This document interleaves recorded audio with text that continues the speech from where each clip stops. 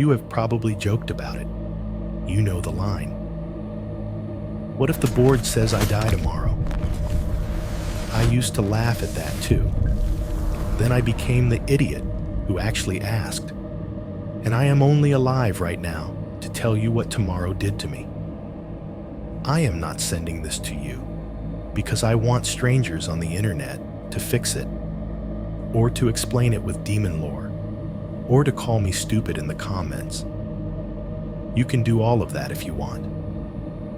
I am sending this in because I need somewhere outside my own head to store what happened on that one day. Or I am going to start believing I made the whole thing up. I work nights in a grocery store. That part is boring enough. Most of my life is aisles and cardboard, the beep of scanners, and the hum of refrigerators. I spend more time under fluorescent lights than under the sun. I know the sound of a half-dead ballast, the exact pitch our PA system makes before it plays cleanup in aisle 4. The way the store gets weirdly quiet around 2 in the morning, when even the drunk people have gone home.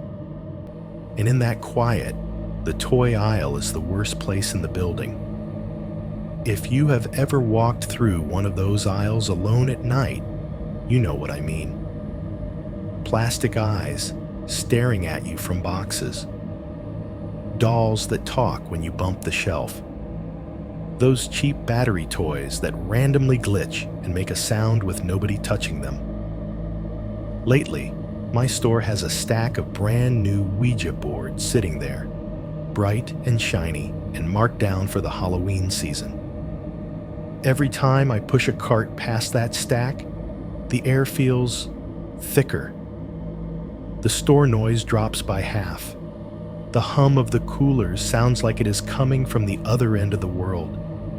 And I have to fight the urge to reach out and flip every one of those boxes face down. Because 8 years ago, in another cheap apartment in another cheap part of Ohio, I sat in front of a board just like that with my fingers on the plastic window, and I asked it the stupidest question you can ask: when am I going to die? It answered me, clearly, letter by letter, TOMORROW. The next day, I stepped out into what should have been a normal Sunday. Walk the dog, go to work, survive another shift. Instead, it turned into 12 straight hours of near misses, blaring horns, crashing metal, and the very clear feeling that something I could not see was keeping score. You are going to say coincidence. You are supposed to say coincidence. Honestly, I hope you keep saying it all the way to the end of this. Because if it was not coincidence, then I did not just get an answer from a piece of cardboard. I started a conversation with something that knows how to use the word tomorrow. 1. Why I am finally telling this story. I am writing this on my dinner break, if you can call it that, at 2:17 in the morning. The break room is the least haunted looking place in the store, and it still manages to feel wrong at this hour. The fluorescent lights above me buzz with that high electric whine, like a nest of insects trapped behind the plastic panels. The vending machine in the corner hums and clicks, shaking a row of stale chips. Someone microwaved something with cheese 20 minutes ago, and the heavy, artificial smell is still fighting with the citrus cleaner on the floors. The chairs are beige plastic with metal legs that screech if you shift too fast. The linoleum used to be white. Now it is a map of gray stains and black scuffs, where bored people have spun their heels scrolling through their phones. The wall clock over the door is the only thing that looks fully awake. Its red second hand ticks around the cheap white face, loud and steady, like it is counting something down. Through the door, which never quite latches, the store breathes. There is the low growl of the air conditioning units on the roof, the higher drone of the refrigerators along the dairy aisle, the distant beep beep of a register misscan.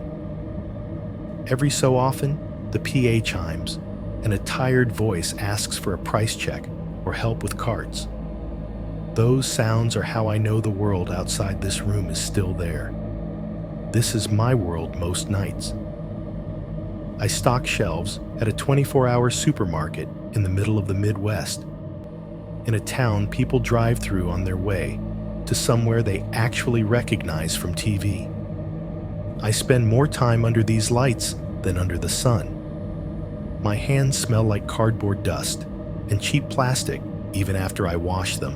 When normal people are brushing their teeth and setting alarms, I am alone between 6-foot towers of cereal and soda, trying not to think about how empty the building really is after midnight. The thing about this store is that it is never truly quiet. It is layers of sound, the rumble of the AC, the whir of the produce misters, the soft click of freezer doors as compressors cycle on and off. Plastic wrap pops by itself, expanding and shrinking with the temperature. Cardboard shifts and sighs. Somewhere far away, a cart knocks a metal rail, and the vibration travels all the way back here through the concrete. When those layers line up wrong, when they all stop together, or when one sound cuts out in the middle of the others, that is when I remember why I am writing this. I have started this story before. I have opened a blank email on my phone in this room, at this table, typed 3 paragraphs to some horror channel online, read them back, and thought, no one is going to believe this. Then, I have held down backspace until the words were gone and the screen was bright and empty again. When I say it out loud, even in my own head, it sounds like a string of bad luck. A car that almost hit me. A shelf that almost crushed me. A board game that spelled a word it should not have spelled. People live whole lives around days like that and call them weird stories to tell at parties. Tonight, for whatever reason, I am tired of carrying it by myself. If you are hearing this, it means I finally hit send. I am not asking you to explain it with demon lore. I am not trying to convert anyone. I do not even know if I believe in demons. What I know is what I saw and what I heard, and the way it felt when all the little, ordinary pieces of my life lined up on one day, like magnets snapping into place. My job is not special. It is a lot of walking, lifting, pretending you did not see the way some teenager just opened a bag of chips and shoved it behind the cereal. On a good night, I get a couple of coworkers in the aisles with me. On a bad one, everyone else disappears up front, and it is just me and the shelves. There is one aisle I try not to linger in when I am alone. The toy aisle looks harmless at 3 in the afternoon on a Saturday, when kids are running ahead of carts and pressing every button they can reach. It is different at 1 in the morning, when the rest of the store has gone low and muffled, and you are pushing a squeaky cart past a wall of frozen smiles. We do not get the high-end stuff. We get off-brand dolls with eyes that do not quite line up, plastic trucks that rattle before anyone plays with them, little battery-powered animals that sing in a tinny, warped voice if you bump the shelf just right. Some of them have motion sensors that trigger if you breathe too hard near the box. In the daytime, it is annoying. At night, it feels like they are waiting. A couple of years ago, corporate decided Ouija boards were a fun seasonal item. So now, every fall, there is a neat stack of mass-market spirit boards sitting between the puzzles and the knockoff board games. Glossy boxes, fake wood grain printed on cardboard, big clean letters that make it look like a party. I unload them off the truck like everything else. I cut the plastic wrap. I set them on the shelf myself. I know, logically, that they are just paper and ink and plastic. I know the only spirit inside the box is the stale air from whatever factory they came out of. And yet, when I walk down that aisle alone at this hour, the sound changes. The hum of the coolers seems to dip, like someone turned it down a notch. The PA goes quiet between songs and stays quiet a beat too long. My cartwheels squeak louder. My own breathing sounds wrong in my ears, like it is coming through a microphone. About halfway down, right where the tower of Ouija board sits, the acoustics go flat. It is like stepping into a tiny, invisible booth. The distant buzz from the pharmacy lights and the faint whine from the freezers just drop. 10 feet later, everything comes back. Almost every time, right as I pass those boxes, the ceiling speakers crackle with a burst of static. Just half a second of white noise, like the store itself clearing its throat. Then the chime. Then the same bored voice calling for a manager or a mop, like nothing happened. I mentioned it once up front. They said the system is old. The wiring is weird. This building has been renovated a dozen times, and the guts are a mess. All of that makes sense on paper. It does not explain why the static almost always waits for me at that exact spot, like it knows my route. I used to roll my eyes at things like that. I used to think Ouija boards were just cardboard and ink and a clever way to make people admit what they already believed.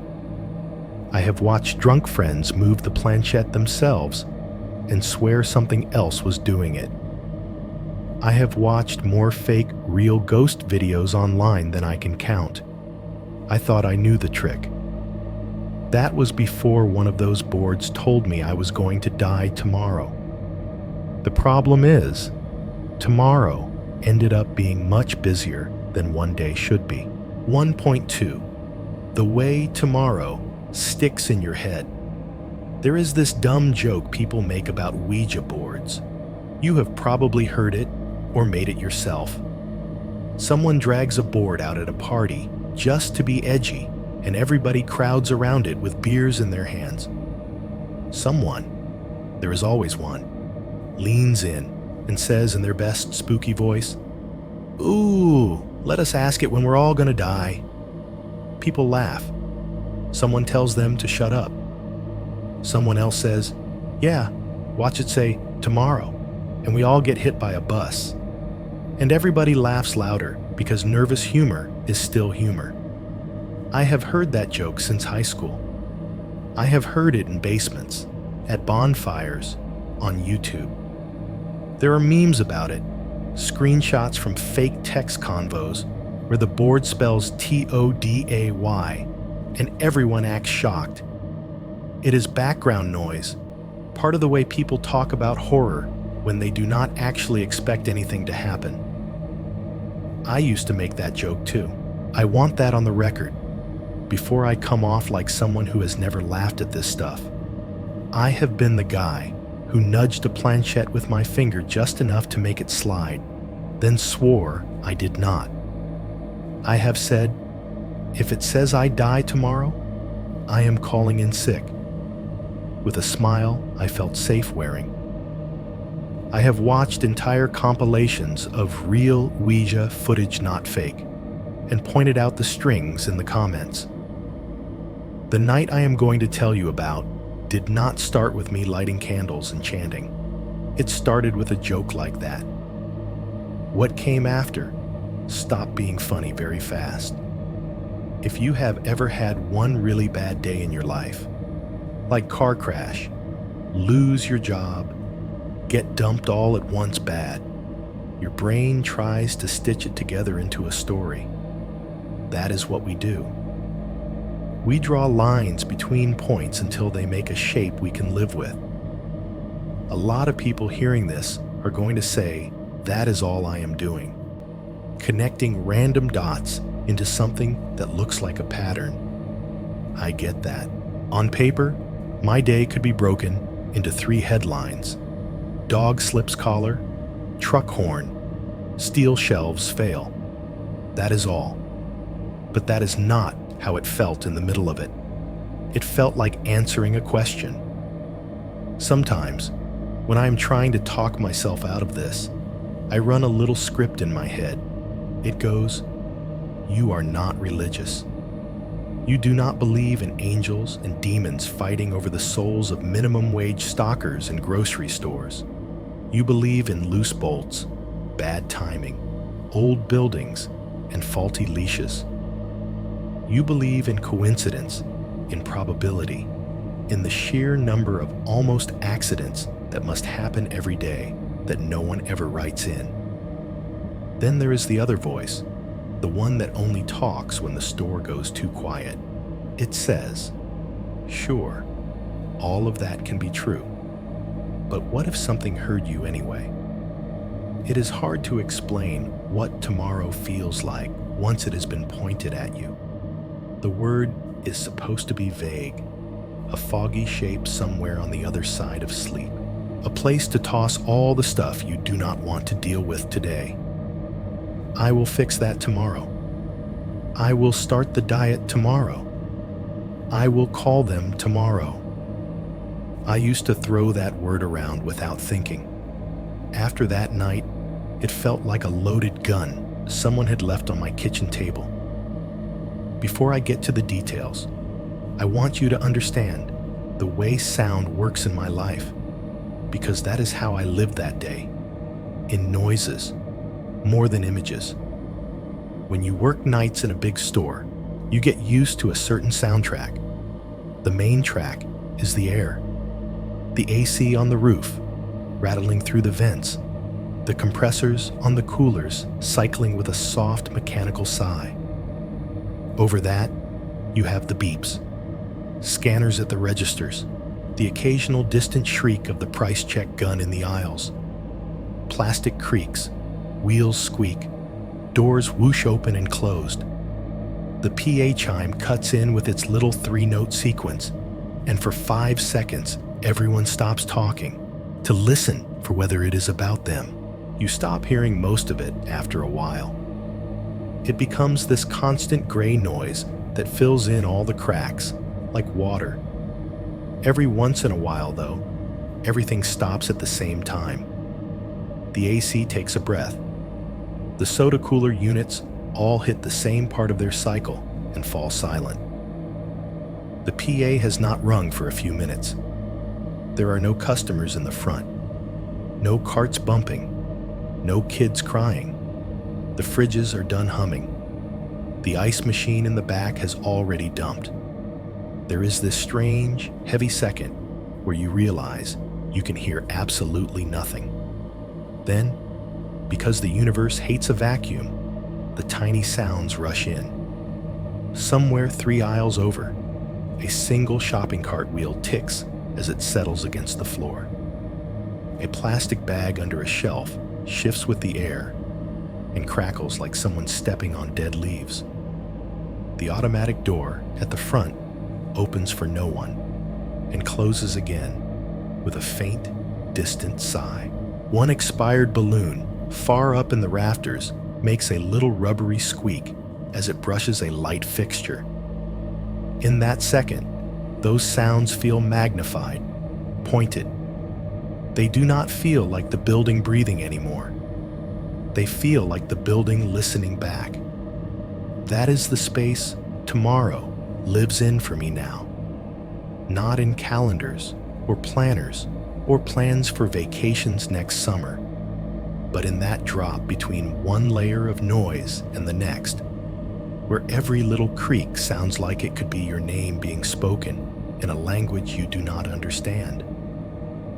The flashes of that day still come to me as noises before images. I hear the scrape of Max's claws on the sidewalk as his whole weight jerks the leash out of my hand.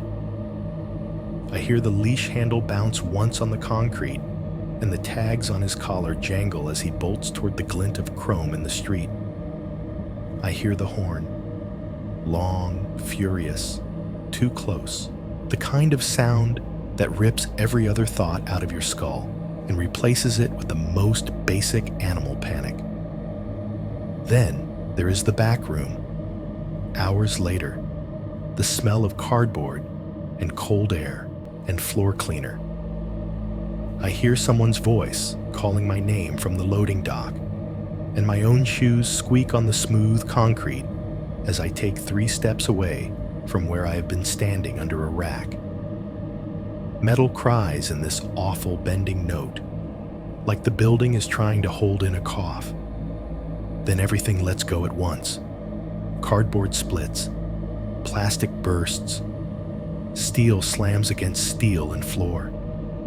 The sound comes in layers, a heavy, killing thud wrapped in a ring of clattering debris.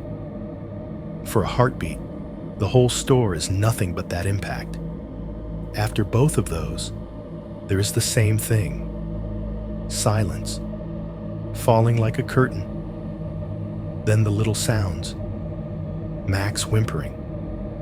Water glugging out of cracked bottles. Somewhere in that silence, the word tomorrow hanging in the back of my mind like it is waiting to be acknowledged. If you pull those moments out of the story and lay them on a table, they are just things that happened. People have worse days. People get hit by the truck. People get buried under shelves. I did not. That should be the end of it. I am telling you this because it did not feel like the end of anything. It felt like I had stumbled into the middle of a conversation that started somewhere I could not see and did not stop when I went to bed. You might be picturing me right now as some horror addict who watched 5 possession movies in a row and then freaked himself out playing with a board. That is usually how these stories go. Group of drunk friends, a stormy night, candles for atmosphere, jump cuts, and shaky footage. I wish I could blame Hollywood for this. I wish I could tell you it was the night after a movie marathon, that my head was already full of demons with perfect Latin names and camera tricks, that I walked into it primed for anything weird to look like a sign. That would make it easier to dismiss. The truth is, it started on the kind of day that dissolves into every other day if you are not looking. No thunder, no power outage, no Halloween decorations or creepy music.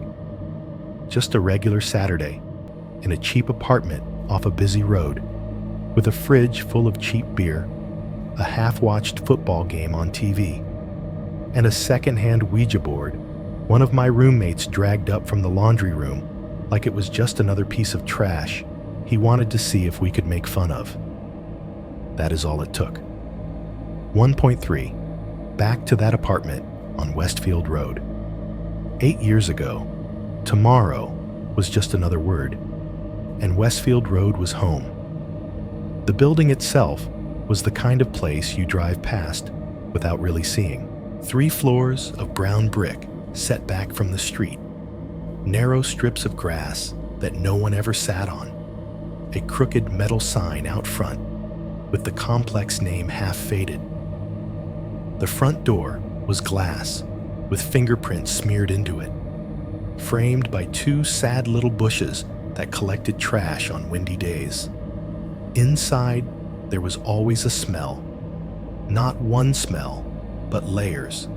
Old cigarette smoke sunk into the drywall from a time when no one cared. Stale fryer grease from somebody's takeout. Cheap floral cleaner sloshed over everything in the mornings. The hallway carpet was a mottled gray that had once been blue, worn thin in the middle where people dragged their lives back and forth. If you walked barefoot, you could feel the tacky spots where someone had spilled something, and no amount of shampooing had ever really fixed it.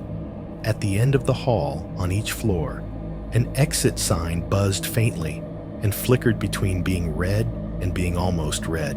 The one on our floor had a corner cracked off, like someone had hit it with something years ago, and management decided good enough, as long as the bulb still worked most of the time. On quiet nights, I would lie in bed and picture that sign pulsing on and off in the dark hallway, bathing everything in that sick red glow. Step outside and the world changed, but only a little. The front lot was small. 2 ragged rows of parking spaces angled toward the road.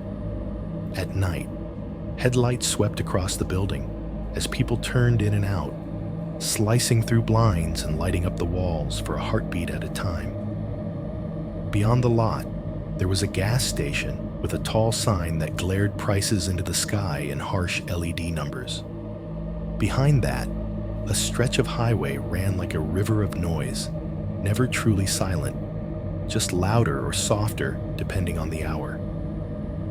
If you cracked a window in our living room, you could hear the constant low drone of cars on asphalt. It was almost comforting when you did not think about what was actually driving by.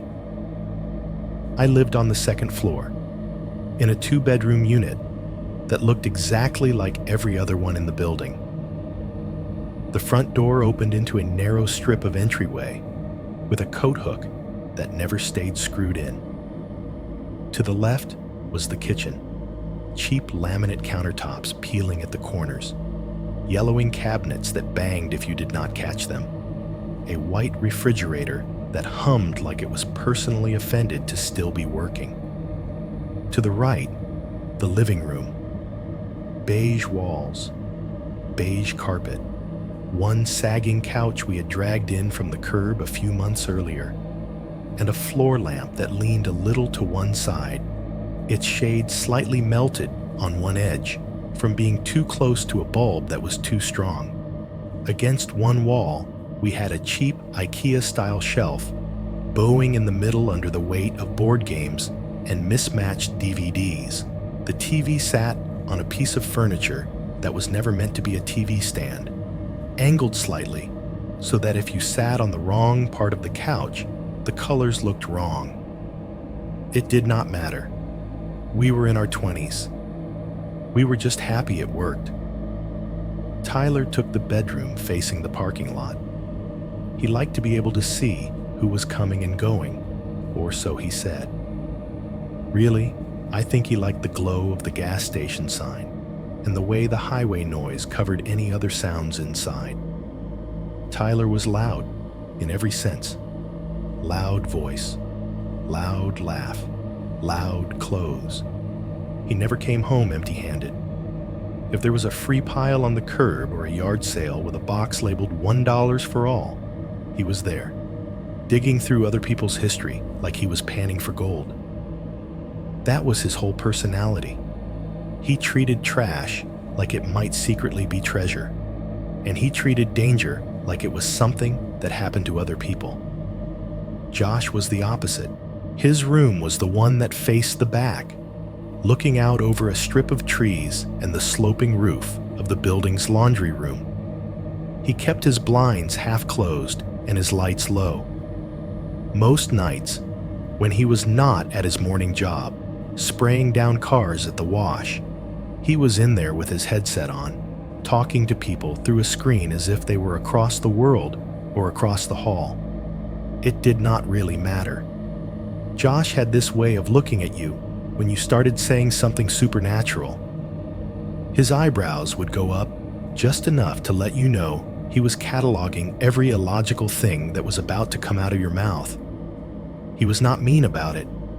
He just believed that if something weird happened, there was a boring explanation, and if you had not found it yet, you were not looking hard enough. Then there was me, the one who floated between them.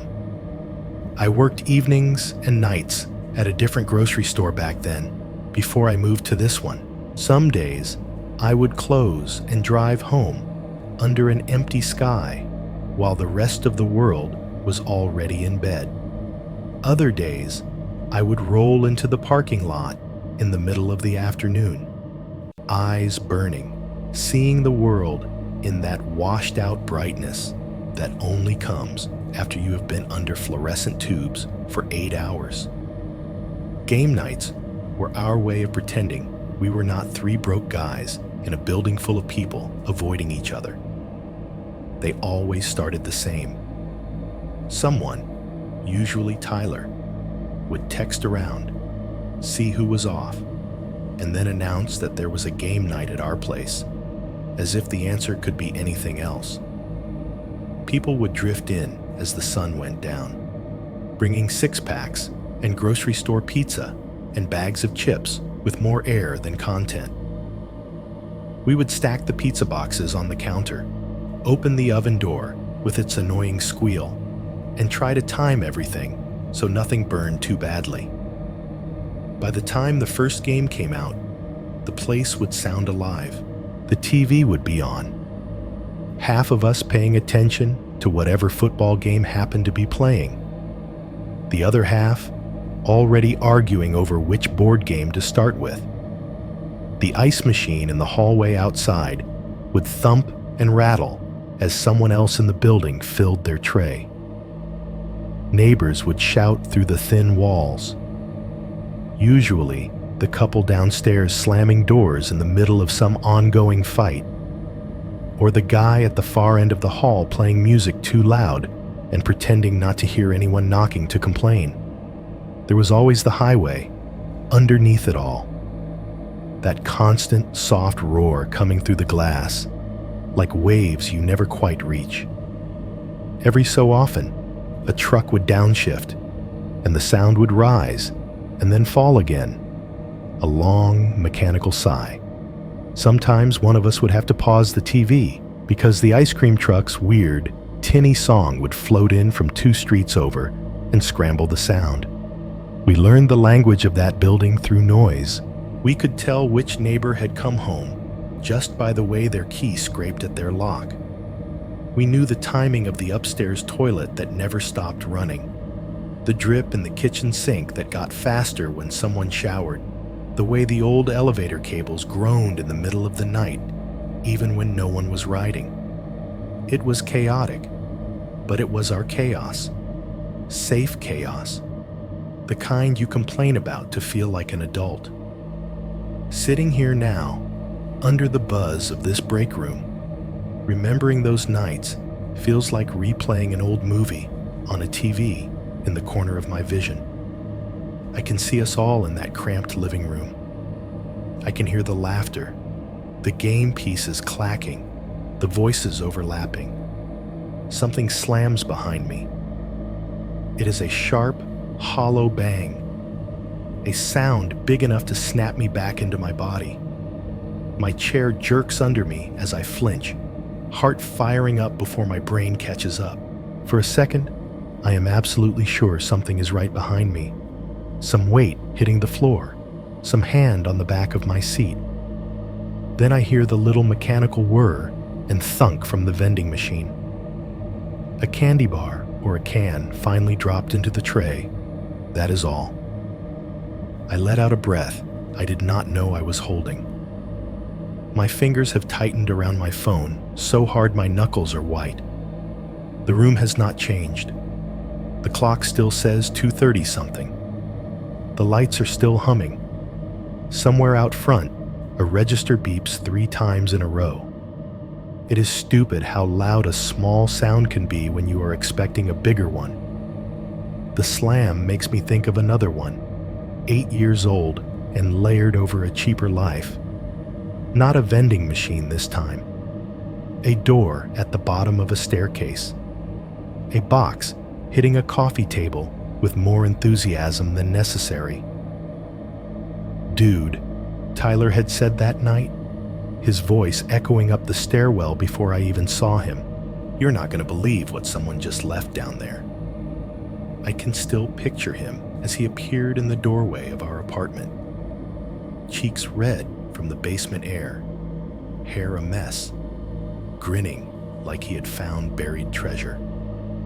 In his arms, hugged to his chest, was a beat-up cardboard box with one corner caved in, and old tape peeling off the sides. It looked like something that had been moved from place to place for years without anyone caring enough to throw it away. He lugged it into the living room and dropped it onto the coffee table with a thud that made our drinks jump. The box smelled faintly of dust and detergent and something else I did not recognize at the time. Josh glanced over from his spot on the couch, controller loose in his hands, and raised one eyebrow. "What is it now?" he asked, like he was already tired of whatever answer was coming. Tyler hooked his fingers under the warped lid and peeled it back with a crackle of dry cardboard. "Free game night upgrade," he announced. Inside the box, lying on top of some old packing paper, like it had been carefully wrapped once and then forgotten, was a Ouija board. The fake wood grain pattern was scuffed. The letters and numbers were faded at the edges. The little plastic window of the planchette caught the lamplight and flashed briefly, like an eye-opening. I did not know it then, sitting on that sagging couch with the highway humming outside and the neighbors yelling 2 doors down, but that ugly, abandoned board was about to spell out a word that would carve an entire day out of my life and label it for me. Tomorrow. 2.1. Laundry room. Treasure. If you want to understand how this all started, you have to start in the basement. Our building's laundry room sat under everything, like a forgotten organ, still barely doing its job. The first time I went down there, I thought of horror movies, not the loud parts, but the quiet, establishing shots where nothing has gone wrong yet, and you are just watching a place that looks like it deserves something bad. The stairwell to the basement was concrete and paint-chipped, with a metal handrail that left flecks of rust on your palm if you squeezed it too hard. The air got cooler as you went down, carrying that mix of smells only apartment basements have: damp concrete, old bleach, and the faint, sour ghost of wet socks that never fully dried. The laundry room itself was a rectangle carved out of the foundation.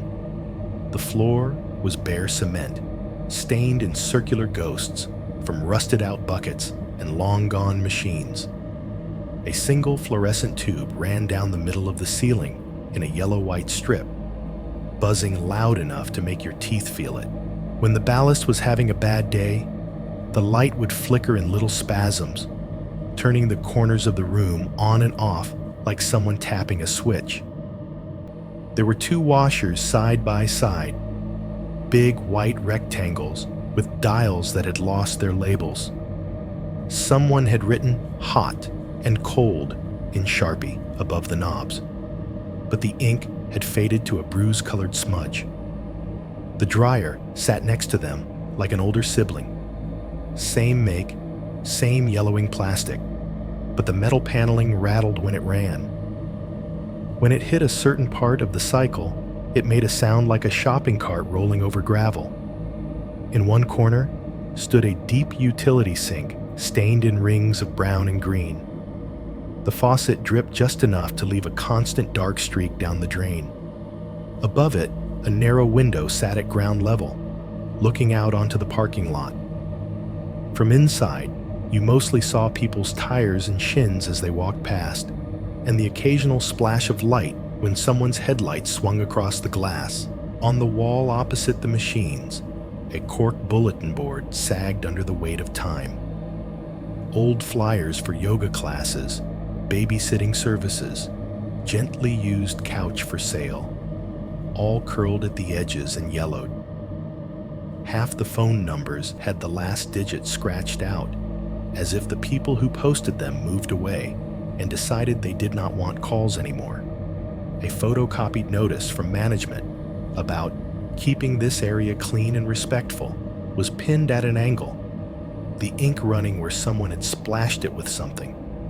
There was a metal shelf below the board, meant for laundry baskets. In practice, it was where people abandoned things. A single shoe, a puzzle with 3 pieces missing, a lamp with no shade, someone's forgotten jacket slowly collecting dust. It was the kind of room you did not stay in longer than you had to. Dump clothes, feed quarters, "Get out." Everyone in the building knew that. Everyone except Tyler. The night he found the board, I had just gotten home from a shift. My shirt still smelled like produce and cleaner. It was late enough that the football game had become a recap show, and the only light in the living room was the TV and our lopsided floor lamp. Josh was on the couch with a controller in his hand, headset crooked around his neck, staring at a pause screen. We heard footsteps pounding up the stairwell before we saw him.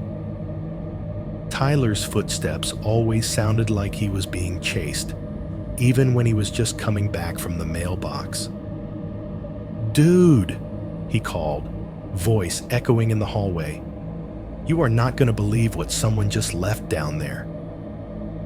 Our front door was propped open with one of his old sneakers. He burst through it, carrying a cardboard box in both arms, hugged to his chest, like a baby someone had abandoned in a basket. The box was the kind you get when you buy a mid-sized household appliance. Microwave, maybe a coffee maker. One corner had caved in, and the top was held mostly closed by a strip of packing tape that had lost its stick in the middle. On the side, in smeared marker, someone had written "free" in big, hurried letters. He dropped it onto the coffee table, and the whole thing shook. Our drinks rattled. A half-empty bottle of beer tipped and sloshed, but did not quite fall. The box gave off a little puff of dust and the faint powdery smell of old cardboard and laundry detergent. Josh did not pause his game right away. He glanced over, looked at the box, then at Tyler, and finally thumbed the controller to pause whatever digital war he was in the middle of fighting. "What is it now?" he asked, not unkindly. We had seen this play before. The time Tyler brought home a broken fish tank for parts, the stack of scratched DVDs, the lava lamp that never lavaed. "Laundry room treasure," Tyler said, grinning. He was breathing a little hard, whether from the stairs or the excitement or both. I sat forward on the couch, elbows on my knees, watching as he picked at the edge of the tape.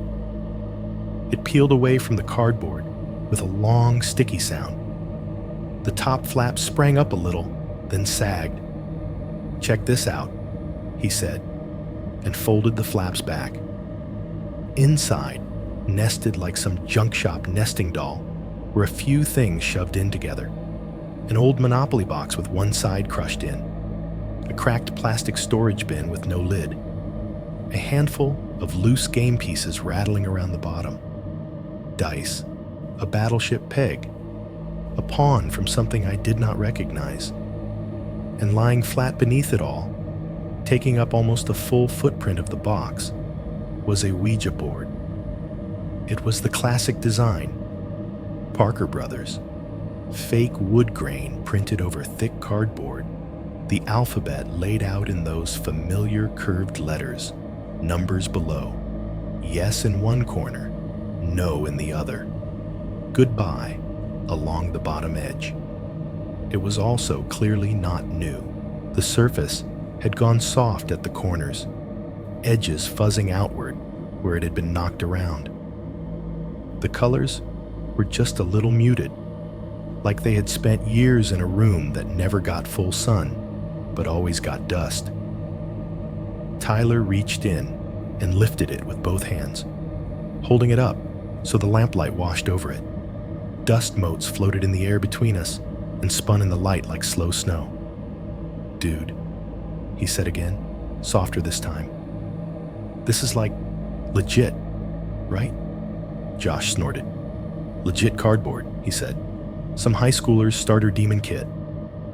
"Exactly," Tyler said, unbothered. "We can use it for game night, like ironic spooky." He set the board down on the table carefully, smoothing it flat. It thunked on the wood with a dull solidity that did not fit how light it looked. I leaned over to get a better look. The brand logo sat in the lower corner. The little copyright line said something from the 80s. The Parker Brothers font was slightly different from the ones I had seen on modern boxes in toy aisles.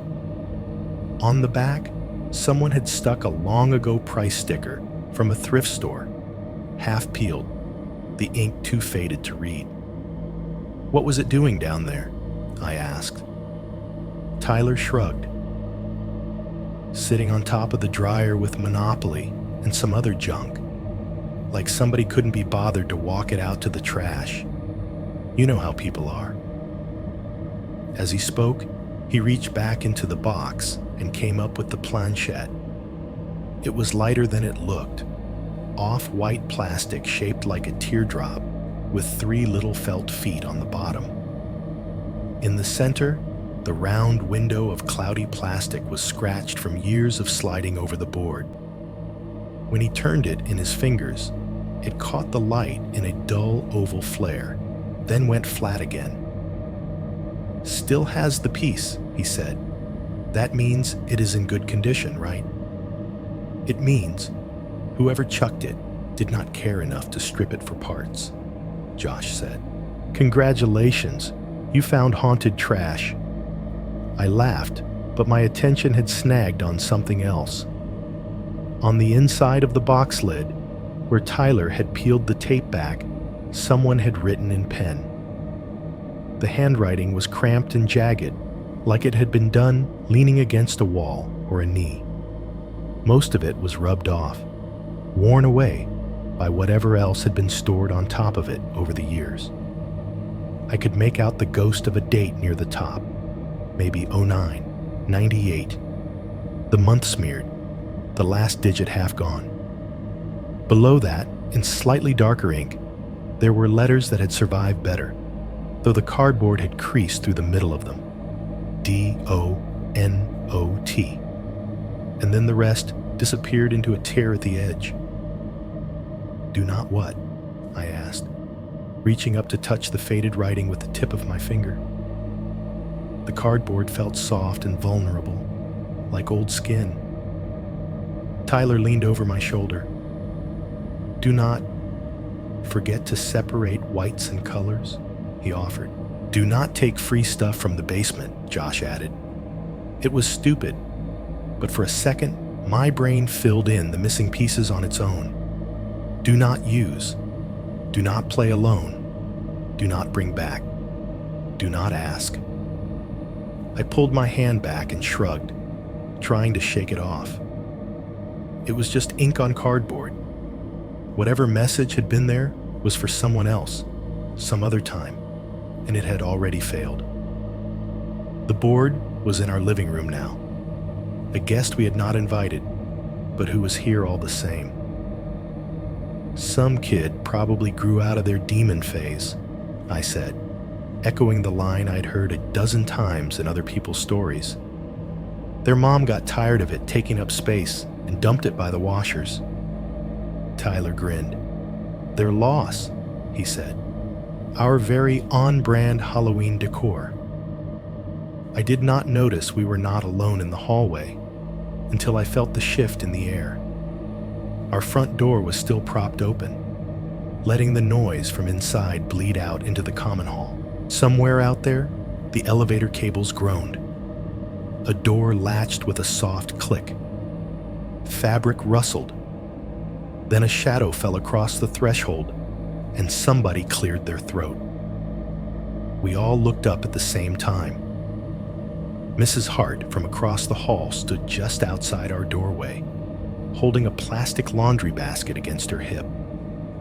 She was in her 50s, gray streaks in her dark hair pulled back with a clip, eyes as tired as the carpet. I had seen her a dozen times carrying groceries or taking her little dog out. We had traded hellos. I had never heard her voice any louder than that. Now she was staring past us, past the sagging couch and the TV, straight at the board on the table. For a moment, nobody said anything. "Hey, Mrs. Hart," Tyler said, recovering first. He shifted sideways, like maybe he could block her view of the mess we lived in. Find any laundry room treasure yourself?" She did not smile. Her gaze flicked to him, then back to the board. Her knuckles had gone white around the laundry basket handle. "People keep leaving that damn thing down there," she said. Her voice was flat, not joking, not dramatic, just tired, with a thread of something under it I could not name. Tyler's grin faltered. "What, this?" he asked. "I mean, it's just a game, right?" She looked at him for a second longer, like she was trying to decide if it was worth saying more. Then she shook her head once. "Somebody should just throw it away," she said. "That is all." She adjusted the basket on her hip, turned, and walked down the hall toward her door. The ice machine thunked to life somewhere near the stairwell. A neighbor's TV leaked canned laughter into the space between us. Josh exhaled a breath he had been holding. "Well," he said, "that was not creepy at all." Tyler lifted the planchette again, spinning it on one fingertip like a coin. "Old people are weird about everything," he said, too quickly. I watched Mrs. Hart's back until her door shut and the latch clicked. Then I looked down at the board on our table. The yellowed letters, the smudged words inside the box lid, the scratched plastic eye in the center of the planchette, and felt a small, cold prickle run along the back of my neck. We did not throw it away. 2.2. The weekend before tomorrow. The day before all of it went sideways was so normal that it barely felt like a day at all while I was living it. It was a Saturday in late fall, the kind where the sky hangs low and gray, like a lid over the city. It had rained on and off since dawn, not hard enough to be dramatic, just enough to smear the streets with a wet shine and keep the air cold and damp. By the time I clocked out of my mid-shift at the grocery store, the parking lot looked like a photograph someone had desaturated. Slick black asphalt, pale yellow lines, oily rainbows floating in puddles near the cart returns. My feet hurt. That was my first clear thought walking across the lot. Not ghosts, not omens, just the familiar, dull ache that came from 8 hours of walking those aisles in cheap insoles. My shirt smelled like produce and cardboard, and a hint of bleach from where a bottle had leaked in aisle 7. My name tag was crooked. A sliver of wet wind snuck under my jacket collar and made the back of my neck prickle. It was the kind of afternoon where you do not really want to go out, but you also do not want to sit alone in your room, listening to the radiator rattle. When my phone buzzed in my pocket, it felt like the day throwing me a bone. It was a group text from Tyler. Game night at ours. I got supplies. I texted back, "What kind of supplies? The fun legal kind, or the kind that ends with sirens?" He sent a picture of our coffee table, 2 12-packs of cheap beer, a stack of frozen pizzas, a box of wings, and the Ouija board, front and center, like it was the host of the evening. "The spiritual kind," he wrote. "Megan's coming, and maybe Ben if he gets off. Hurry up." Megan was a bartender at this dive bar near campus, one of Tyler's friends of friends, who had become our friend by sheer repetition. She had dark hair she kept in a messy knot, rings on most of her fingers, and a habit of leaning in when you told a story, like she was trying to smell the truth on your breath. She was also the only person in our circle I would have described as kind of into spooky stuff, without it sounding like an insult. She watched ghost hunting shows and rolled her eyes at half of it, then told you about her grandmother's house in the country where the rocking chair moved on its own. Ben was a guy from Tyler's job who showed up sometimes, drank too much, lost at whatever game we were playing, and left early. He was part of the furniture in the same way the lamp was. Present, slightly crooked, not particularly important unless it fell over. I texted back, "I'm in," and climbed into my car. By the time I pulled into our lot on Westfield, the rain had taken a break, but the day never really brightened. The clouds just got thinner, the gray a little less dense. Headlights from passing cars swept across the building and bounced off the wet pavement, making the puddles look like dark mirrors. Water dripped steadily from the eaves as I jogged up the stairs, grocery store smell still clinging to me. Halfway up, I could hear the TV already on through someone's wall, the muffled rise and fall of a sports announcer's voice. Somewhere, a kid yelled. Somewhere else, somebody laughed too loudly at something that probably was not funny. Our door was cracked open, the sneaker still wedged under it like always. Warm light spilled into the hallway, along with the smell of pizza sauce and whatever frozen buffalo flavor was supposed to be. As I stepped inside, the living room wrapped around me in a familiar clutter. The sagging couch, the leaning lamp, the TV flickering with a college football game, the coffee table buried under boxes and cans. "Hey, look who survived capitalism," Tyler said, popping up from the kitchen with an oven mitt on one hand and a beer in the other. "How was hell?" "Loud," I said, shrugging off my jacket and hanging it on the back of a chair. "Wet. Everyone suddenly remembers they need groceries when the weather sucks." "You smell like lettuce," Megan said from the couch, not looking away from the TV.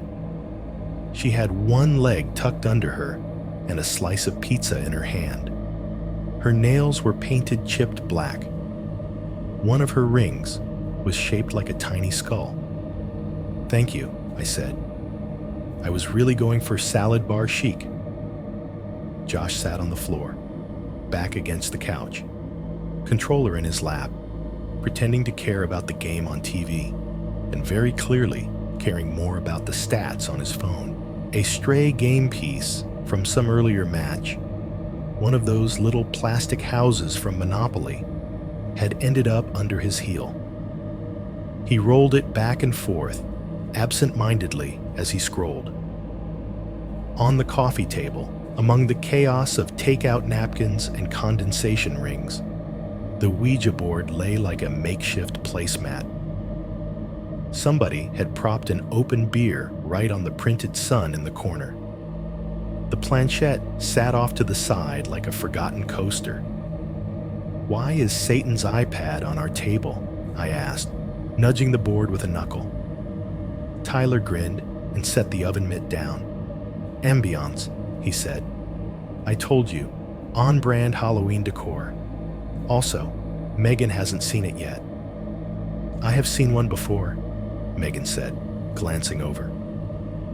Her eyes flicked across the board, then up to me.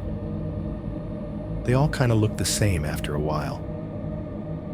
"Yeah, but this one is vintage," Tyler said. "Laundry room edition." I grabbed a slice of pizza from the box and dropped onto the far end of the couch. The cushions dipped under my weight, pulling me a little closer to the board, whether I wanted to be or not. I could feel the cheap cardboard under my fingertips when I leaned forward for my drink. The TV volume was low, just enough that the announcer's voice blended into the room without dominating it. "Third and long, shotgun formation." The oven door ticked and pinged as it cooled, releasing little sizzling sounds from the wings inside. Outside, a car door slammed, then another, the echoes bouncing down the stairwell. Someone upstairs walked across their floor. Their footsteps moved from right to left, then back again, an invisible human pacing above our ceiling. The apartment sounded full.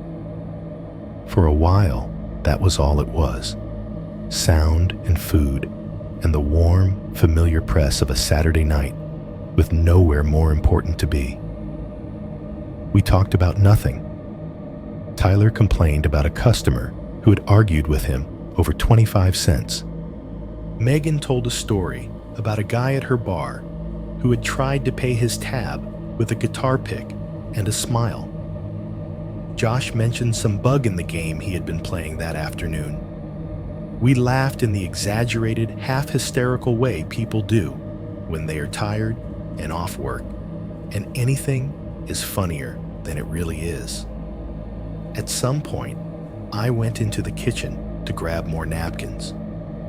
The kitchen was basically two counters facing each other, with just enough space between them for one person to move without bumping into something. The window over the sink was fogged from the oven's heat. The fridge door had a dent in it from where someone had once opened it too hard and hit the counter. I pulled the fridge open and cold air rushed out, mixing with the oven warmth in a weird, swampy breath. My eyes were on the bottom drawer, where we kept the discount sodas. I heard Tyler say something in the other room, something about shotgun rules and calling seats for next game night, and Megan laughed. Then, one of the cabinet doors slammed by itself.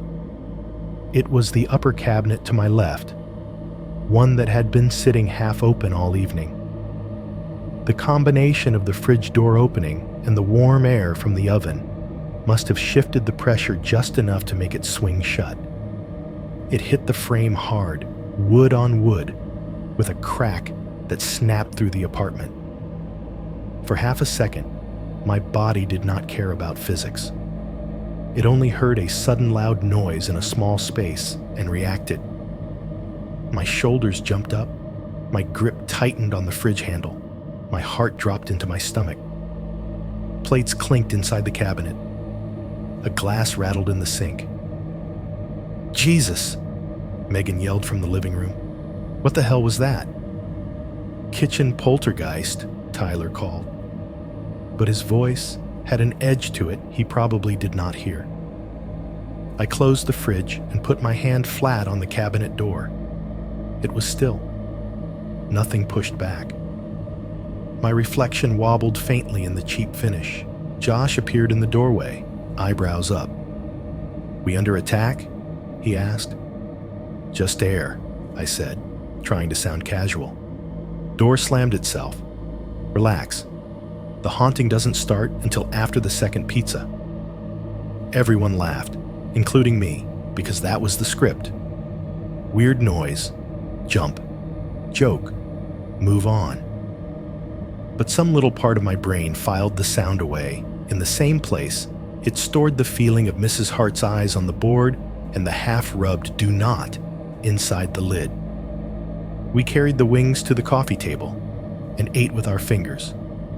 Sauce-staining napkins and the corners of the game rules sheet someone had left there.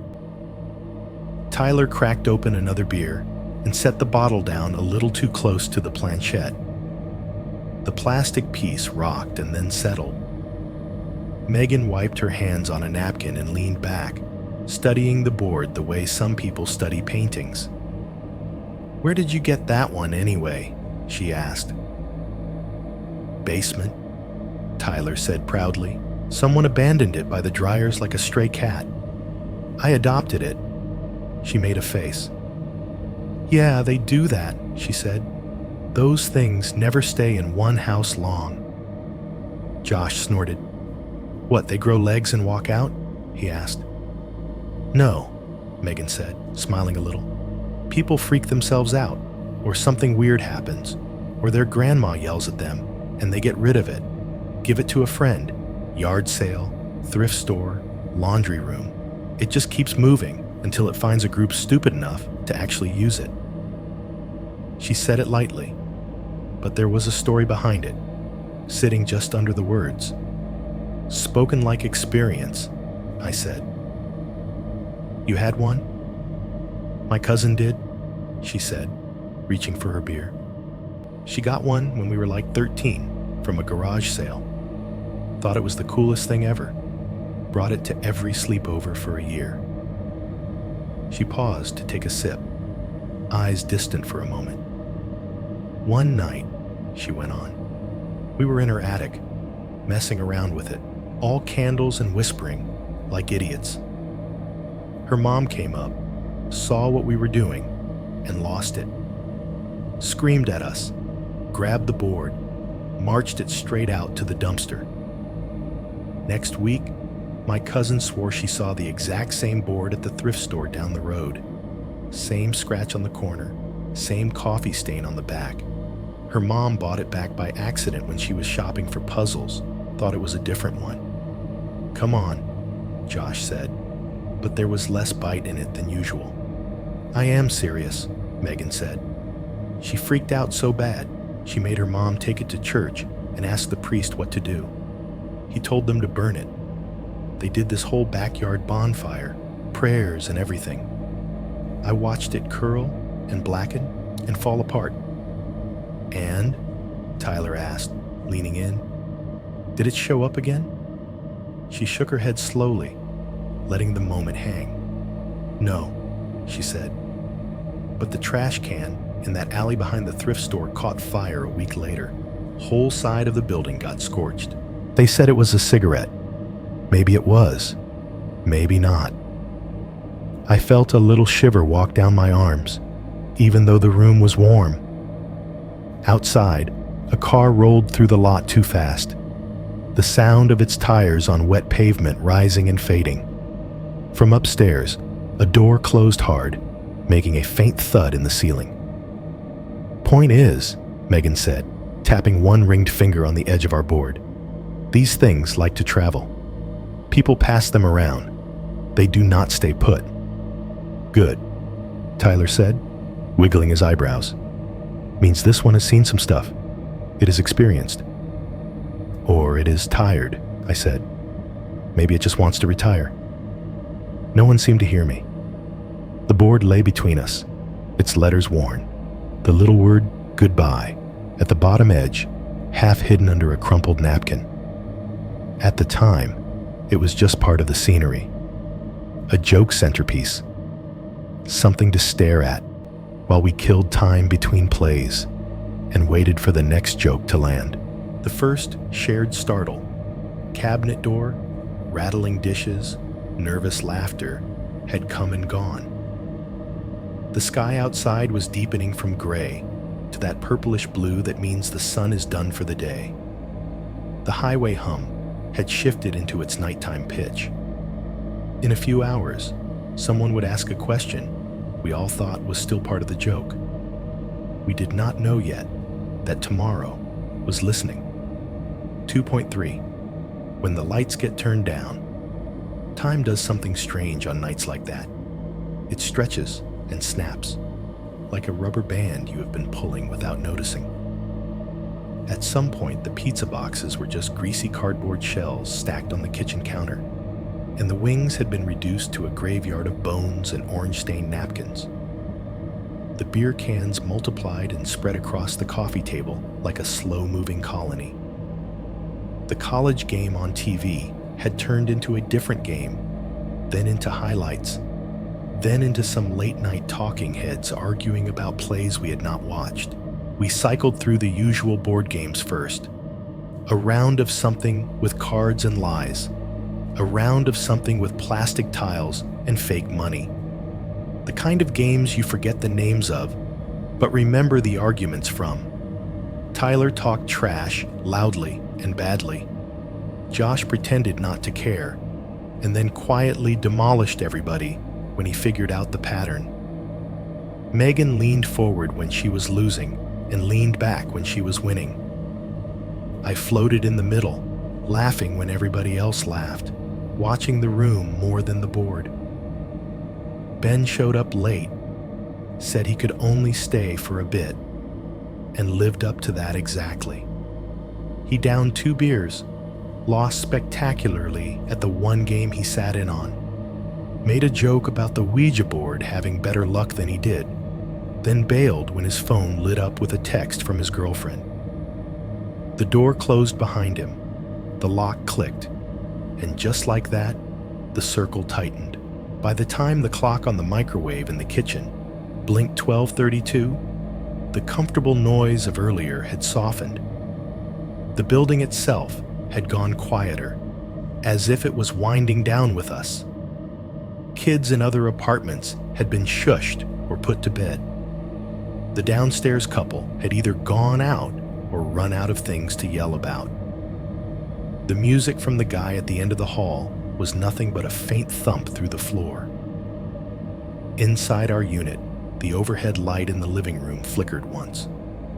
Tyler got up, stretched, and flicked the switch off. "Too bright," he said. "We are killing the vibe."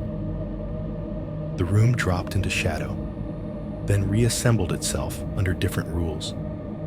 The only stable sources of light now were the leaning floor lamp in the corner, casting a warm yellow cone across the couch and coffee table, and the TV. The TV was still on, but the volume had been turned down so low that the announcer's voice was just a murmur, more shape than sound. The picture lit the wall in stuttering blues and greens. The combination of the lamp and the TV glow did something weird to everything. Shadows got longer and darker in the corners. The can of beer, closest to the screen, picked up a shifting reflection of the game. Little football players running across the aluminum in silence. The Ouija board on the table took on a kind of dull sheen, the fake wood grain pattern catching the light just enough to look almost real.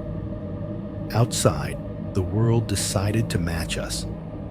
Somewhere after midnight, the rain started again, a light, persistent tapping on the balcony railing and the windows. When cars went by on Westfield Road now, the sound of tires on wet asphalt had changed. It had gone from hiss to something more like a whisper, long and soft and dragging. I remember thinking for a few minutes that this was the good part, the part I would want to keep if I could cut the night into pieces and save one. The room felt small, but in a safe way. My friends were exactly where I could see them. My phone was on the table, screen dark. For once, I was not thinking about the store, or my schedule, or how I was going to pay the gas bill and still have enough for more than ramen. We were loose and tired, and just drunk enough to think we were funnier than we actually were, but not drunk enough to forget what happened later. "So," Tyler said eventually, stretching the word out as he leaned back into the dented couch cushion. "We gonna pretend this whole time that the haunted guest in the middle of the table is not here, or—" He tapped the edge of the Ouija board with his knuckles. The planchette, sitting off to the side, rocked a little, then settled. Josh snorted. "It is cardboard," he said. "You cannot haunt cardboard." "You can haunt anything if you are committed," Megan said, twirling a napkin between her fingers. "Plus, you are the one who keeps saying we never do anything interesting." Tyler pointed at her. "Exactly," he said. "Thank you. See, Josh? We have a chance to actually give our grandchildren a story, and you want to sit here watching reruns of people getting concussed for scholarship money." He turned to me. "What about you?" he asked. "You scared?" I shrugged, which was the closest I was willing to get to admitting that the thought of actually using the thing made my stomach fizz in a way that had nothing to do with the beer. "I am not scared," I said. "I just do not feel like inviting whatever mold demon lives in the basement into our living room." Tyler grinned. "We'll send it back with a bad Yelp review if it sucks," he said. Then more seriously, "Come on, we do it once. Ask it some dumb questions. When nothing happens, we get to make fun of horror movies all October." Megan leaned forward, her eyes catching the lamplight. "We should at least try the thing once before we pass out," she said. "Otherwise, What did we drag it up here for? Josh sighed theatrically, but he shifted on the floor, moving his empty can aside, which I knew was his version of a yes. Fine, he said, but if anything weird happens, I am blaming all of you. Deal, Tyler said. We will do the classic rules. No. Are you going to kill us questions? No screaming. No blowing out the lamp because you think it is funny. Just basic, respectful paranormal journalism. He said it like a joke, but I noticed he had lowered his voice a little, like he did not want the neighbors to hear. Or maybe he did not want the building to, either. We rearranged ourselves around the table. Josh stayed on the floor, cross-legged, his knees almost touching the edge of the board. Tyler took his usual spot on the couch, turned sideways so one leg was tucked under him, one foot on the carpet. Megan slid down to sit next to Josh, shoulder to shoulder. I took the spot opposite Tyler, the saggy cushion dipping under me as I settled in. The lamp threw our shadows onto the wall behind us, all stretched and overlapping.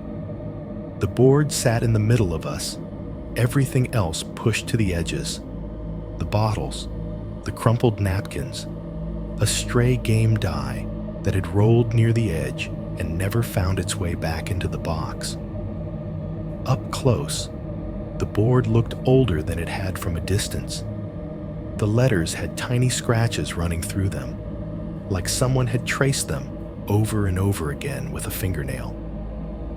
The goodbye at the bottom edge was slightly more worn than the rest, like it had been used more often. The cardboard was warm under my palms when I rested them on the table to lean in. It had absorbed the heat from the room, from our hands earlier.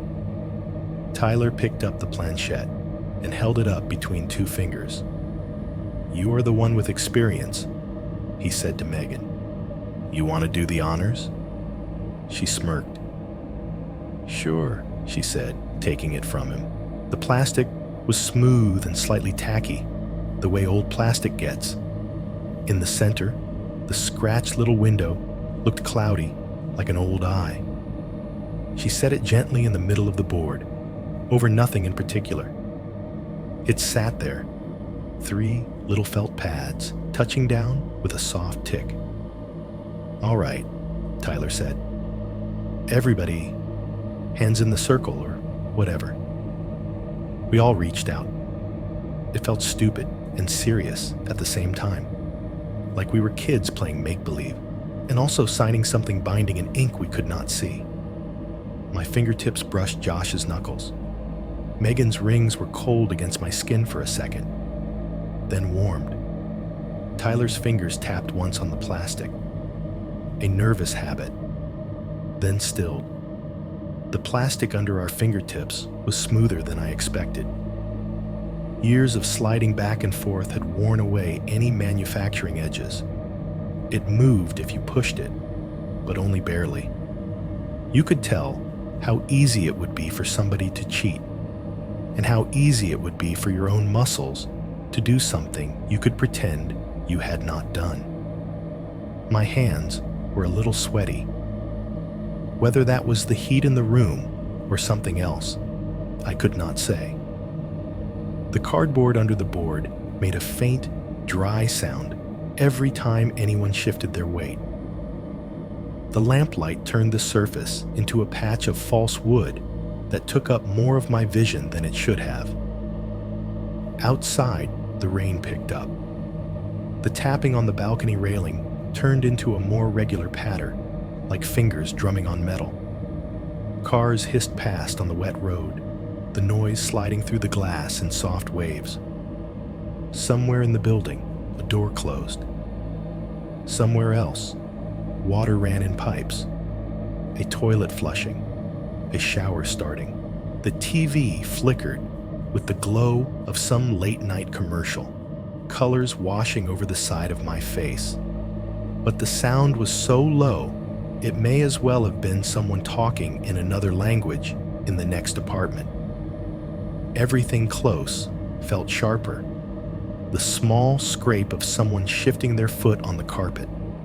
The soft click of Megan's ring against the plastic when she adjusted her grip. My own breath in my chest, slower than it should have been. I remember thinking, right before we spoke, that this was ridiculous. That we were 3 adults and 1 almost adult sitting around a piece of decorated cardboard, acting like it mattered how lightly we touched it.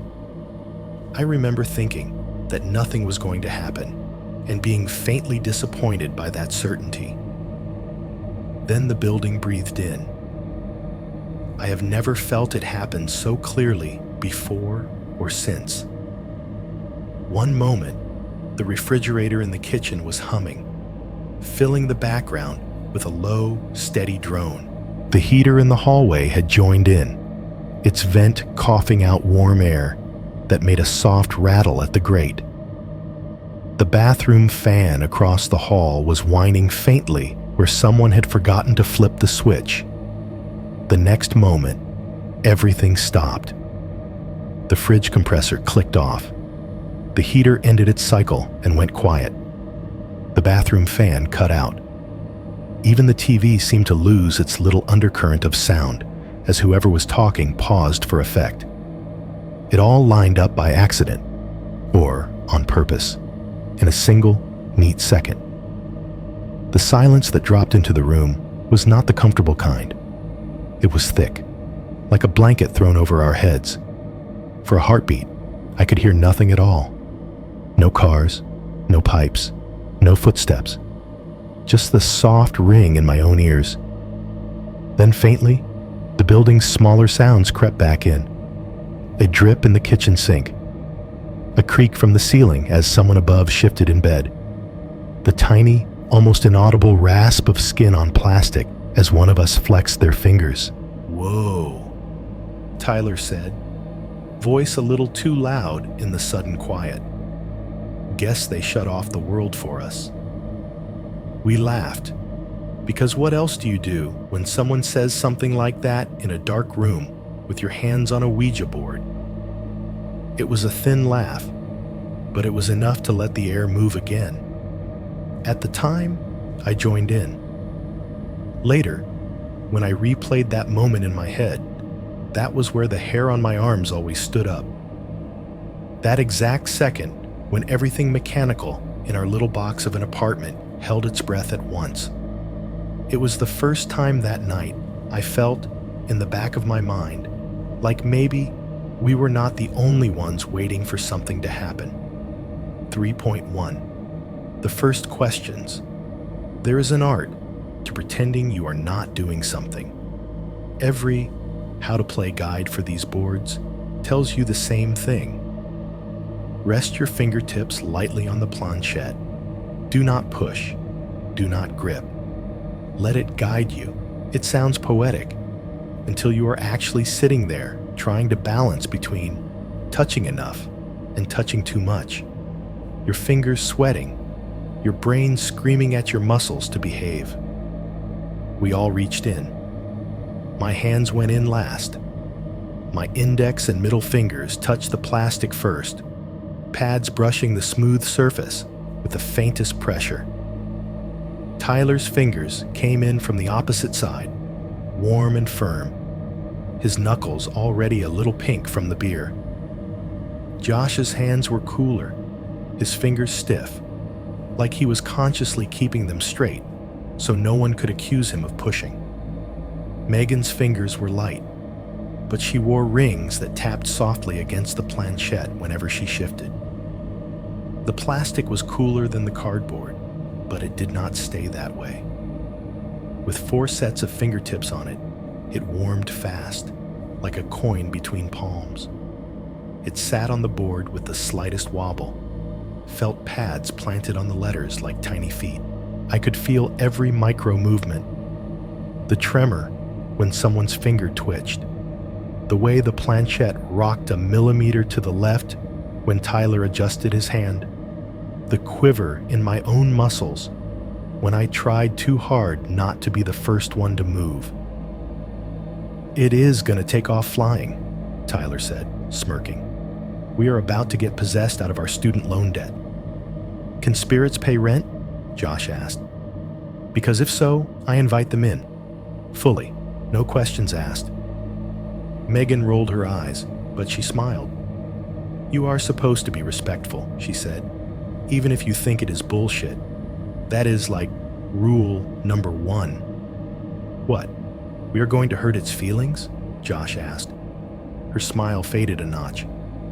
You can tic-tac-toe your way through Monopoly, she said. This is different. Just don't be an ass for 5 minutes, okay? That tone, that tiny shift from jokey to serious, settled over the table more effectively than any movie chant would have. Tyler held up one hand in mock surrender, then laid it back on the planchette. Fine, he said. We will be very respectful to our imaginary friend. He cleared his throat theatrically. Is there anyone here? He asked, dragging out the last word like we were on some TV show. The planchette did not move.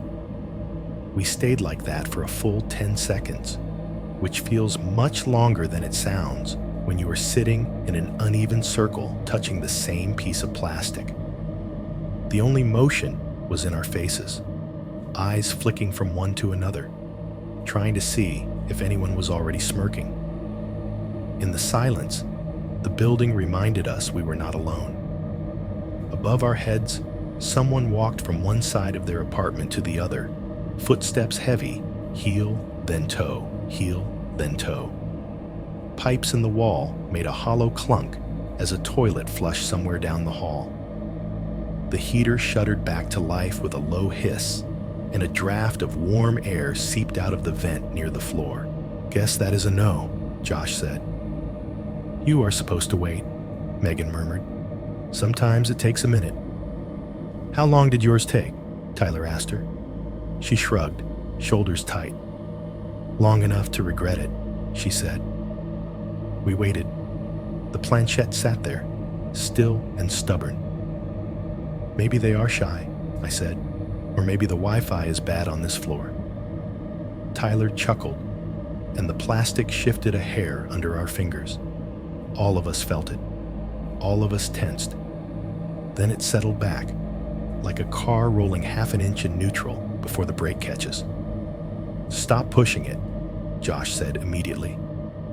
I did not push, Tyler said. That was your guilty conscience. Can we just ask the next thing? Megan said. Her voice was softer now, and I could see the fine hairs on her arms standing up. Tyler nodded, eyes flicking to each of us in turn, checking that we were still in. Okay, he said. Are you a good spirit? The question hung there, weirdly formal, like he was asking a stranger in a suit if they worked in accounting.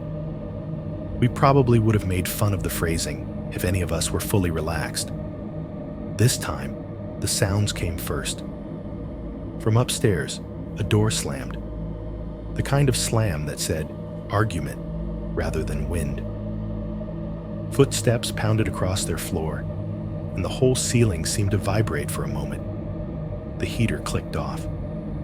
The TV on the stand in front of us changed scenes, and the glow shifted from blue to red, painting the board in a different color. The planchette twitched under our fingertips. My heart gave a little kick. It was nothing, I told myself. Someone's hand spasmed. Someone inhaled, and muscles moved without permission. I was almost sure I could trace the motion back to Tyler's side, but when I glanced up, his eyes were fixed on the plastic, his mouth pressed into a tight line between amused and unnerved. The planchette slid maybe a quarter of an inch toward yes, and then stopped. That was you, Josh said, but there was less bite in it this time. That was not me, Tyler said. Swear to God. Do not swear to God while you are touching the board, Megan whispered. We all laughed at that, but it came out thin and strained. Okay, Tyler tried again, exhaling, Let us reset. Back to the middle.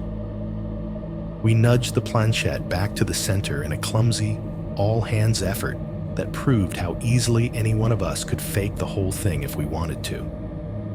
It scraped faintly over the cardboard, leaving no mark but sounding louder than it should have. "Is there anyone here?" Tyler repeated, a little less bravado in his voice. "Nothing." "Hello?" I added, because it felt weirdly rude not to. We went through the list. "Are you there?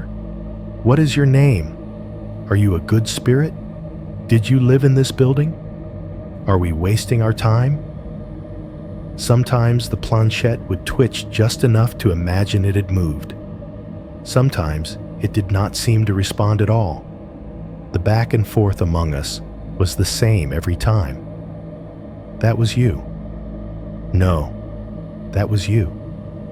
If I wanted to mess with you, you'd know." Beneath the banter, there was a thin wire of something else. Nobody wanted to be the one caught pushing it.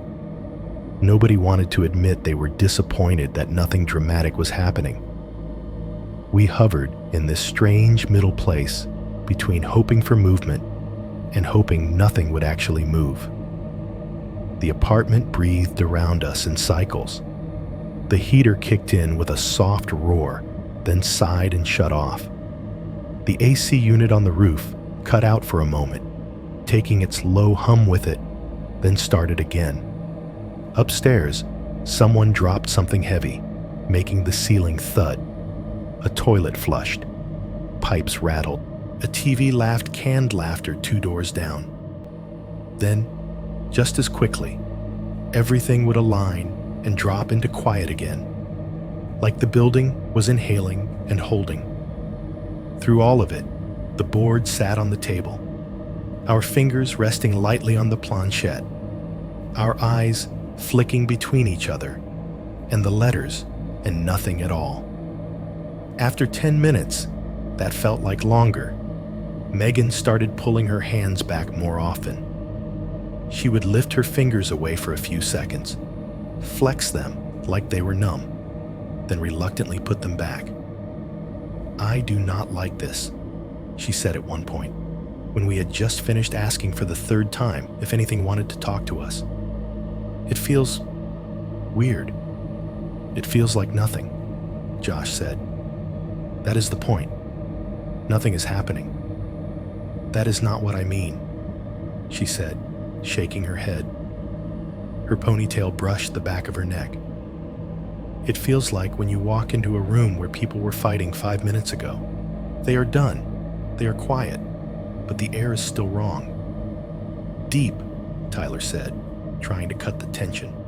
"The ghost of marital arguments passed." Megan did not laugh. "I am serious," she said. "Just because it is not moving does not mean nothing is happening." That lodged somewhere between my ribs and stayed there. We drifted into a sort of rhythm. Tyler asking questions, Josh scoffing and making side comments, Megan flinching at little noises, me half in and half out, watching everyone else.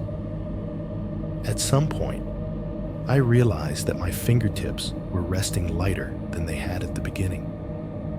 I barely felt the plastic. Part of me was afraid that if I pressed too hard, it would start moving, and I would not be able to prove it was not me. "Okay," Tyler said finally, frustration creeping into his tone. New tactic. He dipped his head toward the board, like he was talking to a shy child. "Has anything ever been in this apartment?" he asked. "Not here now. Just ever, at any point in time. You know, ghost roommates, demon squirrels, whatever." Josh snorted. "You are going to confuse it." I almost added something, but the words died on my tongue. Because this time, the planchette did not twitch. It did not quiver. It did not move in a hesitant, jerky inch, like someone's nerve misfiring. It slid, very slowly, very smoothly, with all 4 sets of fingers still on it, The plastic started to move across the board. It did not go for letters. It went straight, cutting a deliberate path toward the upper left corner. Every instinct in my body shouted that somebody had to be pushing. I felt for it in the way the pressure shifted under my skin. I tried to track which finger was dragging, which hand was guiding, but there was no hitch, no extra force on one side. My own fingers were so lightly placed that at one point I realized they were almost riding along on top of the movement instead of causing it. The planchette slid until the cloudy window settled over 3 letters. Y-E-S. We sat there, staring at that word, the plastic circle framing it like an answer key. No one spoke right away. The building chose that moment to calm itself. The heater stayed off. The upstairs neighbors stayed quiet. No pipes clanged. The rain outside softened, just a whisper instead of a tap. "Okay," Josh said finally, trying for skeptical and landing somewhere closer to uncertain. "Which one of you comedians did that?" "Not me," Tyler said immediately. He held his free hand up like a Boy Scout. "Swear." "I was barely touching it," I said. "I thought it was you." They both looked at Megan. She shook her head, eyes wide, fingers still on the plastic. "I told you," she said quietly. "You do not have to push for it to move." We all laughed then, because we had to, because the alternative was letting the silence answer for us. It was a brittle, out-of-sync laugh, but it counted. "Obviously," Tyler said, forcing a grin. "Something has been here. We live here. If the ghost wants to pay rent, I am totally down." "Ghost, if you can hear us, Venmo is," Josh started, but the joke trailed off as he caught my eye. We did not say it out loud. None of us did. But I watched their faces in the lamplight. The slight drain of color, the way their eyes stayed on the board a fraction of a second longer than they had before, the fine tremor at the corners of their mouths. In that split second, we all had the same thought and did not want to own it. That was weird. 3.2. The question. I should not have asked. Once the first weird thing happens and nothing else immediately follows, the human brain does this dumb little reset. It files the moment under odd and then tries very hard to pretend it never happened. That is what we did with the planchette sliding to yes.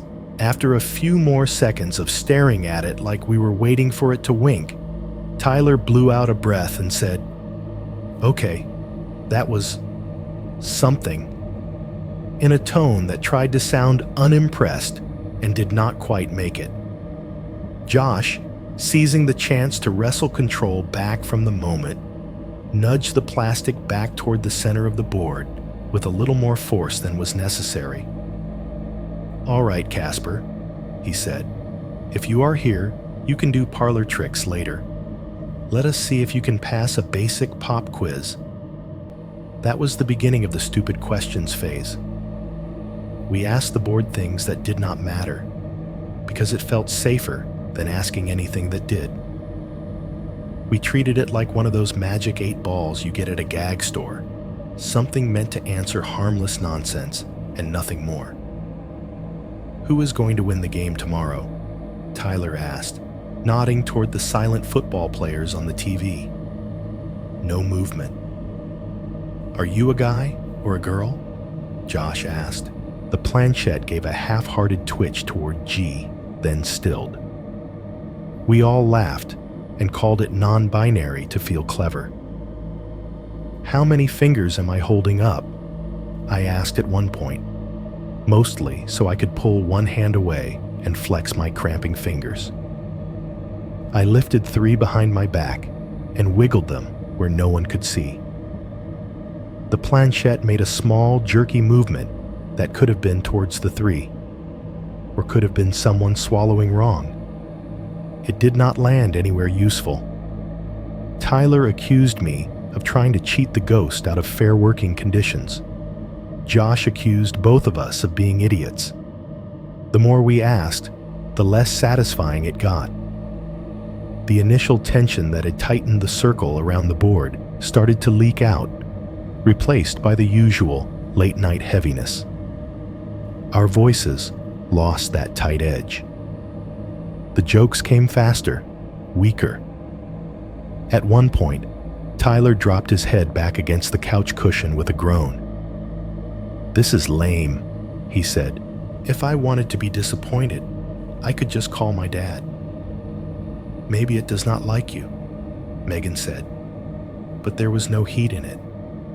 She had begun to drift too, her attention sliding from the board to the TV to the rain-streaked window and back again.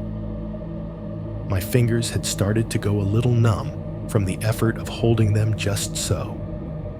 The plastic under them had crossed the line from cool and smooth to slightly clammy, a combination of our skin and the humidity in the room. I could feel my heartbeat in the pads of my fingers more than anywhere else. "Let us just call it," Josh said. "We tried. It is dead air. Literally." "Give it one more," Tyler said, stubborn. "We have to ask something better than how many fingers. Ask it something interesting."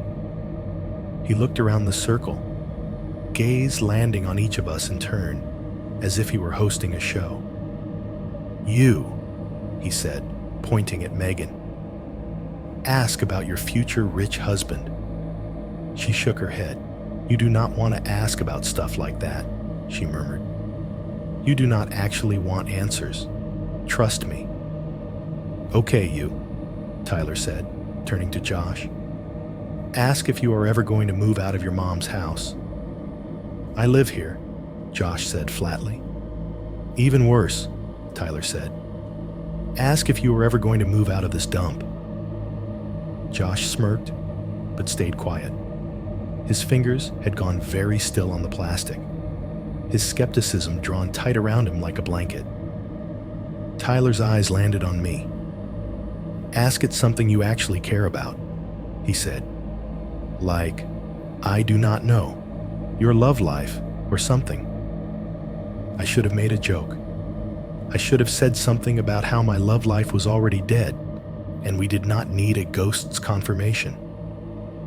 I should have waved it off and suggested we ask who was buying the next round of pizza next week.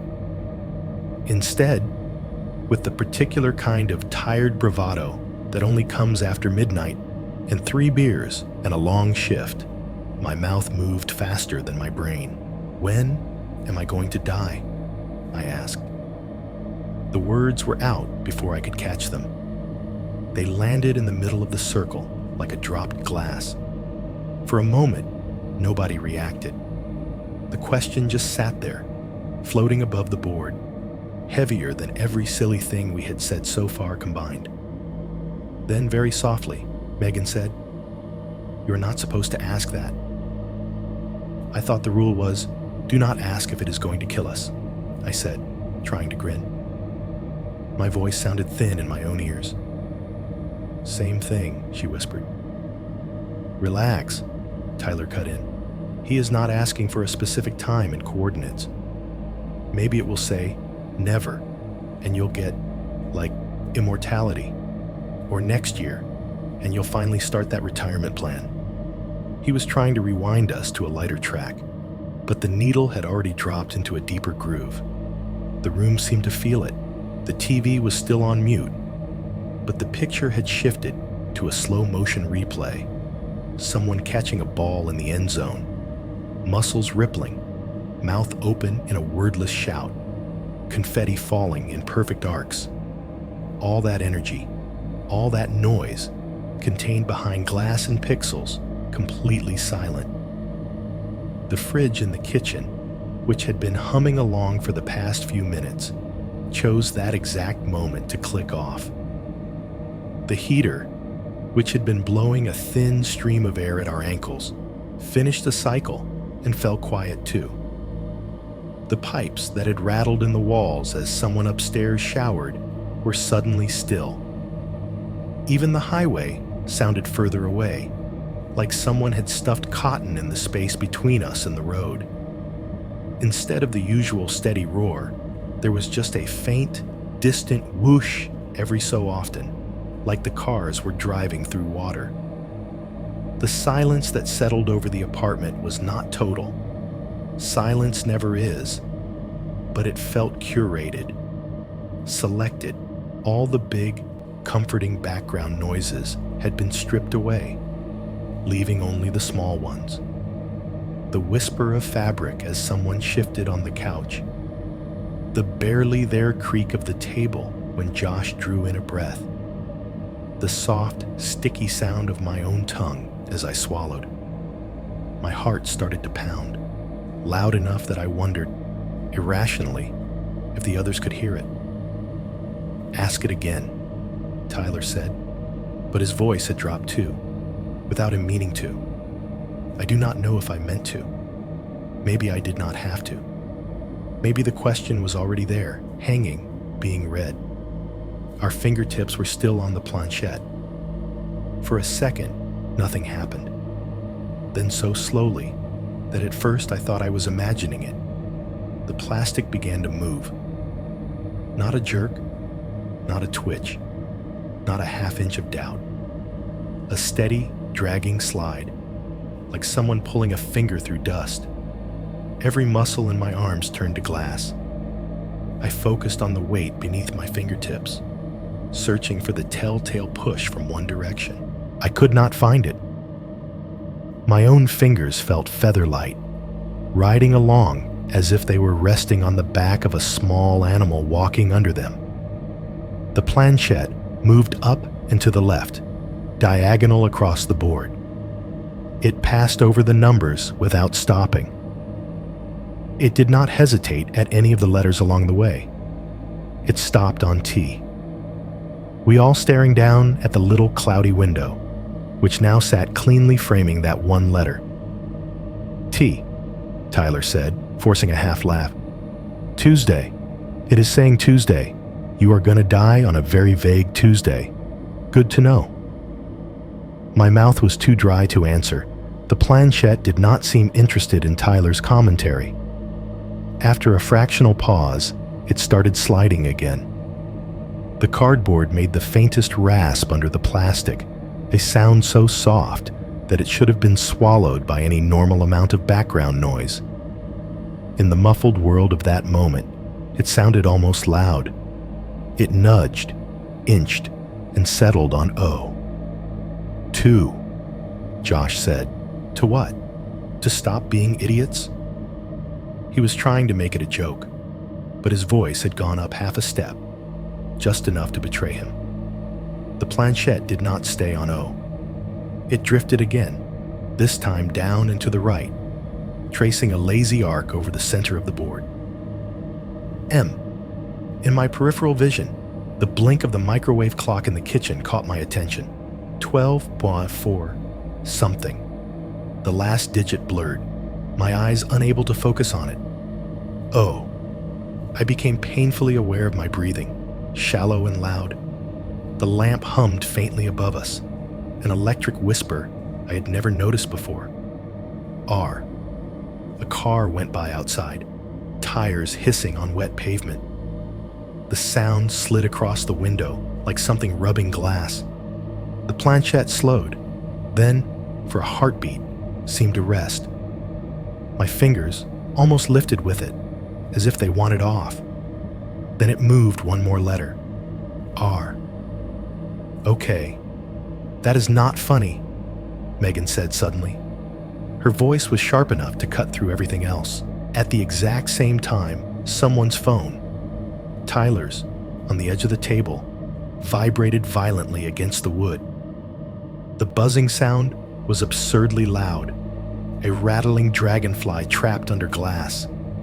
The phone shuddered and danced, knocking into an empty can, making it wobble. All four of us flinched like we had been slapped. My fingers reflexively pressed down on the planchette, pinning it where it had stopped. The can tipped, rolled, clinked against the side of the board. "Jesus, dude," Silence that thing, Josh snapped, half out of fear, half out of needing something to yell at that was not invisible. Tyler snatched the phone up, thumbed the screen. The harsh white light lit his face from below, hollowing his eyes. "It is just an email," he said after a second. "Store coupon, half off laundry detergent. Riveting." He tossed the phone onto the couch cushion behind him, as if it had offended him personally. The buzzing stopped. The echo of it did not. We all looked back at the board. The cloudy window of the planchette sat squarely over O-T-O-M-O-R-R-O. The last letter felt inevitable, even before it arrived. The plastic shivered under our fingers, almost like it was gathering itself. And then in one last smooth movement, it hopped over by a single space. W. The word lay there, simple and ugly. Tomorrow. No capital letters on the board, but that is how it looked in my mind. All caps, bold. No one said anything at first. The TV moved on to another replay, light shifting across the room. But the players might as well have been on a dying planet for all the relevance they had. "I did not do that," Tyler said finally. His voice had gone flat. "Me either," Josh said quietly. "I thought you were, honestly. I thought you were going for Tuesday, as a joke." I realized my fingertips were still pressed against the plastic. I lifted them away, flexed my hands. They tingled, like I had fallen asleep on them. "I do not want to play anymore," Megan said. She pushed her chair back with a screech of wood on carpet and stood up so fast it made the lamp sway. Her face looked wrong in the yellow light. Too pale, shadows too deep under her eyes. "Come on," Tyler started. "It is just..." "No," she cut him off. "You guys can do whatever you want, but I am done." She moved away from the table, rubbing her hands on her jeans as if she could scrub the feeling of the plastic off her skin. She went to stand by the window, arms crossed, looking out at nothing. Under her breath, just loud enough that I heard it, but maybe they did not, she said, "It never answers like that unless it wants you to remember it." I looked back down at the board, at the row of letters, at the word chopped into 8 little segments by the path we had just watched, at the small, scratched circle framing the final W, like the period at the end of a sentence. I had asked a joke question. The board had given me a simple, one-word answer. No date, no year. No, in your sleep, surrounded by loved ones. Just a vague, blunt promise. Tomorrow. 3.3. Goodbye, but not really. There is this thing that happens when you see something you do not want to see. Your body reacts first, and your brain scrambles to catch up with a story that makes it safe. Looking at that word on the board, tomorrow, neat and stupid and final. My first reaction was physical. My stomach tightened, like somebody had grabbed a handful of guts and twisted.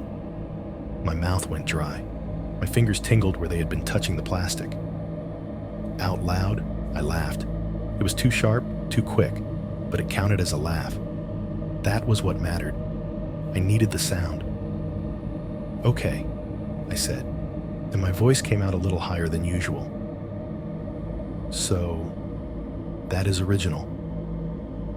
"It is just going for drama," Tyler said immediately, jumping on the escape route I had opened. "Like, of course it is going to pick the creepiest possible answer. It is not like it wrote down a time and a place. You are fine, dude." "Yeah," I said. "Yeah, no, I know. I mean, 2 is a very common start. Anyone thinking the word tomorrow once we got TO, right? One of us probably just pushed it without realizing." The rationalizations came like pre-packaged lines. 2 is a setup. Tomorrow is a meme answer. This is exactly what it would say if it were fake. My brain laid them out in a neat row and begged me to pick one. Quietly, somewhere behind all that, another thought breathed, "Then why does your skin feel too tight?"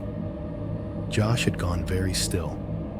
He glanced at me, then at the board, then at Megan, as if trying to triangulate sanity. "Statistically," he said, because of course he led with that, "it is not exactly a genius-level prediction, right? Everyone dies tomorrow from something. You can always say that. The real trick would be if it said 97, or when you're in a nursing home yelling at the TV." His words made sense. They did not land. Megan hadn't come back to the table. She was still by the window, arms wrapped around herself, eyes on the parking lot below, like she was watching for something she could not see yet. "I am serious," she said, without turning. "You are not supposed to ask that question. There is a reason." "It is just letters on cardboard," I said, a little too quickly. If we had gotten TOMATO, I'd be worried about my diet, not my destiny. No one laughed that time. Tyler exhaled hard, like he was blowing out a candle. "Okay," he said. "We're done. We did the thing. We got our spooky word of the night. Let us hang up the phone before we start talking ourselves into ulcers." Before any of us could argue, not that anyone looked eager to, he put a little more pressure on the planchette and nudged it firmly across the board. There was no pretense of letting it move itself this time. The plastic scraped over letters and numbers, a quick, graceless slide, until it landed on the word printed at the bottom, "Goodbye." "There," he said. "Session over. They say you are supposed to close it out, right? We closed. We are good. Thank you for your service, anonymous demigod of vague answers." He let go, then grabbed the planchette fully in one hand. The air seemed to loosen a notch when our fingers left the plastic. I flexed my hands under the table. My knuckles cracked quietly. For a second, my gaze snagged on the inside of the box lid, where it sat beside the table, flaps open from earlier. The faded scrawl, "Do not," was still there, half rubbed into oblivion. It felt less like a warning now, and more like a sentence that had been interrupted. Do not what? Ask. Listen. Believe. Tyler popped the planchette into the box with a little more force than necessary. It rattled against the Monopoly pieces and the cracked plastic bin. Then he picked up the board itself, slid it into the box on top, and mashed the flaps down without taking much care to fold them neatly. "Out of sight, out of mind," he said. "Laundry room trash to under TV treasure to, I do not know, ugly coaster. We are demoting you." He crouched, shoved the box under the TV stand with a firm push. It scraped across the carpet, then disappeared into the shadow beneath the cheap furniture, a dark rectangle in a darker space. The TV, still muted, showed some commentator gesturing at a screen full of statistics. His mouth was moving, but no sound came out. It looked wrong. "Can we please have noise again?" I said. My voice shook just enough that I hoped nobody noticed. Josh grabbed the remote and thumbed the volume up. The room refilled with the bright, overcompensating sounds of televised sports. Crowd roar, commentator chatter, the sharp blare of a jingle as a commercial slammed into place. The sudden volume felt almost violent, but in a comforting way. It gave my brain something else to latch onto. We spent the next 20 minutes pretending nothing had happened. Tyler made a big show of analyzing the game on TV, like he had money on it, leaning into bits, doing impressions of the coaches. Josh got sucked into arguing about stats. I made myself laugh at the right places, forced my body to relax into the couch cushions as if nothing in my internal wiring had changed. At some point, the conversation boomeranged back to the word on the board, in the way it was always going to. "So," Tyler said, more lightly than before, "what is on the schedule for tomorrow, Mr. Doomed? Anything good, or should we plan your memorial around your shift?" "I have to go in tonight, remember?" I said. "Manager texted. Truck's coming late. I'm on unload. Tomorrow is already starting early for me." Tyler snapped his fingers. Right. Graveyard shift. Very thematic. "If you die in a tragic pallet accident, can I have your PS3? Josh asked. His tone was joking, but his eyes flicked away from mine when he said, "Die." "I already promised it to the ghost," I said. "We are in a very serious long-term relationship now." "There you go," Tyler said. "You cannot die. You have debt.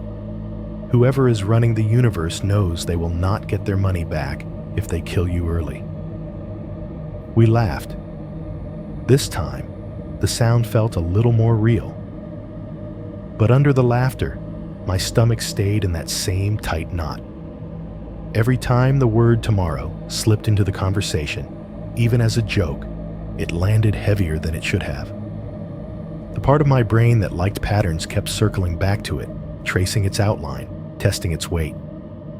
Eventually, I checked the time. "I should head in," I said quietly.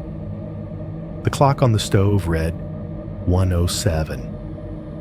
"They want me there before the truck unloads." "Fun," Josh said. "Try not to get cursed by the frozen food section," Tyler added. Megan walked me to the door, which felt weird, like I was leaving for something more final than a shift. "You okay?" she asked, low, so the guys would not hear. "Yeah," I lied. "It is just a word." She looked at me for a long second, eyes searching my face like she was reading something I was not saying. "Do not let it chew on you," she said finally. "Questions like that, they stick." I shrugged, forcing a grin. "I will be too busy lifting boxes to be philosophical." She did not smile back. The hallway outside was its usual stained, humming self. The exit sign at the far end flickered, throwing a red pulse over the carpeting, then steadied. The ice machine by the stairs gave a low, hollow thunk as it dumped a fresh load into its bin. Someone's TV behind a closed door laughed on loop. Behind me, our door shut with a soft click. For a second, my brain replayed the feeling of shoving the box under the TV stand, the little resistance from the carpet, then the hollow bump when it hit the wall. I headed for the stairwell. At this hour, most people in the building were either asleep or pretending to be. The stairwell was empty. My footsteps bounced off the concrete, echoing back a half-beat late. The metal handrail was cold under my fingers, slick in spots where the paint had worn down to bare metal. Outside, the air hit me in the face like a wet towel.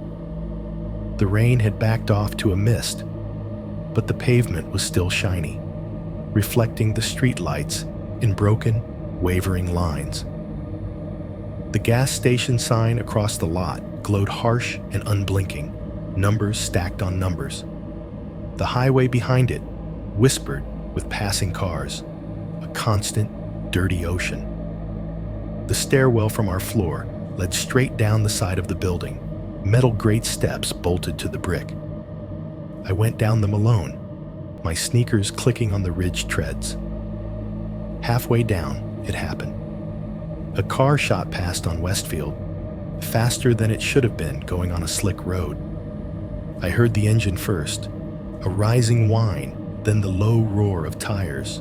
There was a wide puddle at the edge of the lot, where the gutter always backed up when it rained. The car hit it dead on. Water exploded outward. A sheet of it arced, glittering briefly in the streetlight, and slammed into the side of the building's metal railing with a sound like an open-handed slap. Smack. The impact shuddered through the rail under my hand. Cold droplets splashed my knuckles. My heart lurched so hard I felt dizzy. For a split second, my brain gave me an image. A truck grill instead of a car, metal instead of water, my hand instead of a railing. Headlights carved across the lot and vanished. The sound of the engine receded. The puddle rippled once, then settled back into a dark, slick shape. I realized I was gripping the railing so tightly my fingers hurt. I forced them to unclench, flexed my hand, wiped the water on my jeans. My pulse pounded in my throat. It was just a car, just a puddle, just a loud noise in a quiet moment. Still, when I looked out over the lot, the shadows felt deeper. Mrs. Hart's blinds across the way were dark, but I imagined eyes behind them. The gas station's canopy buzzed faintly, its lights reflecting in the black windows of parked cars like watching faces. "Get a grip," I muttered to myself, and started down the rest of the stairs. The drive to the store was uneventful. The wipers beat a slow rhythm on the windshield. The radio played the same 3 songs it always played this late, interrupted by commercials for car dealerships and sleep aids. Every time the DJ said the word "tomorrow" in a promo spot, the hair on my arms rose again. The store, after hours, felt different than it did during the day.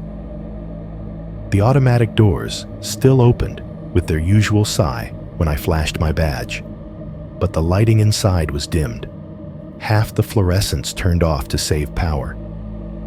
A skeleton crew of night workers pushed pallets down empty aisles. The music was lower. The air felt cooler, sharper. I clocked in, nodded at the 2 guys already in the back, breaking down boxes, and wandered up toward the front while I waited for the truck to back into the loading dock. That is when I saw it. Near the checkout lanes, management had set up a big cardboard display full of calendars and planners for the new year. It had a smiling stock photo family on it and a bright color scheme you could probably see from space. Across the top, in huge, friendly letters, was the slogan some marketing team had spent months being proud of. "Tomorrow starts today. Sale." The word hit me like a physical thing.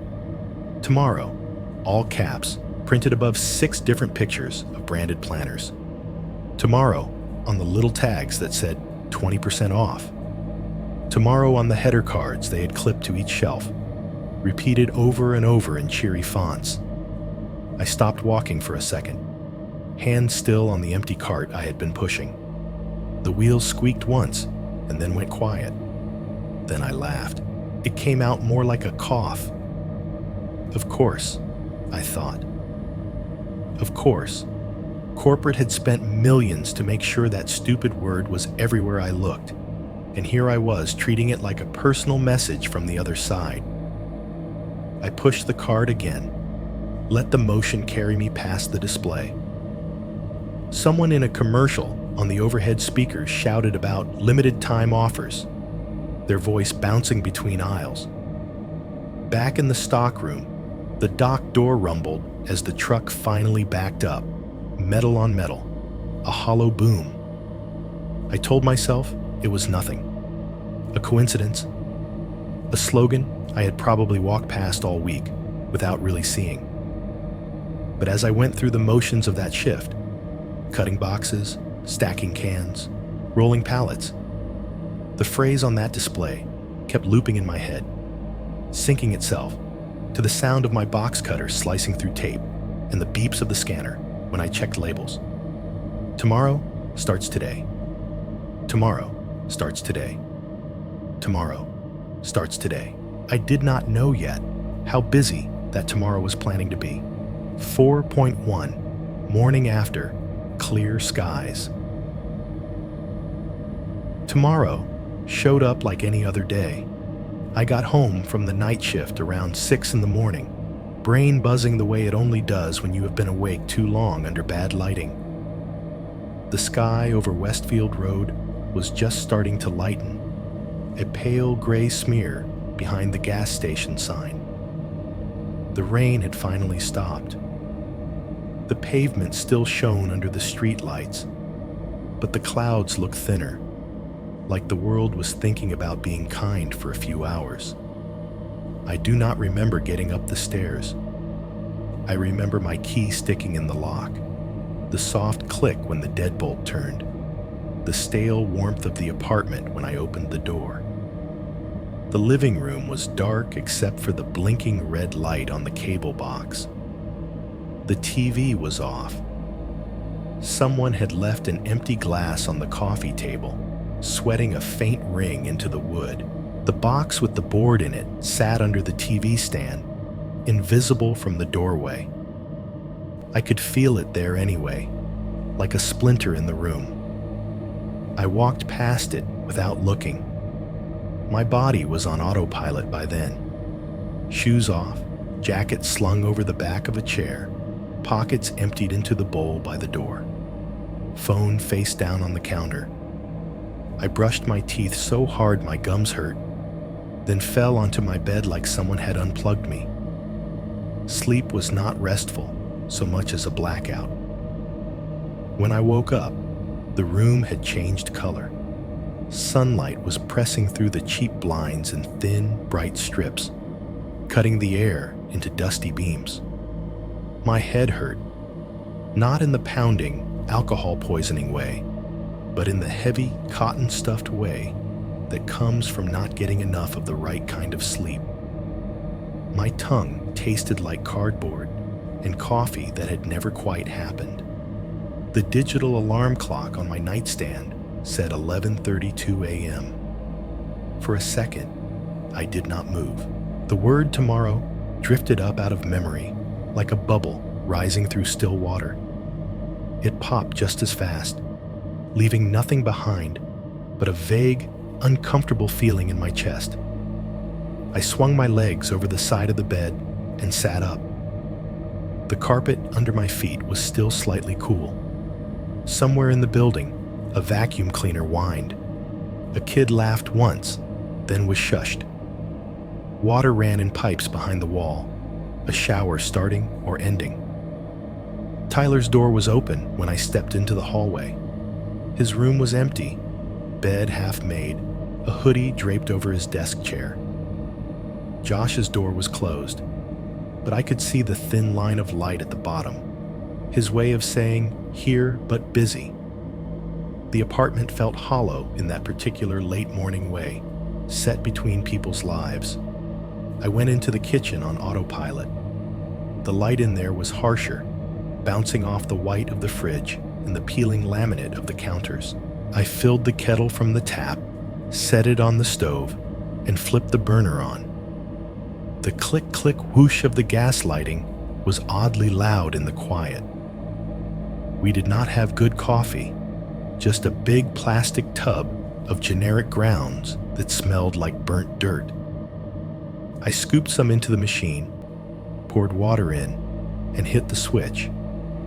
The machine gurgled to life, coughing and sputtering as it started its work.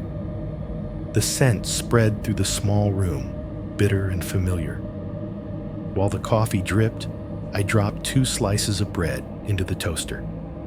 The coil inside glowed orange, then red. The faint ticking of the toaster's timer joined the other small sounds. Distant footsteps in the hall, the low murmur of a TV through the wall, the kettle starting to chatter as it heated. My phone sat on the counter where I had left it.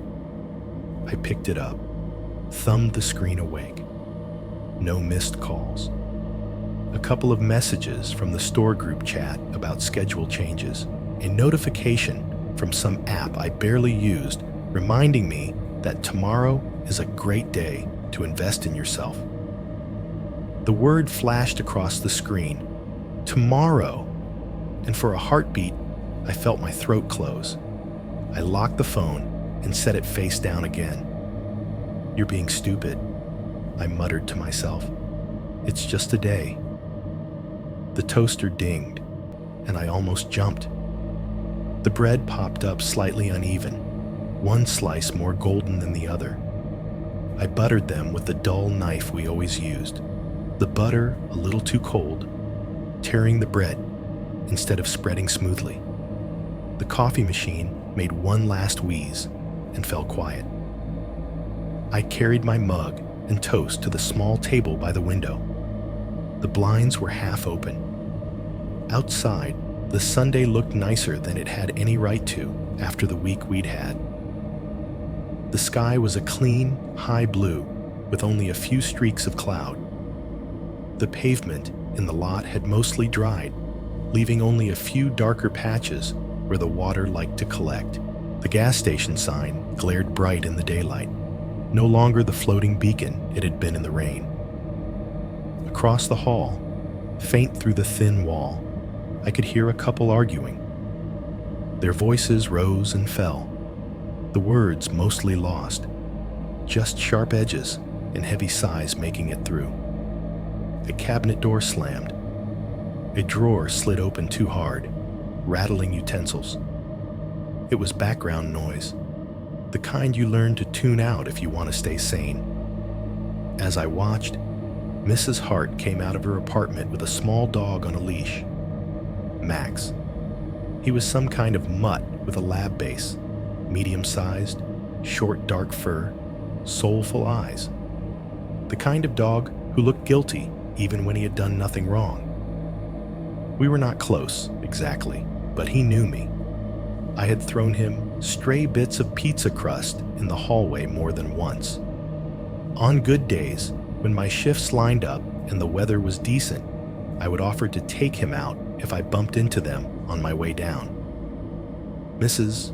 Hart walked him to the end of the hall, vanished from my view, then reappeared a minute later in the parking lot through the gap in the blinds. Max trotted alongside her, sniffing every edge of concrete like it might tell him a story. They made a slow circuit around the cars, then headed back toward the building. The normalness of it all made something inside me unclench a little.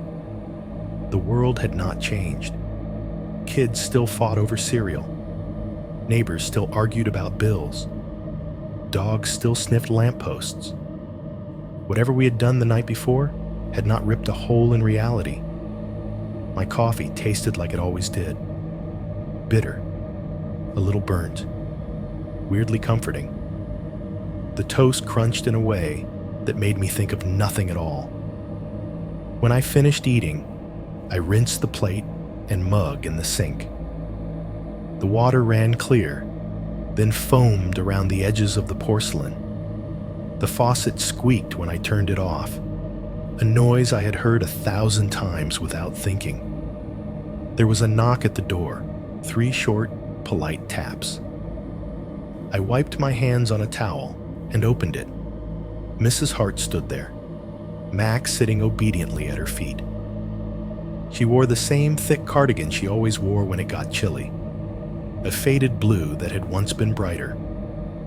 Max's leash was wrapped around her hand twice, the clip gleaming. "Hey," I said. "Morning." "Sorry to bother you," she said. Her voice had that sleepy, Sunday morning softness to it. "I was just wondering if you were going out at all. Max still has a lot of energy, and I need to make a call. If you are busy, it is fine."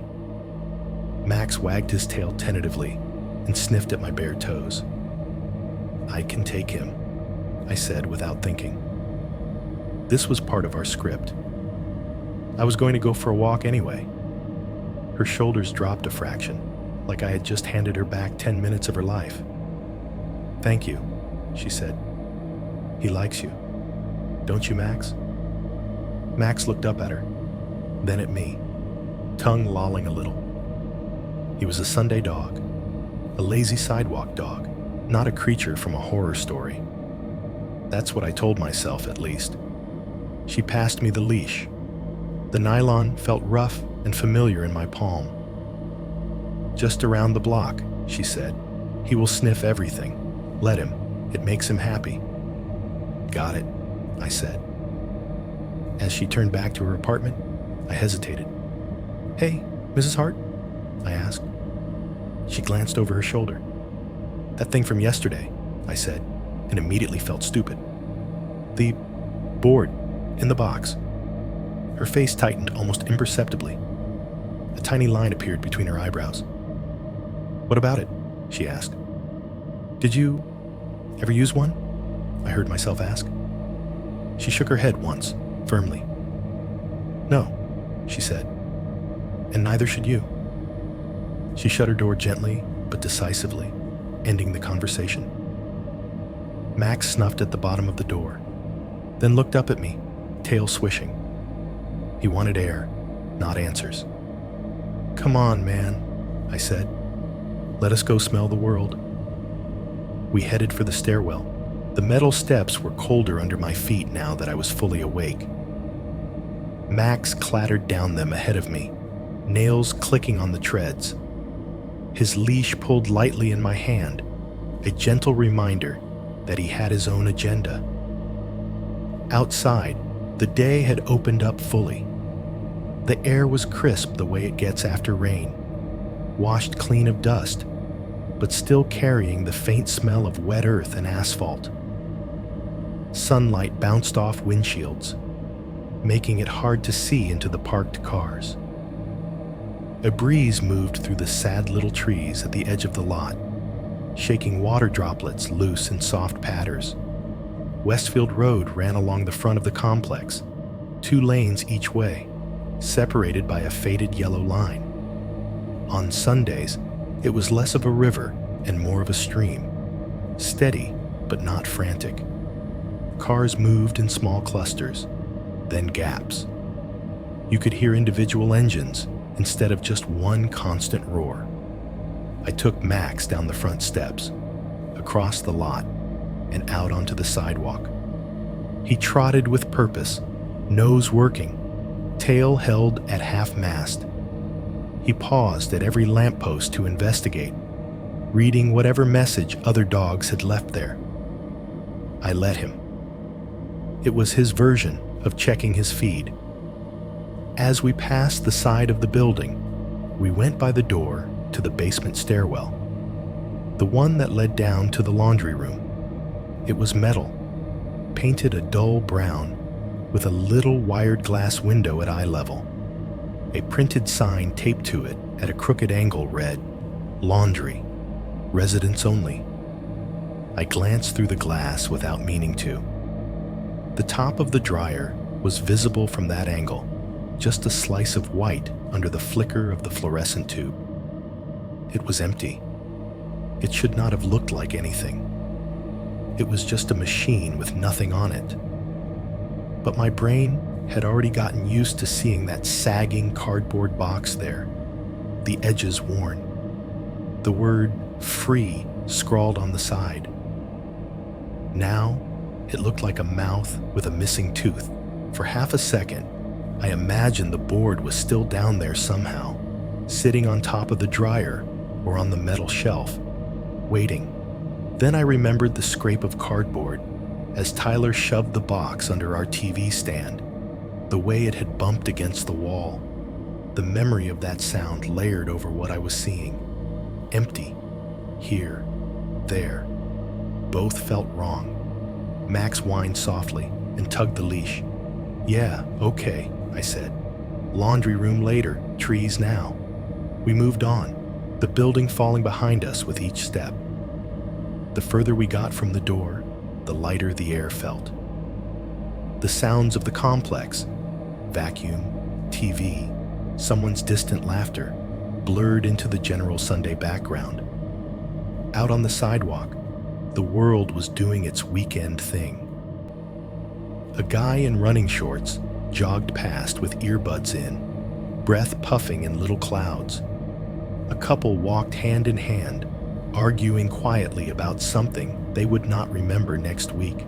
A kid zoomed by on a scooter, helmet askew, his mom calling after him to slow down.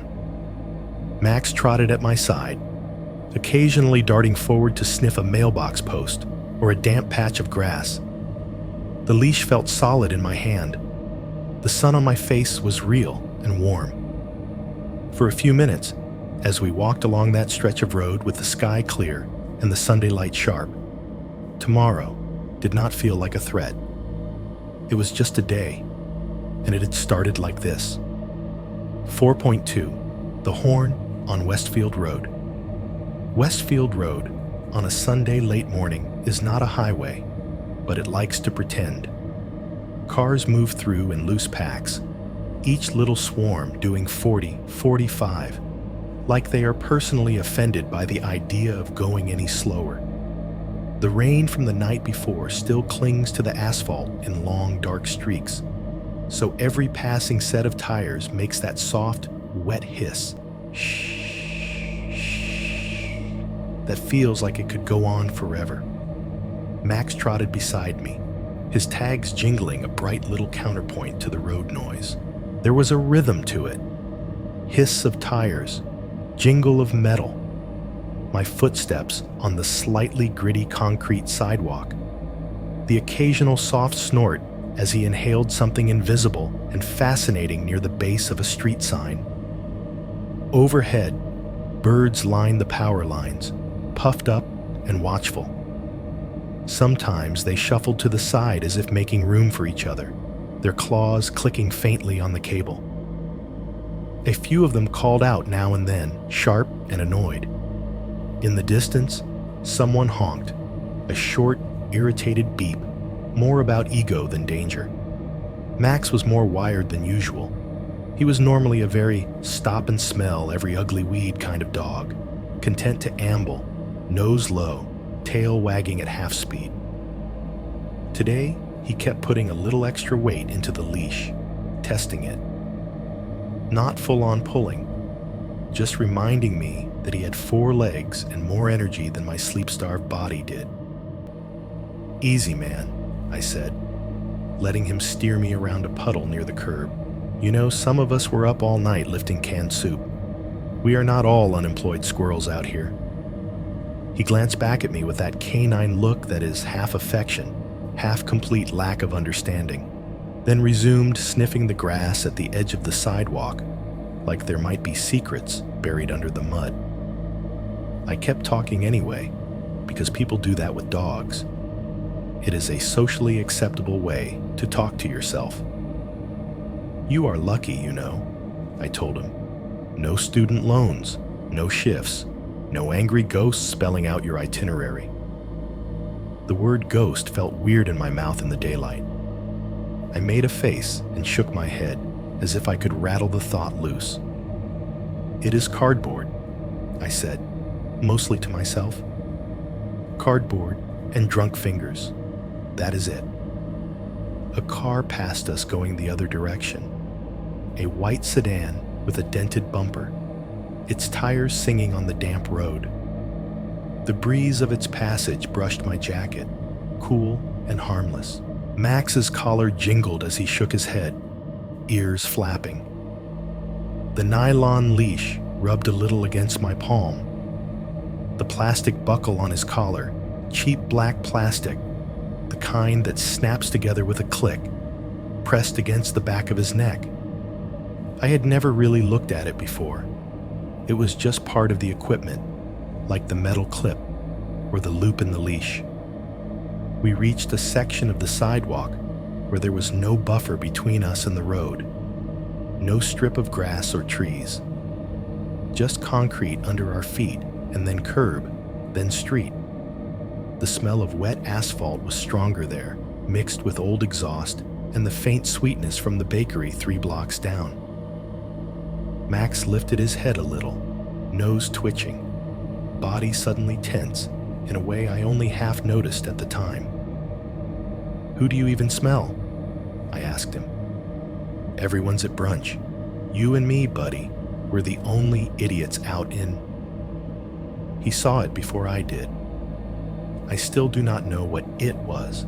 Maybe it was another dog on the opposite sidewalk, half a block down. Maybe it was a squirrel making a doomed run across the road.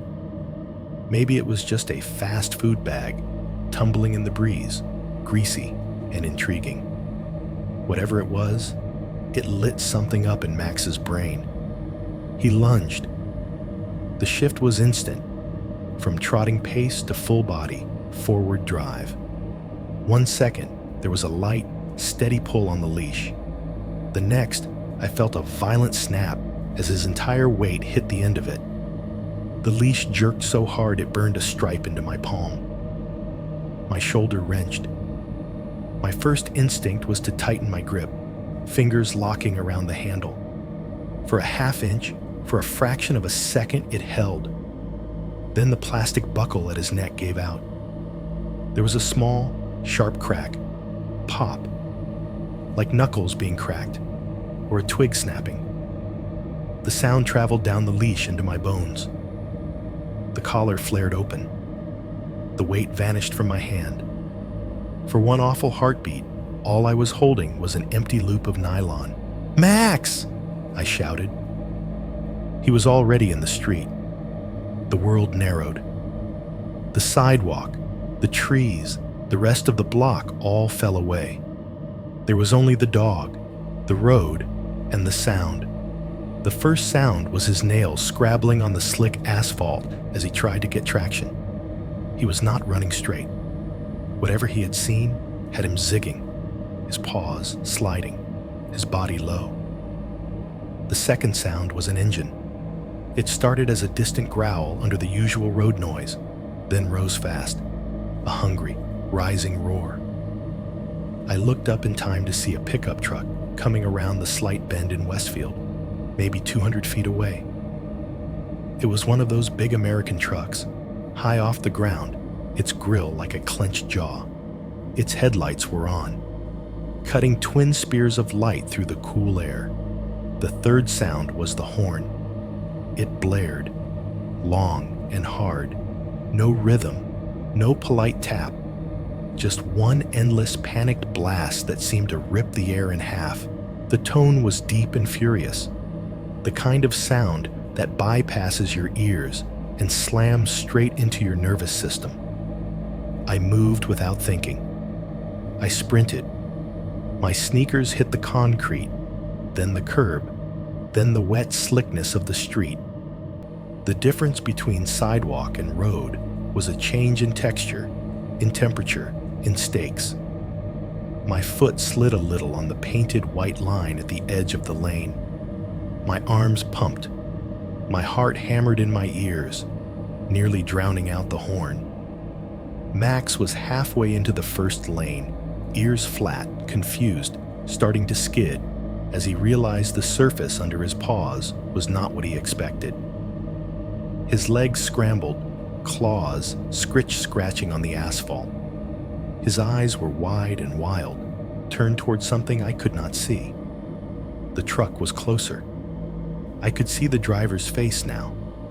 Eyes wide, mouth a tight line, shoulders hunched forward like he thought sheer force of will could slow the vehicle. The horn still screamed, vibrating in my teeth. The sunlight caught the windshield and threw a flash into my eyes, turning everything white for a fraction of a second. In that blink, I pictured the outcome I did not want. A dark shape under the wheels, a wet, final sound, a mess in the road that would never fully wash away. Then the glare shifted, and I saw Max again, front paws sliding toward the middle line, back paws scrabbling, momentum pulling him toward the exact spot the truck was about to occupy. I did not have time to think about angles or physics, or whether this was a good idea. I reached him. My fingers closed around his back legs, just above the hocks. His fur was slick under my hand. He yelped, more in surprise than pain, and twisted. I yanked backward with everything I had. For a split second, I was off balance, weight on one foot, torso leaning into the lane. The truck's grill filled my peripheral vision, a wall of metal and motion. The horn howled. The truck passed. It was so close that the rush of air hit me like a physical shove. Hot engine heat and wind slammed into my side, whipping my shirt against my body. Something brushed the back of my shoe. Just a touch, like a tap from a hand in a crowd. My heel stung, a single sharp point of contact. The sound of the engine exploded past me, then stretched out, Doppler warped, as the truck roared away down the road. The horn finally cut off, leaving a vacuum in its wake. I stumbled backward, momentum and adrenaline dragging both me and Max back toward the safety of the curb. We hit the sidewalk in a tangle. My knees smacked concrete. Pain flared up my shins. Max twisted in my grip, panicked, then froze, pressed up against me so hard I could feel his heartbeat slamming against my arm. For a moment, all I could hear was my own pulse pounding in my ears. The outside world came back in pieces. The fading growl of the truck, the distant shout of the driver's voice tossed out the open window, the sharp, angry bark of, "Watch your damn dog," snatched away by the wind. The horn blared one last time, a shorter, staccato burst now that the danger had technically passed. Then the truck turned at the light down the road and was gone. Max whined, a high, thin sound. I realized I was clutching him too tightly and loosened my grip, letting him turn to face me. His eyes were huge, whites showing all around. He licked my hand once, almost apologetically. "It is okay," I said, or tried to. My voice came out rough, breathless. "You're okay. We're okay." We sat like that for a while, me on my knees on the gritty sidewalk, jeans damp, Max pressed against my chest, his nails dug into my thigh. Cars went by slower now, drivers glancing at us with that quick, curious look people give to potential disasters that have already ended. The world, offended by the interruption, resumed its patterns. On the corner, a crosswalk signal clicked from "Don't walk" to the little white figure of a person. The internal mechanism made a soft ticking sound. Birds complained on the power lines. Somewhere behind us, in one of the apartments, someone laughed at something on TV. My hand shook. I could feel every spot where my body had almost been. In front of the truck instead of beside it, half a step further into the lane, 1 second slower on the grab. The back of my shoe tingled where the truck had kissed it, just enough to let me know how close it had been. "Jesus," I muttered, more to the air than to anyone in particular. "Jesus, Jesus, Jesus." Max huffed, nose pushing into my arm. His collar, now just a strip of nylon hanging askew around his neck, had no functioning buckle. The broken plastic pieces dangled uselessly, edges white where they had snapped. I reached into my pocket with one shaking hand and pulled out my phone, less because I needed it and more because I needed something to do. The screen lit up bright in the midday sun. The lock screen showed the time in clear, unforgiving numbers. 12:07 p.m. I stared at it. 12:07. My brain flicked back to the night before, to the living room with the lamp casting long shadows, the board on the table, the planchette under our fingertips, the microwave clock glowing 12:07 a.m. when I had opened my mouth and said, "When am I going to die?" Exactly 12 hours. The realization slid into place with a quiet, cold click, like a seatbelt being fastened just a second too late. Max shifted, breaking the moment. A car rolled by, driver eyes straight ahead. The crosswalk signal ticked over again. Somewhere, a lawnmower started up in the distance, its drone steady and mundane. I locked the phone and shoved it back into my pocket with more force than I needed. "Come on, buddy," I said, hauling myself to my feet, legs shaky. "Let's go home." We walked back along Westfield Road, slower this time, my hand wrapped around his collar itself instead of the useless leash. The hiss of tires on damp asphalt sounded different now, less like a background and more like a warning. Tomorrow, I told myself, was just a word, but it had very precise ideas about the schedule. 4.3, Jokes and Denial. Mrs. Hart opened her door before I could even knock. Maybe she had been watching from the peephole, or maybe she had felt the way Max was practically vibrating next to me. "How was he?" she started, and then she saw my face. Max trotted in place between us, tail trying to decide whether to wag or tuck. His collar hung lopsided around his neck. Buckle snapped, nylon frayed. "What happened?" she asked, voice tightening. "Your dog nearly made me a road pancake," I said, because the joke came out faster than the truth. He tried to introduce himself to a pickup going 45. Her eyes widened. "Oh my God." "He is fine," I added quickly. "We're both fine. His collar broke. I grabbed him. It was close." I held up the pieces of the buckle in my hand. The plastic was still warm from his body heat in my grip. The broken edges were jagged and white, like bone. Her mouth went hard. "I am so sorry," she said. "I've been meaning to replace that thing. Are you okay?" "Yeah," I lied. "Just got my cardio in for the week." She reached down to scratch Max behind the ears, fingers trembling a little. He pressed into her hand, eyes closing for a second. "You stupid animal," she whispered, but there was more relief than anger in it. As she straightened, her gaze flicked to my feet. "You are bleeding," she said. I looked down. On the outer edge of my right shoe, the cheap canvas pair I wore for walking and errands, there was a faint red smear. Not much, just a thin line along the rubber where the truck's bumper or tire must have brushed it. My sock underneath was fine. The skin of my heel stung in a vague, annoyed way, but there was no real damage. "Just a love tap," I said. He missed his chance. It sounded flippant. It did not feel that way. Mrs. Hart made a face and shook her head. "I am really sorry," she repeated. "Thank you for bringing him back." "Any time," I said automatically, because that was the script. Even as my brain whispered, maybe not any time, maybe not for a bit. Max looked back at me once as she pulled him inside, his eyes catching the hallway light.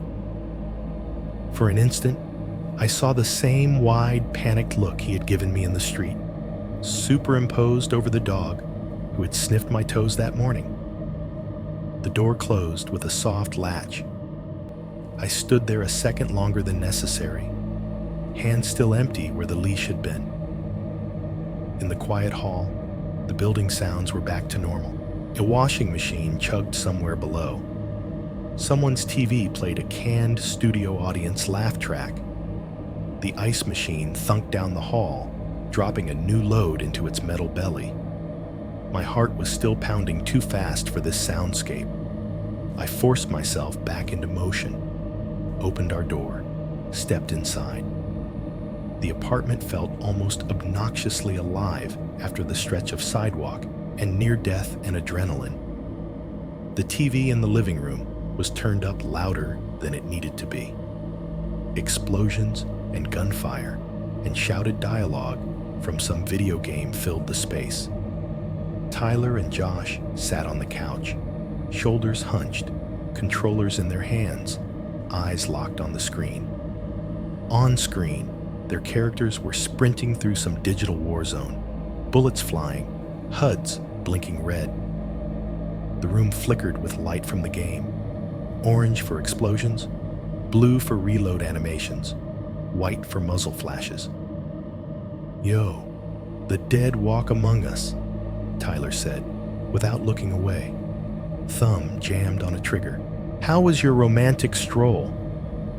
"Almost very short," I said, dropping my keys into the bowl by the door. The metal clattered louder than usual.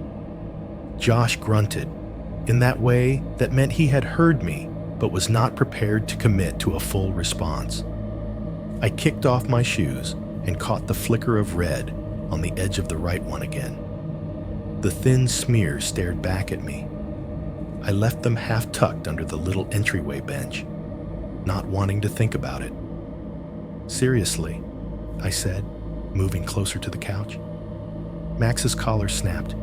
He took off into the street. A truck almost hit him, and me.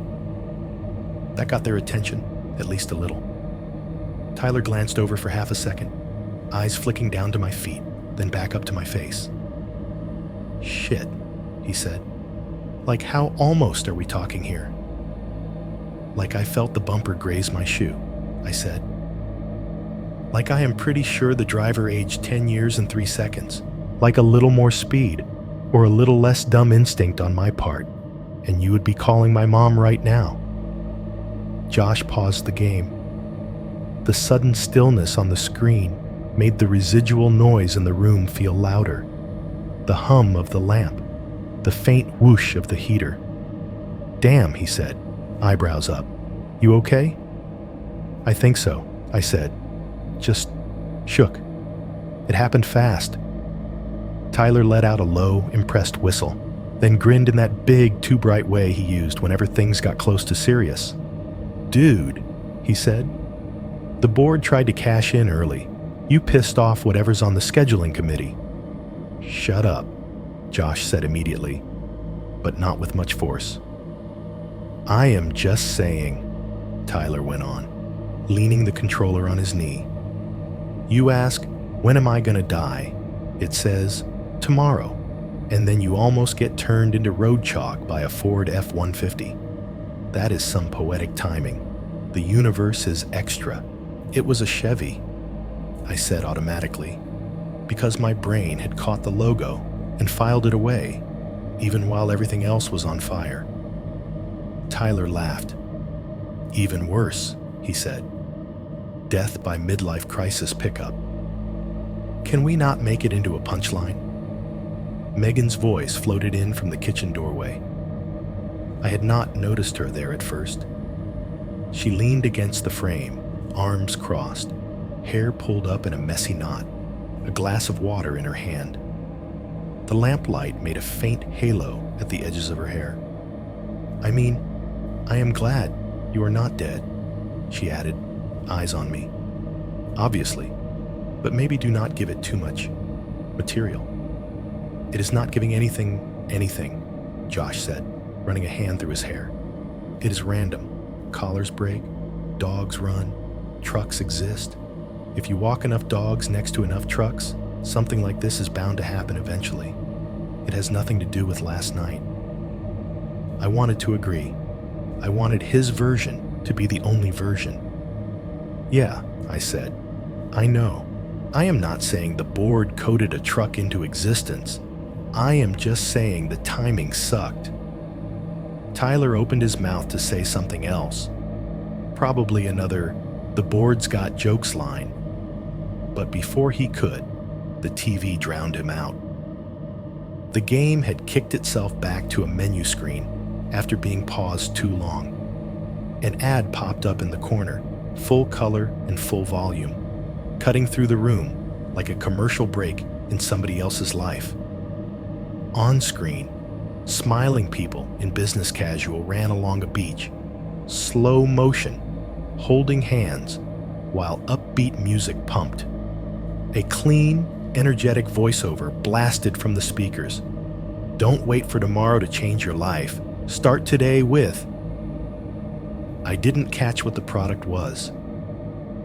My brain snagged on one word and refused to move. Tomorrow. The caption at the bottom of the screen repeated it. "Don't wait for tomorrow."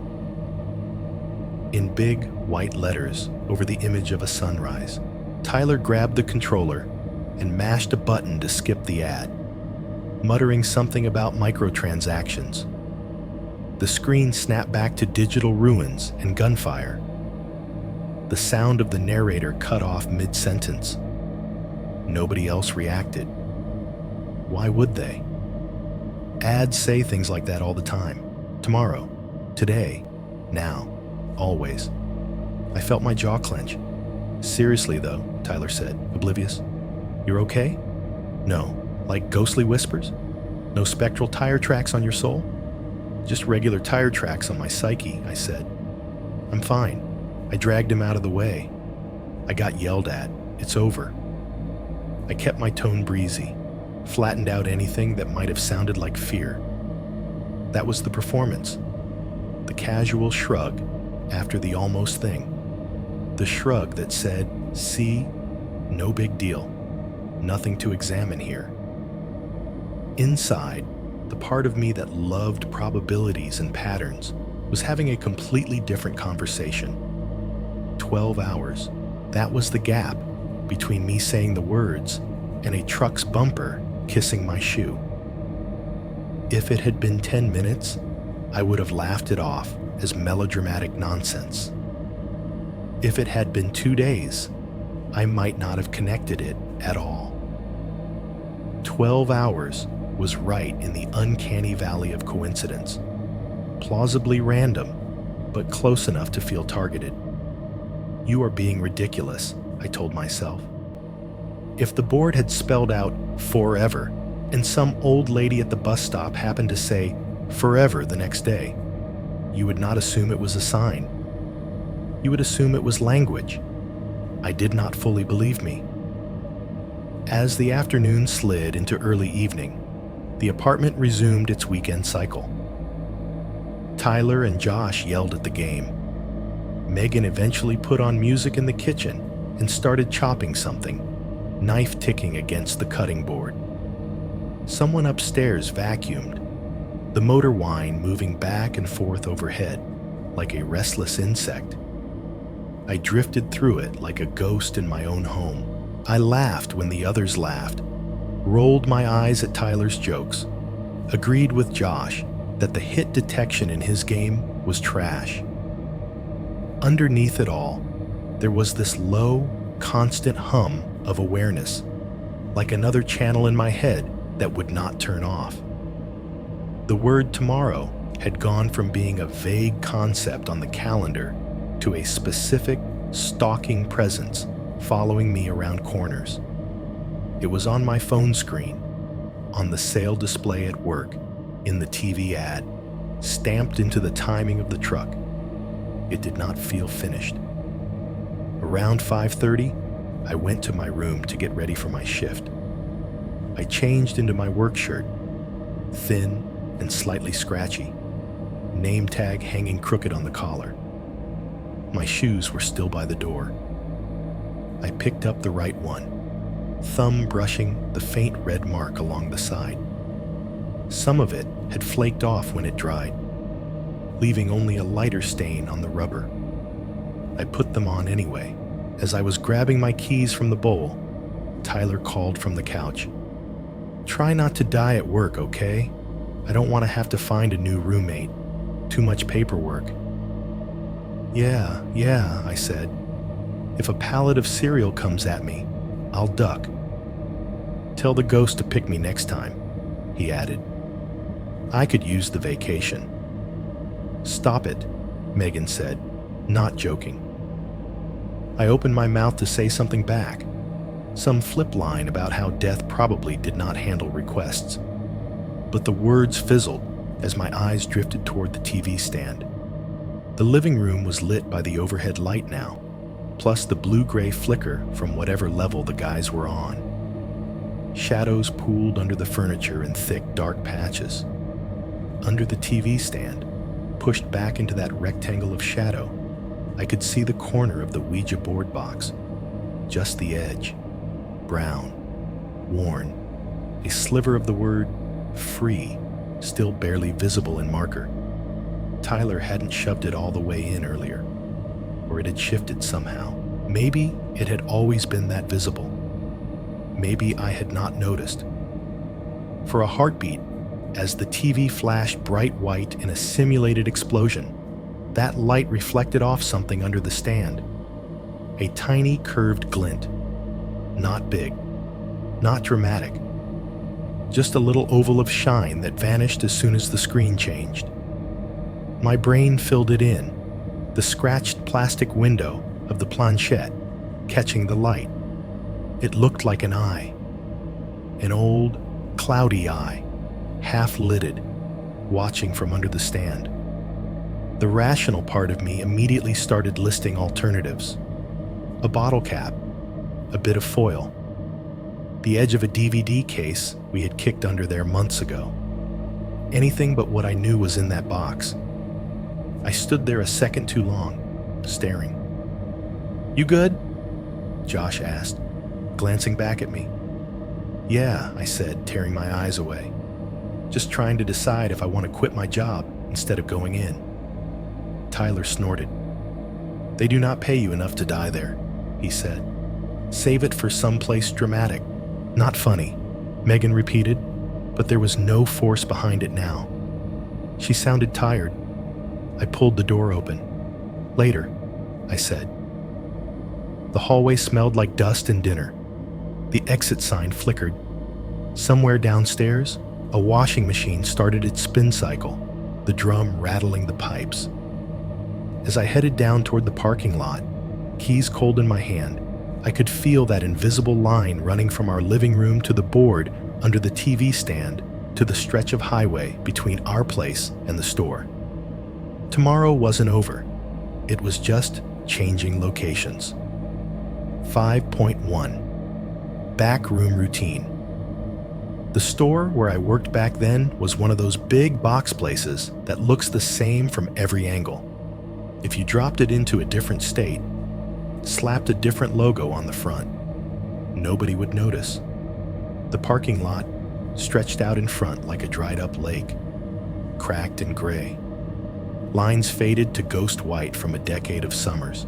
Shopping carts huddled in metal corrals, their wheels knocked out of alignment by years of abuse. When wind picked up, the loose ones drifted slowly across the asphalt, bumping together with lonely, hollow clanks. The sign on the front of the building flickered at the edges. 3 giant red letters that humming transformers struggled to keep alive. At night, one of the letters would occasionally die for a while, turning the store's name into something half familiar, half wrong. The glass doors below it slid open and shut on an endless loop, whispering their soft electric swish every time a person approached. Inside, the first thing that hit you was the air. It was always cooler than outside, even in winter. The AC worked overtime, pushing that cold, processed chill across the threshold like a barrier. It carried with it the smells of the building. Coffee from the in-store kiosk near the entrance, bread from the bakery 4 aisles in, industrial floor cleaner, the faint metallic scent of refrigerated cases.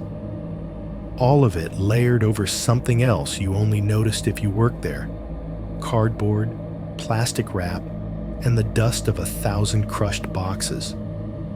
Music drifted down from the speakers in the ceiling. Not real music, not the kind anybody chooses. It was a curated mush of soft rock and old pop hits. Songs that had been safe for so long, they stopped being anything at all. Every 15 minutes, the music would duck for an overhead announcement. A polite voice calling for a price check at lane 7, or telling someone from dairy to pick up line 2. Customers moved through the front of the store in their own SoundCloud. Cartwheels squeaking, kids whining, couples arguing quietly about brands. My world was mostly behind that. The back room sat behind a swinging gray door marked "Employees Only." Though everybody knew, it might as well have said, "Real store here." The door had a metal kick plate at the bottom. scuffed and dented from years of angry feet. When it swung open, it let out a stuttering squeal, like it was complaining every time someone dared to use it. On the other side, the temperature dropped another few degrees. Concrete floors replaced the gleaming fake tile of the sales floor. The lighting was harsher, bright, exposed fluorescence humming directly overhead, turning everything into a flat wash of white. The air smelled like pallet wood, shrink wrap, and dust, with an undercurrent of cold meat and dairy leaking from the walk-in coolers. The sound back there was its own ecosystem. Refrigeration units along the far wall let out a steady, low growl that never quite stopped. It was like a mechanical ocean, always there at the edge of hearing. Pallet jacks squeaked and rattled as people dragged loads off the trucks and into staging.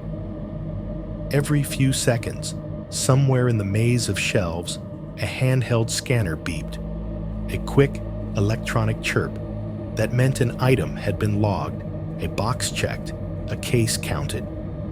Forklifts added their own punctuation, backing up with that repetitive beep, beep, beep that gets inside your skull and stays there.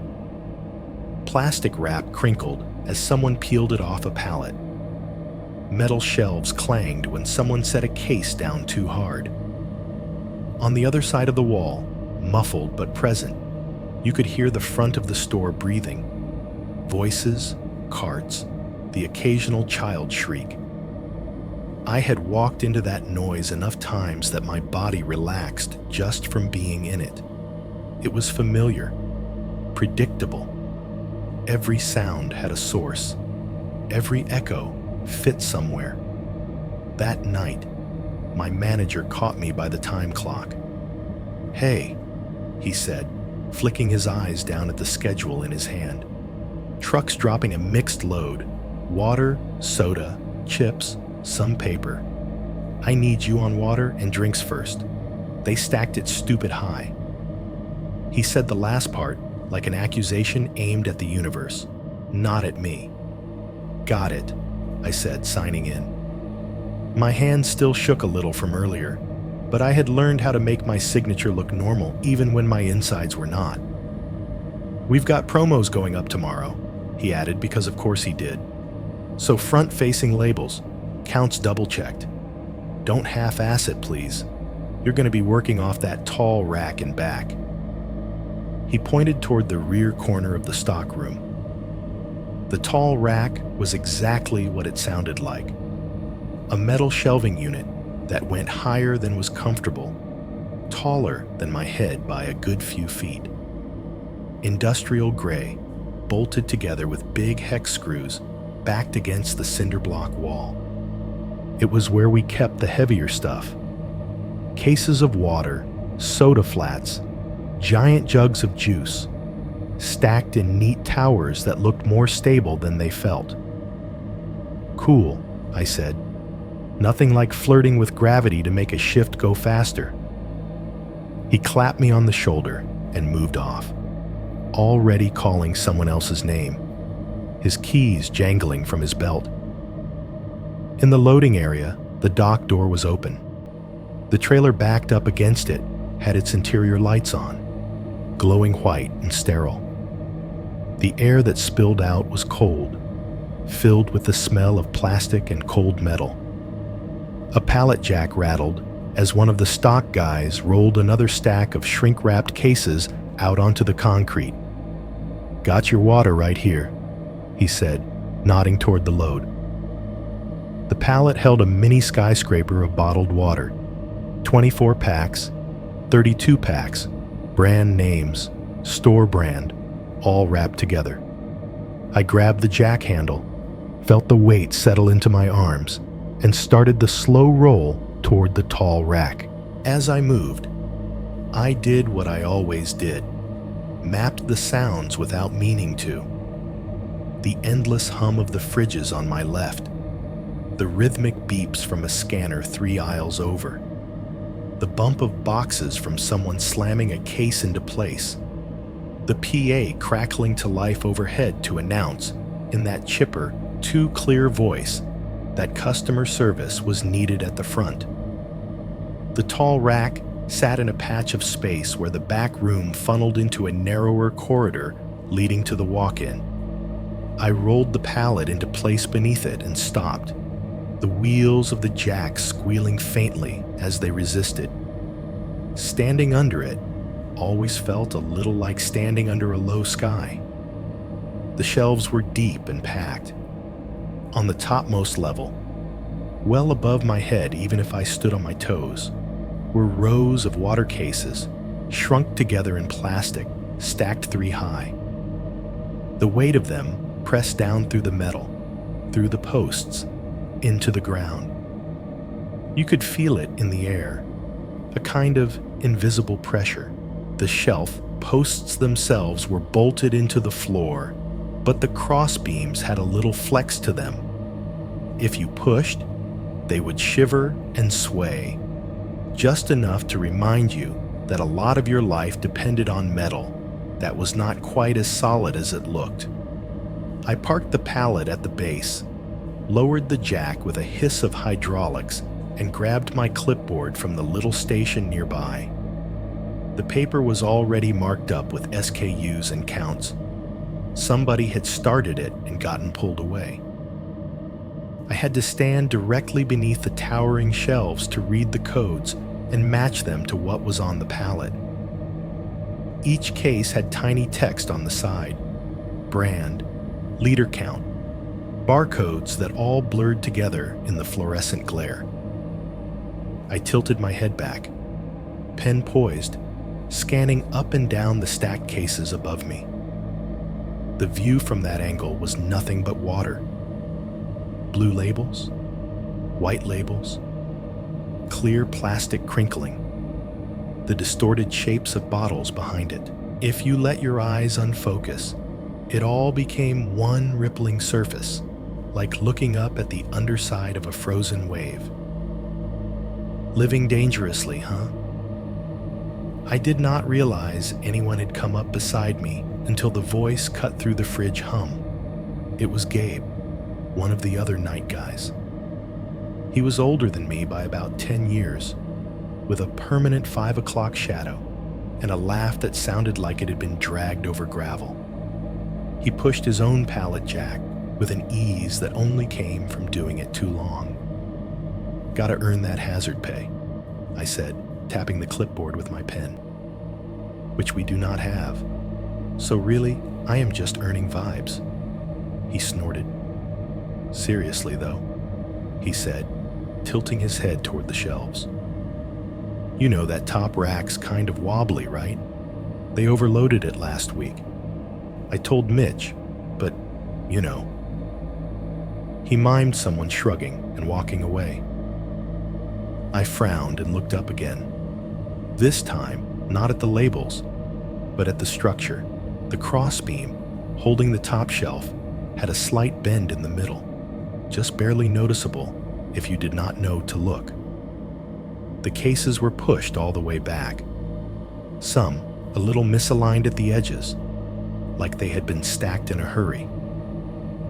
As if on cue, somewhere in the store, the refrigeration system kicked a little harder. The low hum climbed half a pitch. I felt a faint vibration in the concrete under my feet, probably nothing more than the compressor cycling. But standing under all that weight, it felt like the world was clearing its throat. "You scared?" I asked, half joking. He shrugged, mouth twisting. "Nah," he said. "Just saying. We really should get maintenance to look at it, before it decides to look at us." "Noted," I said, like I had any power to make that happen. "I'll duck if it starts leaning." "Yeah," he said, already turning away. "Gravity's faster than you, kid. Don't trust it." His pallet jack squealed as he rolled away, the sound Dopplering into the maze of shelves. I stood there a moment longer, pen hovering above the paper. The air was cool on my face. The back room was full of its usual symphony, forklift beeps, scanner chirps, PA calls, the constant low animal growl of the compressors. Above me, the cases of water sat in their plastic skin, silent and heavy. Tomorrow starts today, I remembered the store slogan saying, bright and cheerful on the front end display. And somewhere in the quieter part of my head, a smaller voice added, or it ends in here. 5.2. The crash in aisle 0. By 8:45 that night, the front of the store had that tired end-of-day feel. The kind where most of the carts were half full instead of overflowing, and the people pushing them looked like they regretted every item they picked up. Back in the stockroom, time worked differently. We did not have shoppers to market, only tasks and songs. The music overhead had shifted from daytime chirpy to late evening bland. Some forgettable pop song drifted down through the ceiling, all synthetic drums and vague lyrics about not giving up.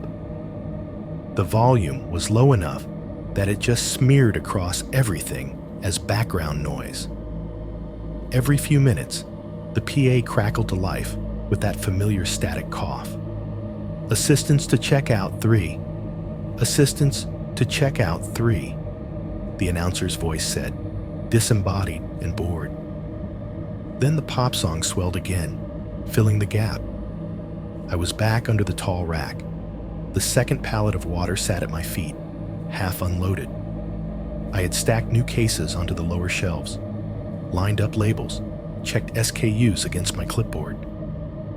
The top tier above my head, the one Gabe had warned me about, still sat heavy and full, shrink wrap stretched tight around the bundles like plastic skin. Standing beneath it, you became aware of the structure in a way you were not anywhere else. The metal posts framed my vision on either side, gray uprights with chipped paint near the bottom. Crossbeams ran horizontally, bolted in with big brackets. If I reached out and touched one, I could feel the faint vibration of the building in it, refrigeration hum, footsteps, distant cart rattle, all transferred through steel. I did not touch them. The air under there had its own smell. Dust from the concrete, the mineral tang of bottled water, faint plastic off-gassing from the shrink wrap, all mixed together. Every breath tasted slightly dry. I tilted my head back to read labels on the middle shelf, pen ready above the clipboard. The fluorescent lights overhead buzzed, their reflection faintly glinting off the plastic edges of the cases. One of the bundles creaked as the weight shifted, a small, strained sound, like ice adjusting on a lake. It made the hair on the back of my neck stand up. I focused on the numbers. 12-pack, 24-pack, brand name, store brand. My mind slid into that autopilot space where you move your hand, write what you see, stop thinking about anything big. The rhythm almost calmed me. Somewhere behind me, a pallet jack squealed, turning. A scanner beeped 3 times in quick succession. The pop song overhead faded into another virtually identical one, the beat barely changing. "Hey!" The shout came from the loading dock, a few yards away. It snapped me out of my count like a slap. I stepped back from the shelves and turned my head. Luis, one of the guys who handled incoming freight, stood by the open dock door with a clipboard in his hand. The trailer beyond him loomed, a big rectangular mouth full of shadows and shrink-wrapped shapes. The night outside was a thicker black behind it. "I need your John Hancock on this," he said, waving the clipboard. "Manager said you're on water and drinks, so you're the lucky guy." Yeah, I said. "Coming."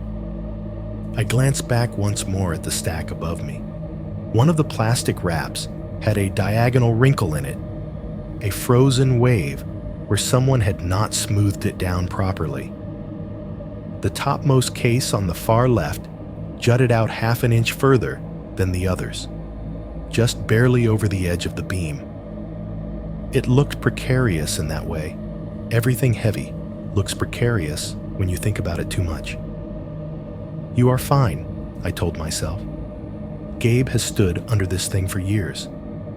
If it was gonna go, it would have gone already." I took a step out from under the rack, then another. The soundscape shifted with my movement. Under the shelf, the hum of the refrigerators had been a low vibration through concrete and metal. Out in the open, it became more of a distant growl. The pallet jack's squeak grew louder. The chorus of the pop song overhead hit a more emotional note it had not earned. Luis tapped the board against his palm in a rapid, impatient rhythm. "Any day now, man," he called. "I'm freezing my ass off over here." I lifted my own clipboard, meaning to tuck my pen into the metal clip so I would not lose it. The edge slipped for a second, paper rasping against metal. Behind me, something groaned. It was a sound I felt before I fully heard it. A low, drawn-out metallic moan that vibrated up through my shoes into my legs. Not the constant background hum of machinery. Something else. Something shifting. I started to turn. The next sound was impossible to mistake.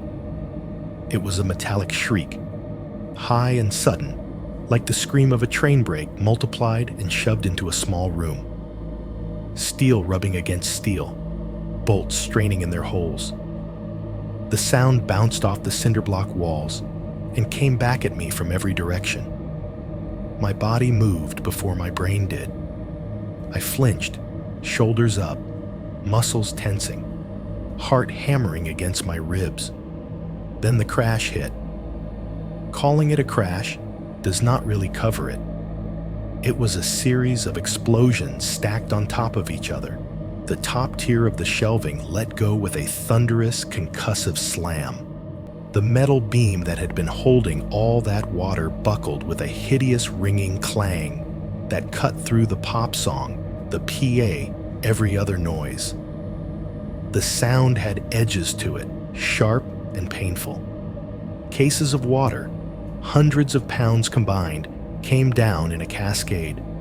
Plastic cracked as they hit the shelves below, then the floor. Bottles burst, some internally, some ripping through their shrink wrap entirely. The impact turned them into shrapnel. I heard the wet, heavy thud of cases hitting concrete, followed by the sharper, higher-pitched pop, pop, pop of individual bottles rupturing. Water exploded across the floor in cold sheets. The concrete hissed as it took the impact. Cardboard tore and slumped, instantly turning dark and soggy. All those sounds overlapped, ringing into each other, so that for a second, there was nothing but chaos in my ears. I spun around. Where I'd been standing, not 30 seconds earlier, was now a disaster zone. The entire top level of the tall rack had collapsed inward. The beam that had bent under the weight had finally given up, its center dipping and twisting. One end had popped clean out of its bracket, hanging at a sick angle. The cases that had been on top had ridden it down like passengers on a sinking ship, then launched off into space when they lost support. Several of them had slammed into the middle shelf, cracking it. Others had simply dropped, unimpeded, straight to the floor. They had hit with enough force to bounce, scattering in an uneven ring around the base of the rack. Water was everywhere. It gushed from burst bottles in uneven jets, sprayed out in fans, poured in continuous streams. It spread across the concrete in a fast-moving tide, carrying chunks of cardboard with it, turning dust into muddy paste. The fluorescent lights overhead reflected in the spreading puddle, turning it into a shimmering, broken mirror. Right in the middle of it was a spot of relative emptiness, an oblong space, about the length of my body, between two piles of busted cases, and crumpled cardboard. The place where I had been standing, head tilted back, pen in hand. I felt my knees go weak. Someone shouted an instinctive, "Whoa!" from the other side of the room. Feet pounded on concrete as other workers rushed toward the noise. Pallet jacks squealed. A forklift beep, beep, beeped as the operator slammed it into reverse to get out of the splash zone. "Kill that outlet!" Gabe yelled, pointing to a wall socket not far from where the water was streaming. "Unplug that charger now." One of the newer guys sprinted over and yanked a power cord from a strip just as the water reached it, the cord whipping through the air and splattering droplets. "Jesus Christ," Luis said behind me, his voice low and flat now. All the joking knocked out of it. "You hear that? You feel it?" I realized I was breathing hard, like I had been running. My heart pounded in my ears, almost drowning out the continued patter and splash of falling water. Manager Mitch appeared from somewhere near the front, drawn by the noise like everyone else. He skidded to a stop at the edge of the spreading puddle, shoes immediately soaked around the soles. "What the hell happened?" he demanded, though it was obvious. His gaze tracked up the buckled shelf, along the twisted beam, across the fallen cases. Then his eyes landed on me. "If you had still been under there," he started, and then stopped. The sentence dangled in the air between us, unfinished and unnecessary. I looked down at the floor again, at that empty space. In my mind's eye, I filled it with an image. My body flattened under 50 cases of water, bones broken, skull cracked, bottles shattering against my chest. It was cartoonish and grotesque and entirely too easy to see. The chill from the water seeped through my work shoes.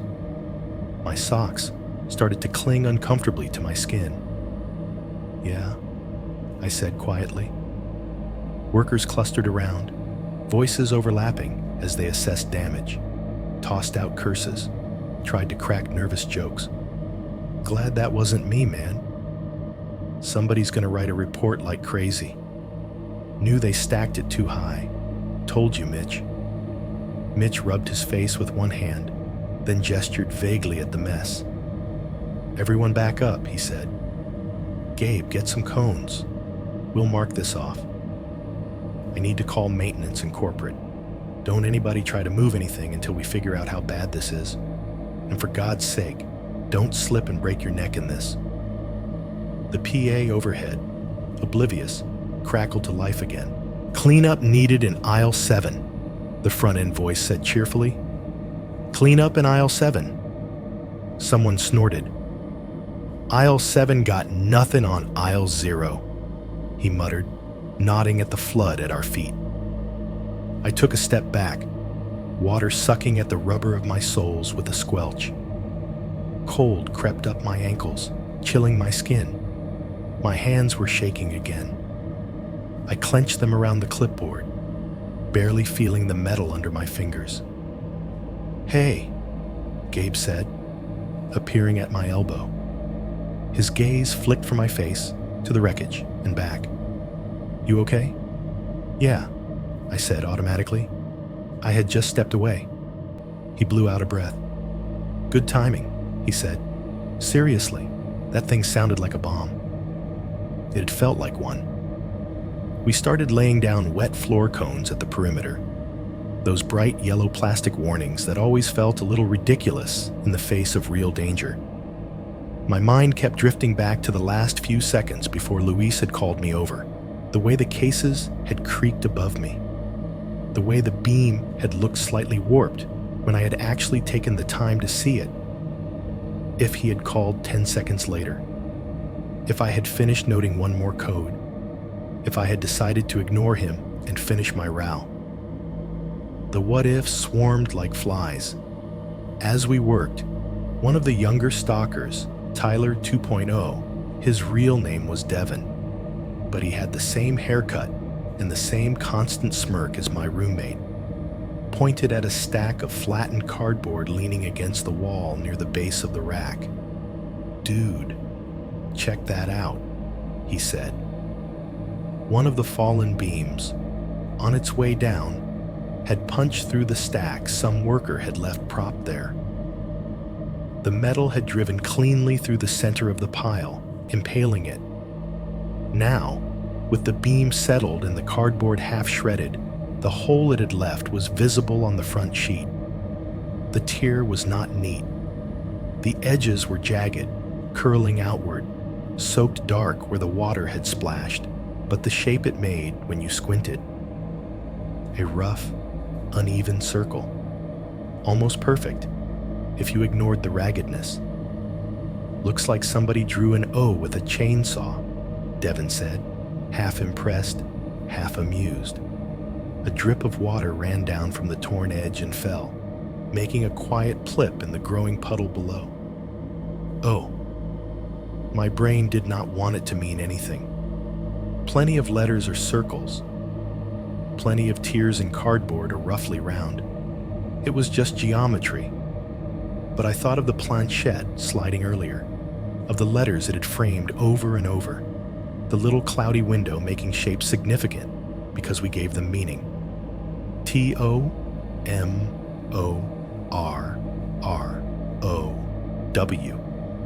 That second O, the one the planchette had hit right when Tyler's phone vibrated, rattling the table.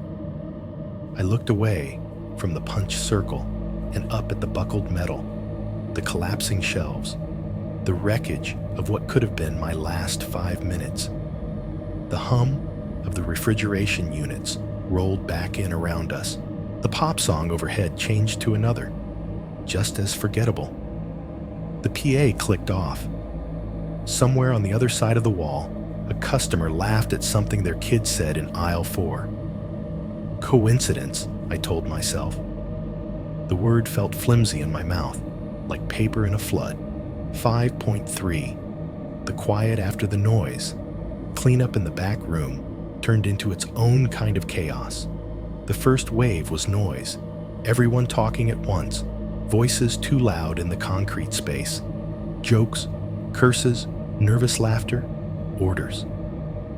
The crash had snapped us all awake in a way coffee never could. Now the adrenaline needed somewhere to go.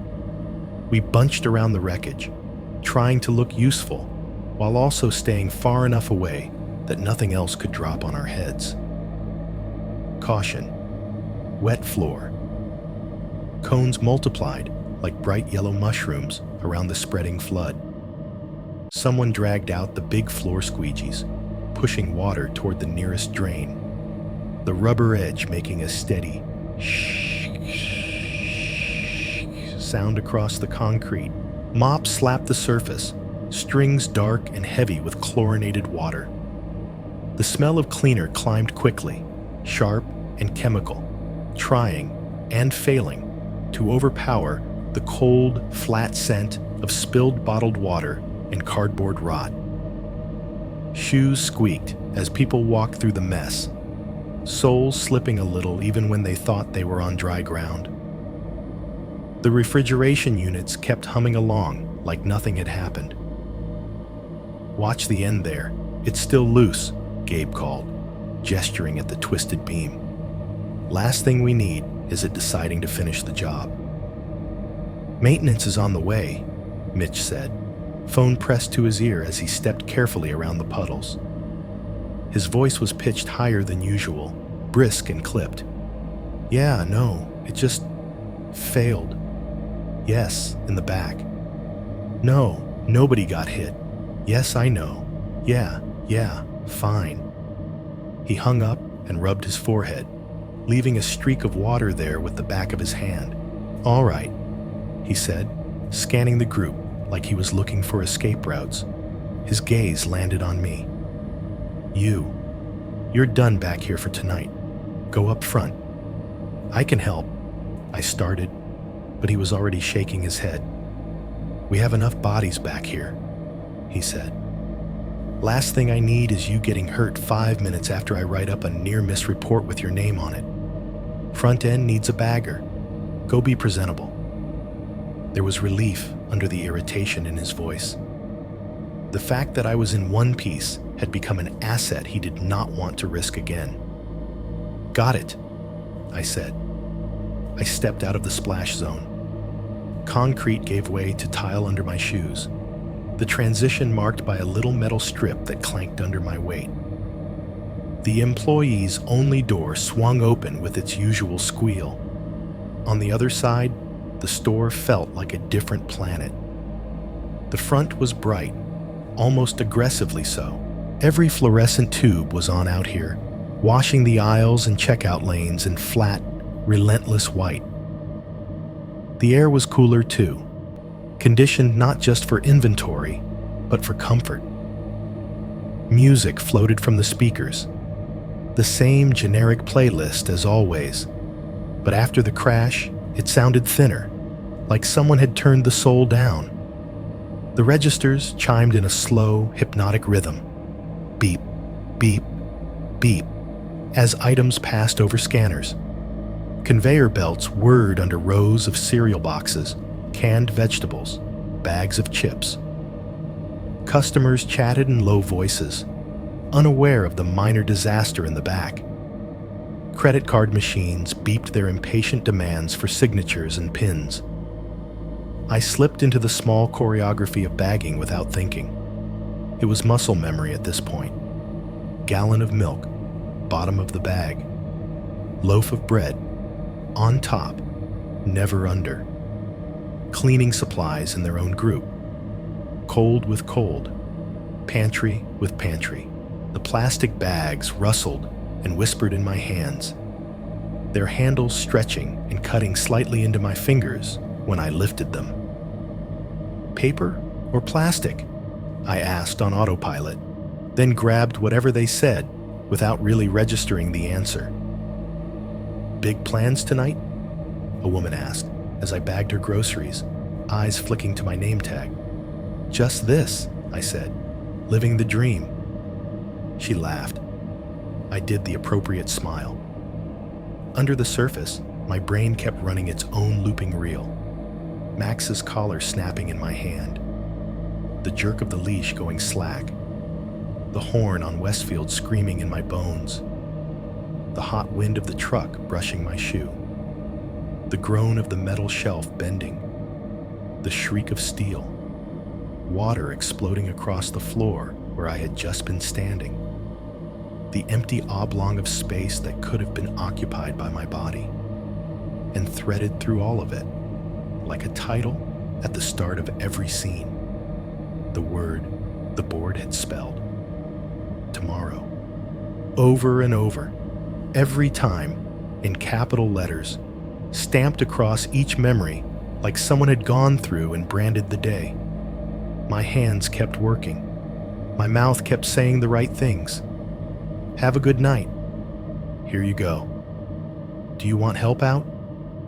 Out of the corner of my eye, I saw the calendar display near the front, still screaming, "Tomorrow starts today," in big, friendly letters over pictures of planners and smiling faces. The phrase bounced around my head in time with the register beeps.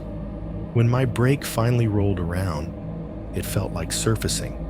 I signed out at the little computer near the service desk and made my way to the break room, a box of a space tucked behind the customer service office, as far away from windows as you could get without stepping outside. The break room always smelled faintly like old lunches and burnt popcorn. 2 vending machines hummed along one wall, their fluorescent interiors making the sodas and chips inside look more plastic than they already were. A microwave sat on a small counter, its doors streaked with ghostly outlines of exploded meals, long cleaned but never fully erased. A table took up most of the floor space, its surface scarred with carvings and ink stains. A TV was mounted in the upper corner on a swivel bracket, permanently tuned to some local news channel. The volume was turned down low enough that the anchors' mouths moved without sound. their serious expressions floating above a ticker bar that marched steadily on underneath them. I grabbed a bottle of something sugary from the vending machine, the mechanism clunking loudly as it spiraled the drink forward and dropped it into the chute. The glass front reflected the room back at me, warped slightly by the curve. My own reflection looked wrong. The fluorescent light washed my face out, flattening shadows and making the skin under my eyes look bruised. My hair was sticking up in a place it should not have been. For a moment, I looked like a person cast in someone else's story, slightly out of focus around the edges. I took my bottle and sat at the table. The chair creaked under my weight.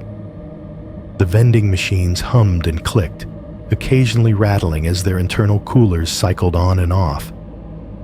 On the muted TV, a smiling anchor's lips formed words I could not hear. Somewhere downtown, an accident.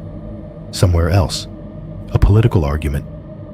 The pictures changed, but the format was the same. Disaster packaged into consumable chunks, neatly framed, safe behind glass.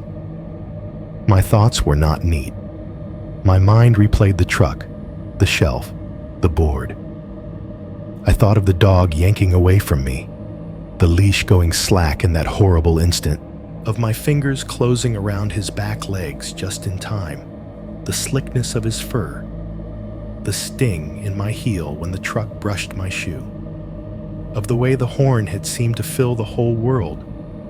I thought of the water cases above my head, the strain in the metal, the way the whole structure had sounded like it was protesting before giving up, of Luis calling my name at the exact moment it decided to fail, of standing there, watching water pour into the space where I had just been, imagining the weight of it on my chest instead of the floor. I thought of the planchette sliding across cardboard, our fingers barely touching, the letters lining up one by one under the scratched plastic window. TOMORROW.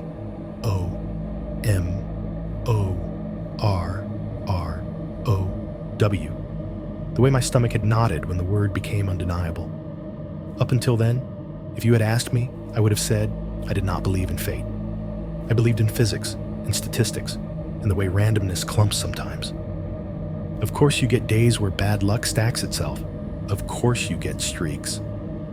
But sitting there in that cramped humming room, the word tomorrow felt less like a day and more like something with a will. Something that had circled me with little pencil marks and had been trying repeatedly to make good on a promise. Truck, shelf, missed. I twisted the cap off my drink, the plastic crackling loudly in the quiet. The sugary smell hit my nose, artificial and sticky. I took a sip just to have something to do with my mouth. My phone was in my pocket, a rectangular weight against my thigh. I pulled it out, more out of habit than intent. Thumb, waking the screen. The lock screen lit up. 9:12 p.m. For a second, the numbers looked wrong, like they were in a language I did not speak. Then they settled into meaning. 9:12. 12 hours after the close call with the truck had been at 12:07. 12 hours after I had nearly become part of Westfield's asphalt. A couple of hours after the water shelf had tried to come down on my head. Both events bracketed inside this weird 9-12-hour slice of my life after the board had spelled out its little joke. 9 to 12. 9:12. The numbers lined up in my mind in a way I did not like. It was nothing, I told myself. Brain pattern stuff. If the time had been 9:08, I would have found some other connection. If the shelf had fallen yesterday or next week, I would not be sitting here trying to draw lines between events like they were points on a map. And yet, the thought lodged in my bones like a splinter. It felt like the day had been trying multiple times to get it right. Like something had circled that tomorrow on the calendar and then spent the next hours throwing possibilities at me. Truck, shelf, in the hope one would stick. A shiver ran through me that had nothing to do with the cold drink. I glanced up at the TV. The news had cut to a weather report. A weatherman gestured at a map, his mouth moving, pointing at little icons of suns and clouds. The ticker at the bottom mentioned something about tomorrow morning's commute. My chest felt tight. You're sleep deprived, I told myself. You're wired, that's all. If you had gotten a full 8 hours and never touched that board, today would just be a bad luck day. You'd be posting about it online. Almost got hit by a truck, LOL. Almost crushed by water. My job sucks. No ghosts, no patterns, just near misses. The fluorescent lights above me buzzed softly, that constant electric whine that you stop hearing after a while. The vending machines hummed. Somewhere down the hall, a door shut, then opened again. I turned my phone screen off and set it face down on the table. The plastic made a soft clack. For a moment, the room felt too small. The air felt thick, like it had been breathed too many times and not refreshed. The hum of the lights pressed against my skull. Then, without warning, everything flickered. The fluorescent tubes overhead stuttered once, twice, and then cut out entirely. The constant buzz died mid-note. For half a second, the break room was swallowed by a strange, muffled darkness. Not full darkness. Light leaked in from the cracked door, from the glow of the vending machines, but enough that the edges of the room blurred. The TV became a silent rectangle floating in a shadowy wall. My reflection in the vending machine glass vanished, replaced by vague shapes.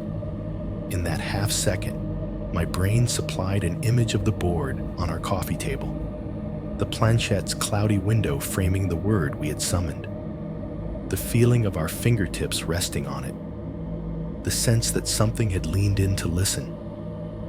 Then the lights snapped back on with an audible pop. The buzz of the ballasts roared back to life, drowning out the ringing in my ears. The room returned to its bland, stained, beige self. Stupid ballast. Someone muttered from the hallway. My heart was pounding like I had run up a flight of stairs instead of just sitting there. I picked up my phone again, not to check the time, but because I suddenly did not like seeing it sitting there face down, inert, like something waiting. On the lock screen, the numbers still read the same. 9:12 p.m. Tomorrow, I thought, had never felt so crowded. 6.1, midnight and the non-event. The ride home from the store felt longer than usual, even though the miles were the same. Westfield Road at almost 11 at night is a different creature than at noon. The traffic thins to a trickle, clusters of headlights separated by long stretches of darkness. The gas station at the corner glows brighter in comparison, its canopy lights casting a harsh white circle on the pumps and a sickly green on the patchy grass nearby. The air outside my car windows was cold and thin, making the glass fog slightly at the corners. The radio was on, but I could not have told you what song was playing. It was all just noise filling the space between me and my thoughts. Every set of headlights that came up behind me and then passed made my fingers tighten on the steering wheel for a second. Every horn in the distance made my shoulders tense until I was sure it was not meant for me. By the time I pulled into the apartment complex, my body felt like a bundle of wires twisted too tight. The building looked almost gentle from the lot. Only a few windows were lit, squares of yellow floating in the dark brick. The stairwell light buzzed behind its cloudy glass, insects orbiting the bulb like tiny satellites. The exit sign at the end of the hallway blinked in a lazy, irregular pattern. Red letters flaring, fading, flaring again. I locked the car and walked across the lot, the gravel embedded in the asphalt, crunching faintly under my shoes. The air smelled like damp dirt and stale exhaust. Somewhere, a TV played through an open window, laughter canned and distant. Inside the building, the hallway was warm and slightly humid. The carpet had that old smoke and cleaner smell that never really went away. I could hear someone's shower running behind a closed door, water hitting tile in a steady rush. A baby cried 2 floors up, the sound thin and echoing in the stairwell. I let myself into our apartment as quietly as I could manage. The front room was dim. The only light came from the TV and a single lamp in the corner, its shade tilted at a crooked angle, casting a soft, slanted cone across the coffee table. Tyler and Josh were on the couch, both in that in-between state where you could not tell if they were watching or just letting the images slide over their eyes. The TV showed some late-night comedy show, a guy in a suit leaning on a desk, laughing at his own joke. The volume was low enough that it was mostly just audience noise, a constant gentle roar. "Hey," Tyler mumbled, without sitting up, eyes half closed. "You live," Josh added, disappointing. "Yeah," I said. My voice sounded like it belonged to someone who had not spoken much in the last few hours. "Store tried, 10 out of 10 for effort." I kicked my shoes off by the door and saw the faint red smear on the side of one of them again, dulled by dried water and dirt. I turned them so the mark faced the wall. "You good?" Megan asked from the armchair. I had not noticed her at first. Legs tucked under her, a blanket thrown over her lap. The lamp's light caught the edge of her face, leaving the rest in shadow. "Yeah," I said. "I'm gonna shower. I smell like spilled water and fear." Tyler snorted. "Hot," he said. "Don't hog all the hot water. Some of us are fragile." The bathroom was small and windowless, the kind of space that always felt a little too close once the door was shut. I turned the shower on and waited for the water to warm up, the pipes in the wall knocking faintly as they adjusted. The fan buzzed overhead, rattling in its vent, adding another layer to the apartment's mechanical chorus. When I stepped under the spray, the heat hit like a shock. My skin prickled. The water pounded against my shoulders and back, tracing the places where shelves had almost crushed me and metal had almost grazed me. Every bruise, every strain from the day announced itself. Sore muscles in my legs from sprinting after Max, a twinge in my shoulder from yanking him backward, a tightness in my neck from staring up at the shelf for too long. Eyes closed, the sound of the shower filled my head completely. It drowned out the faint hum of the fridge through the wall, the muffled voices from the TV in the living room, even the occasional whoosh of cars on Westfield. For 10 minutes, it was just water hitting tile, a thick, steady drum that turned the rest of the world into a vague, far-off rumor. Under that noise, I should have felt safe. I almost did, but the day kept replaying in flashes. The board on the table, the planchette spelling the word, the dog in the road, the truck, the shelf, water spreading across concrete, the cold seeping into my shoes, the bent metal punching a circle through cardboard, my phone screen, 9:12. Tomorrow, the board had said. It had meant today. When the water started to cool, I shut the shower off. The sudden cut of noise made the silence feel louder. Drips pattered from the shower head onto the tub. The fan buzzed on, unhindered. I wrapped a towel around my waist and wiped the mirror with my forearm, smearing the fog into streaks. My face stared back at me, pale and washed out, eyes ringed with tired shadows. I looked older than I had the night before. Not in years, in mileage. By the time I came out, the living room had slid further toward sleep. Josh was gone, retreated to his room. Tyler was sprawled on the couch, mouth slightly open, one hand still resting on the remote. The TV played to itself.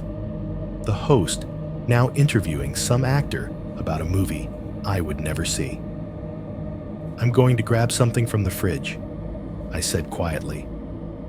Megan nodded, her eyes following me for a second, then drifting back to whatever was on screen.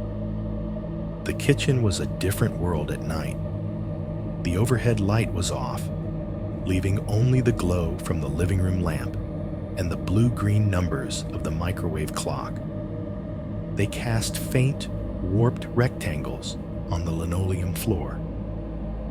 The fridge made a low, continuous rumble, its compressor working. Every few seconds, there was a soft clicking somewhere inside, the sound of internal parts shifting. The AC vent over the stove exhaled cool air in periodic sighs.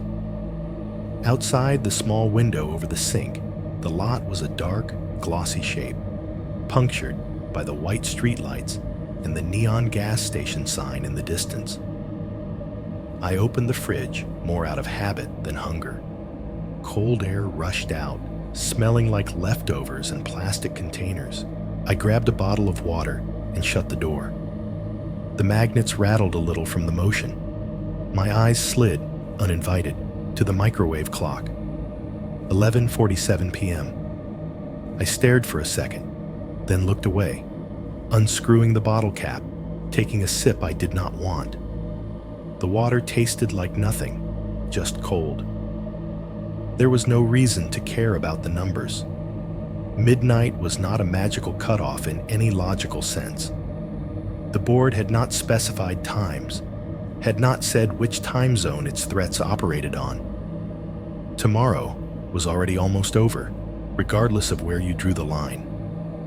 But something in my chest had taken the word literally and pinned it to that rollover, to that little shift from one date to the next. It was like waiting for a jump scare in a movie you had already half spoiled for yourself.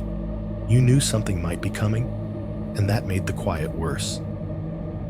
I put the water on the counter and leaned back against it, arms folded. The laminate edge dug into my lower back. The apartment felt too still.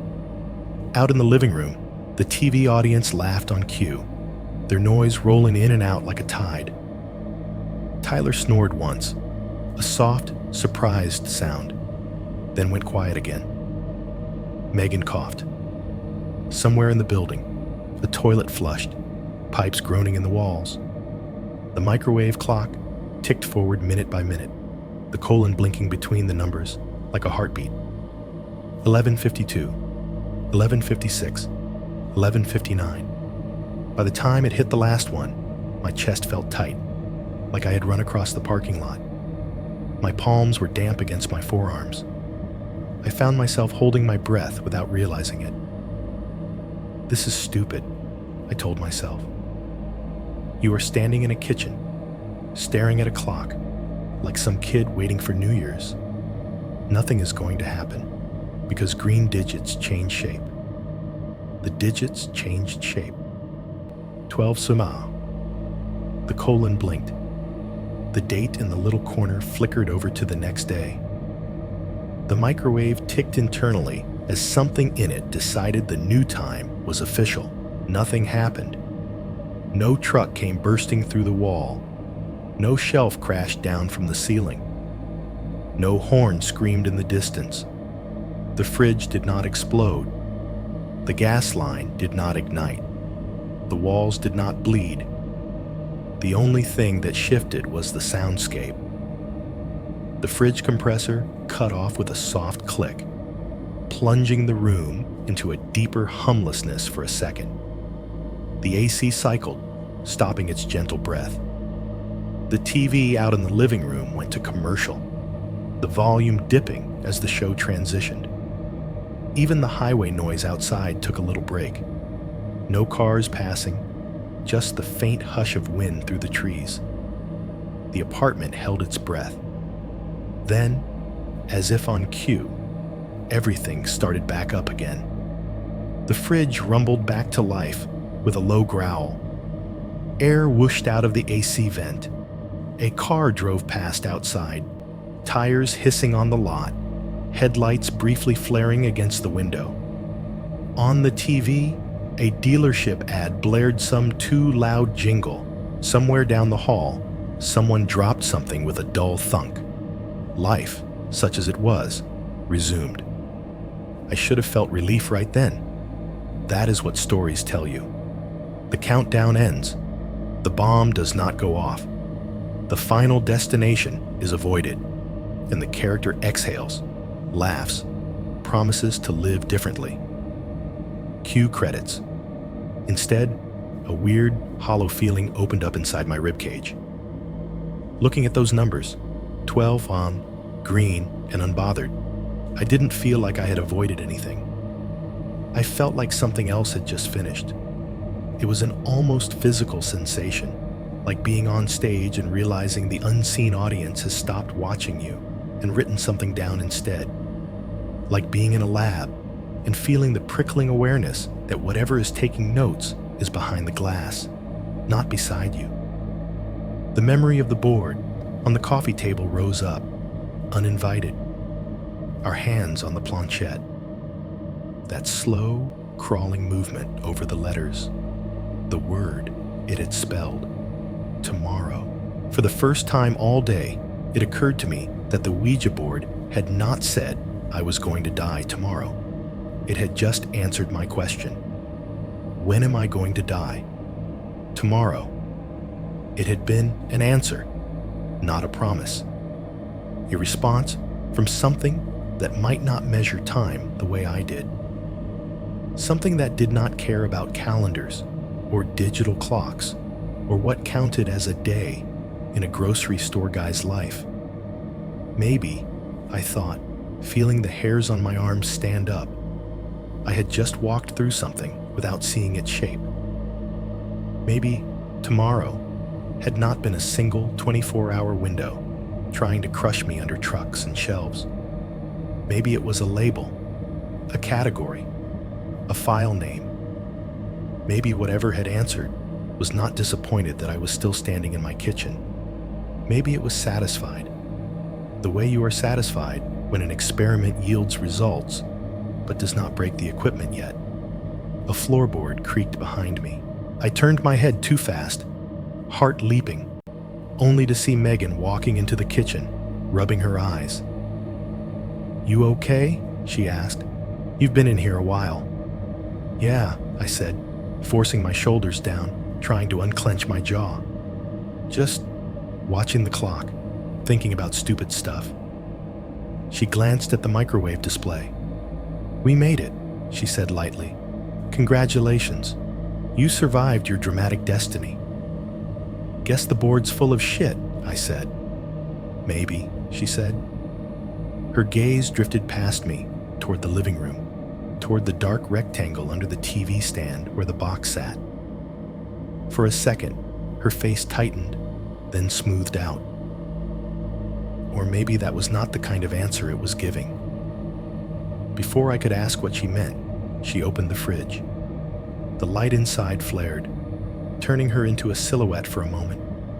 The hum of the compressor shifted as the door seal broke. I looked back at the clock. 12:01. The new day had started. Tomorrow, technically, was already behind us. The feeling of being watched did not go away. 6.2. What we did with the board. The day after tomorrow was supposed to feel like a victory lap.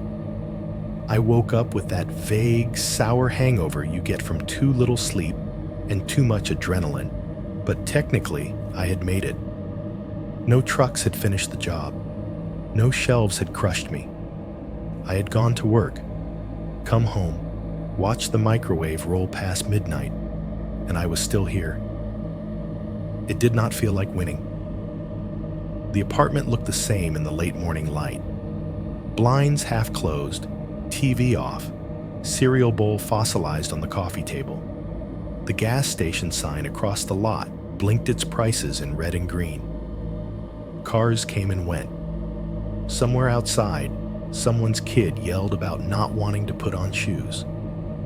Tyler was at the table in the kitchen, eating cereal straight out of the box, his phone propped up against the salt shaker playing a video on mute.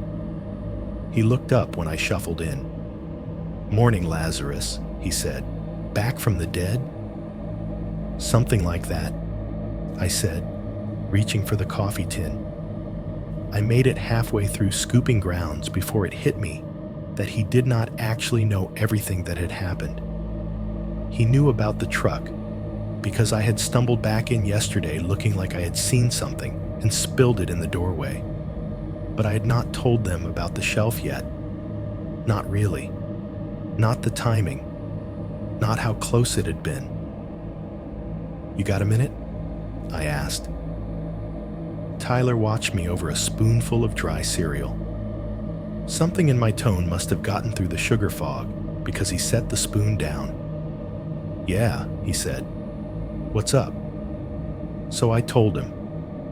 I told him about the top rack in the back room and how the cases had sat above my head like a ceiling made of water, about Gabe's offhand warning, about Luis calling my name, about stepping away for 5 seconds, maybe less, and hearing the metal scream behind me, the crash, the water, the empty body-sized space on the floor. I told him about the bent beam punching that O-shaped hole in the cardboard, about looking at it and thinking of the board, even though I did not want to. And then sitting in the break room, I said, looking at the time, thinking about how close everything was. The truck, the shelf, all inside the same block. And then the lights went out for a second, like someone flipped a switch just to see what I'd do. Tyler listened without interrupting, which was rare for him. The cereal got soggy in the bowl. The video on his phone looped over to something else.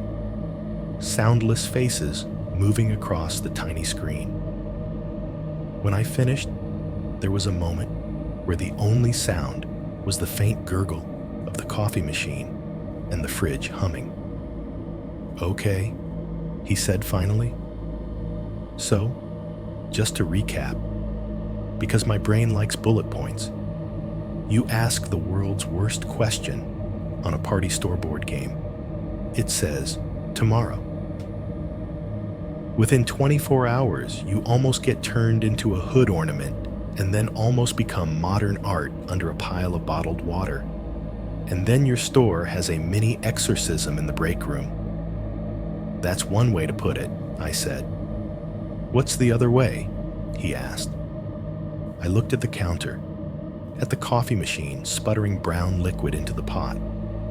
"The other way is that it was all just random," I said. "Bad luck, bad shelving, cheap dog collar. The board is ink and cardboard, and all the timing was in my head."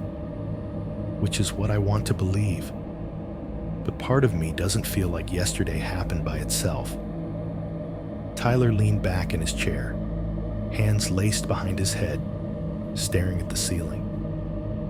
"I mean," he said slowly, "I'm not like Mr. Superstition. You know that.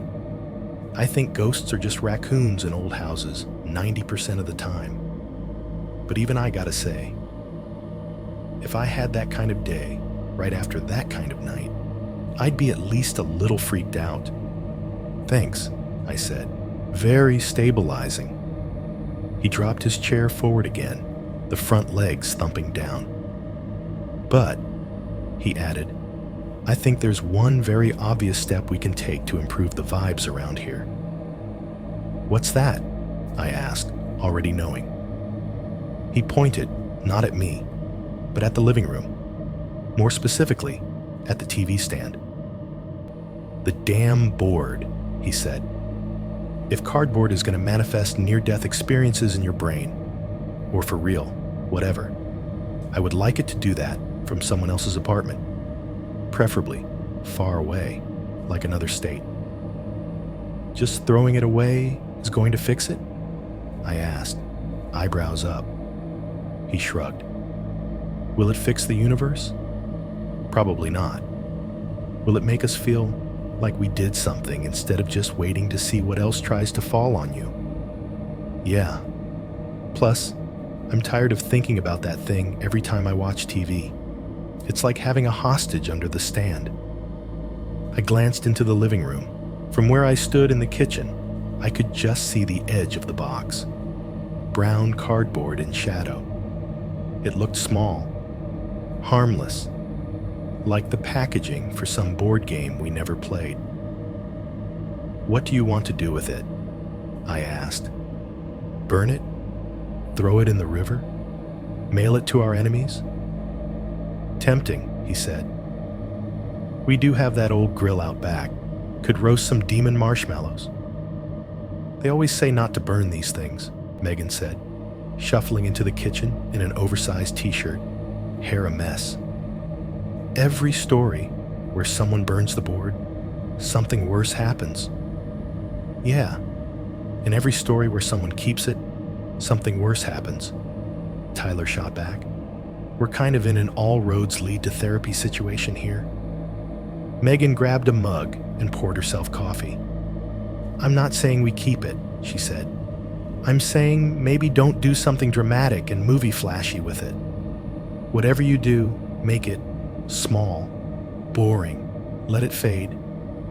Fine, Tyler said. No backyard bonfire. No dramatic slow-mo shattering. We'll be boring. He looked at me again.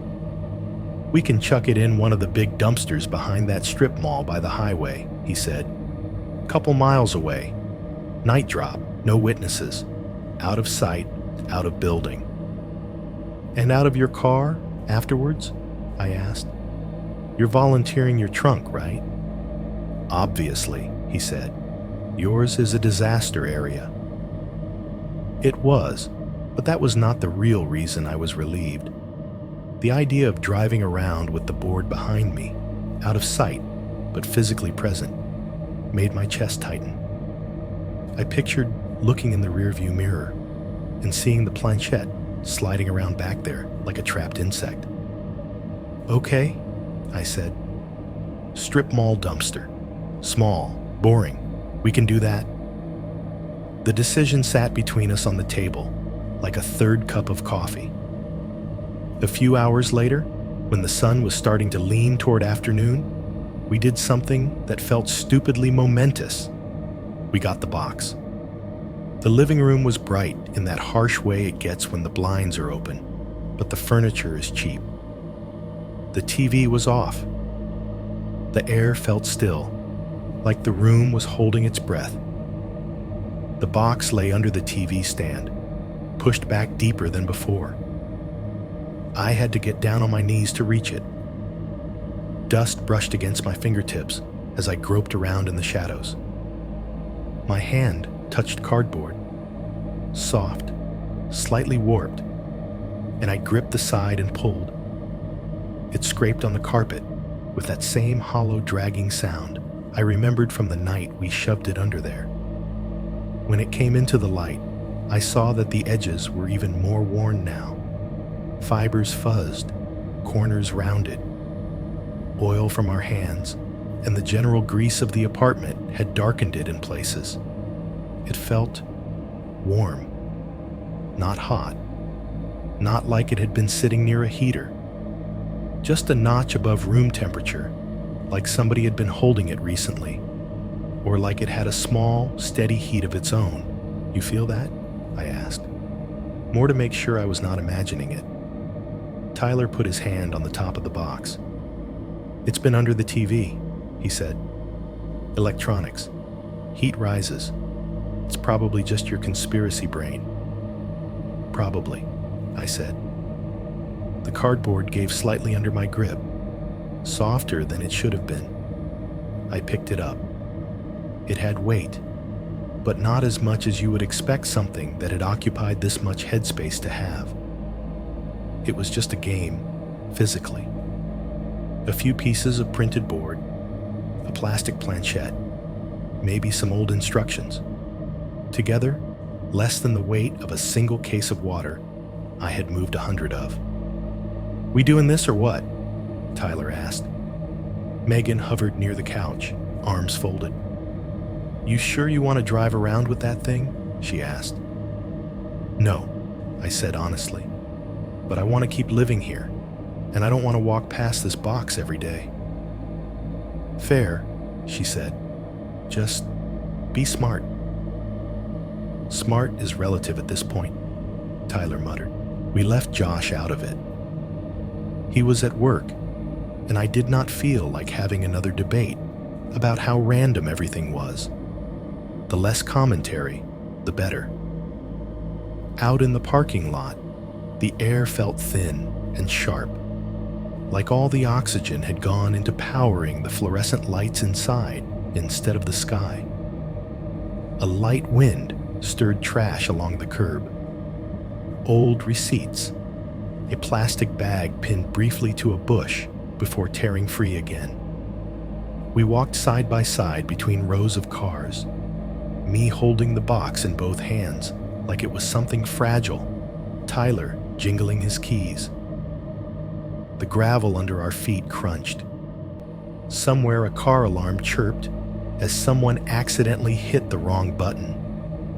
Halfway to his car, a gust of wind came around the corner of the building stronger than the rest. It caught the box just right. The lid, which I had closed but not taped, flipped open with a dry flip. For a second, the inside was bared to the light. The board itself lay on top, its faded letters and numbers still clearly visible. The word "goodbye" along the bottom, half obscured by the lid. Nestled in the center, exactly where it had been the night on our coffee table, was the planchette. Its plastic was scratched and slightly cloudy, like someone had taken sandpaper to it. The little round window in the middle reflected the sky. Then, as if the box had taken a breath, the planchette moved. It slid maybe a centimeter across the surface of the board. No more, just enough to make a soft, scraping sound that I felt through the cardboard and into my fingers. At the exact same instant, a car door somewhere to our right slammed shut with a hollow whump. I jumped. Tyler jerked so hard he almost dropped his keys. "Fuck," he yelped, grabbing the box with one hand to steady it. The lid flapped fully open, then closed again, snapping shut on the gust as if insulted. We both froze. "Did you see?" I started. "Wind," Tyler said quickly. Too quickly. "You're holding a box. You tilt it, things slide, car door slammed, you flinched. The world is a coincidence. Physics. Don't do this to me, man." My heart was pounding in my throat. I replayed the moment in my mind. The gust, the lid, the slam, the slide. The time lag between them, or lack of it. It was like my brain wanted to break it into separate frames, to prove causality one way or another, and couldn't. "Yeah," I said. "Wind." He huffed out a shaky laugh. "We are like one step away from blaming this thing for bad hair days if we keep going," he said. "Let's just, drop it off at the Demon Goodwill and come home." He popped the trunk with the button on his key. The latch clicked. The lid lifted. The inside smelled like old gym socks and fast food wrappers. I put the box in. For a moment, my hands didn't want to let go. The cardboard felt tacky under my fingertips, like it was resisting. Then I released it and stepped back. The drive to the strip mall took about 10 minutes. Enough time for my imagination to fill every second with pictures of the box sliding around behind us. I stared straight ahead, watching the lines on the road, listening to the low hum of the engine and the occasional rattle from somewhere in the car's frame. Tyler kept up a stream of nervous commentary about traffic, about how this was the most effort he had ever put into disposing of trash. We both studiously did not mention the board. The strip mall was one of those half-dead ones you see in every town. A nail salon, a tax preparation place, a discount clothing store, all arranged under a fading sign. The parking lot was mostly empty. Around the back, near the loading docks, sat a row of big green dumpsters. Tyler pulled up beside one. The engine ticked as he shifted into park. "This is it," he said. "Drop zone." We got out. The air back there smelled like every dumpster area.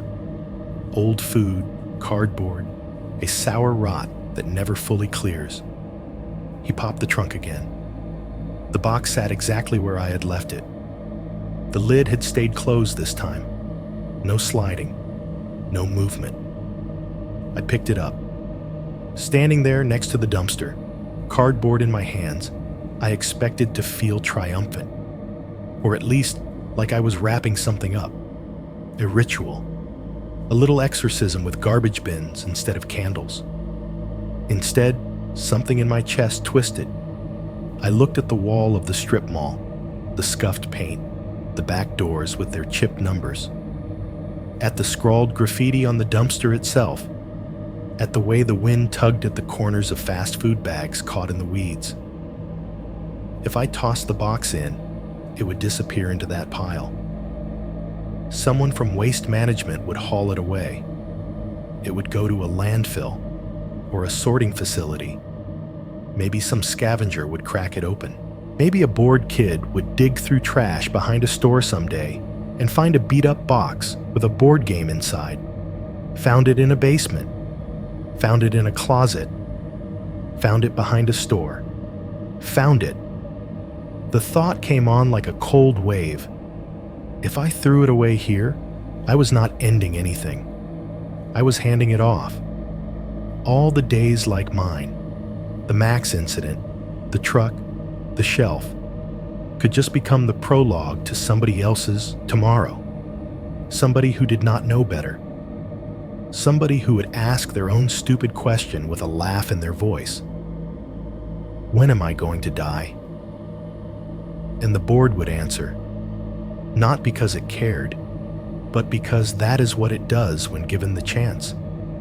It felt suddenly horribly wrong to just toss it in and walk away. Not because it would curse me, but because it might stick to someone else. Tyler watched me over the open trunk lid. "Do it," he said.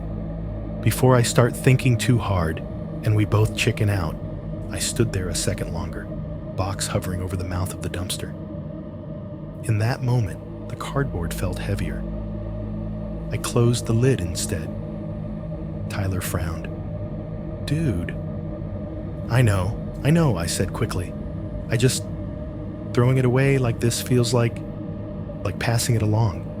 Like we're not getting rid of it. We're sharing it. "That is kind of what trash is," he said, but his voice was flat.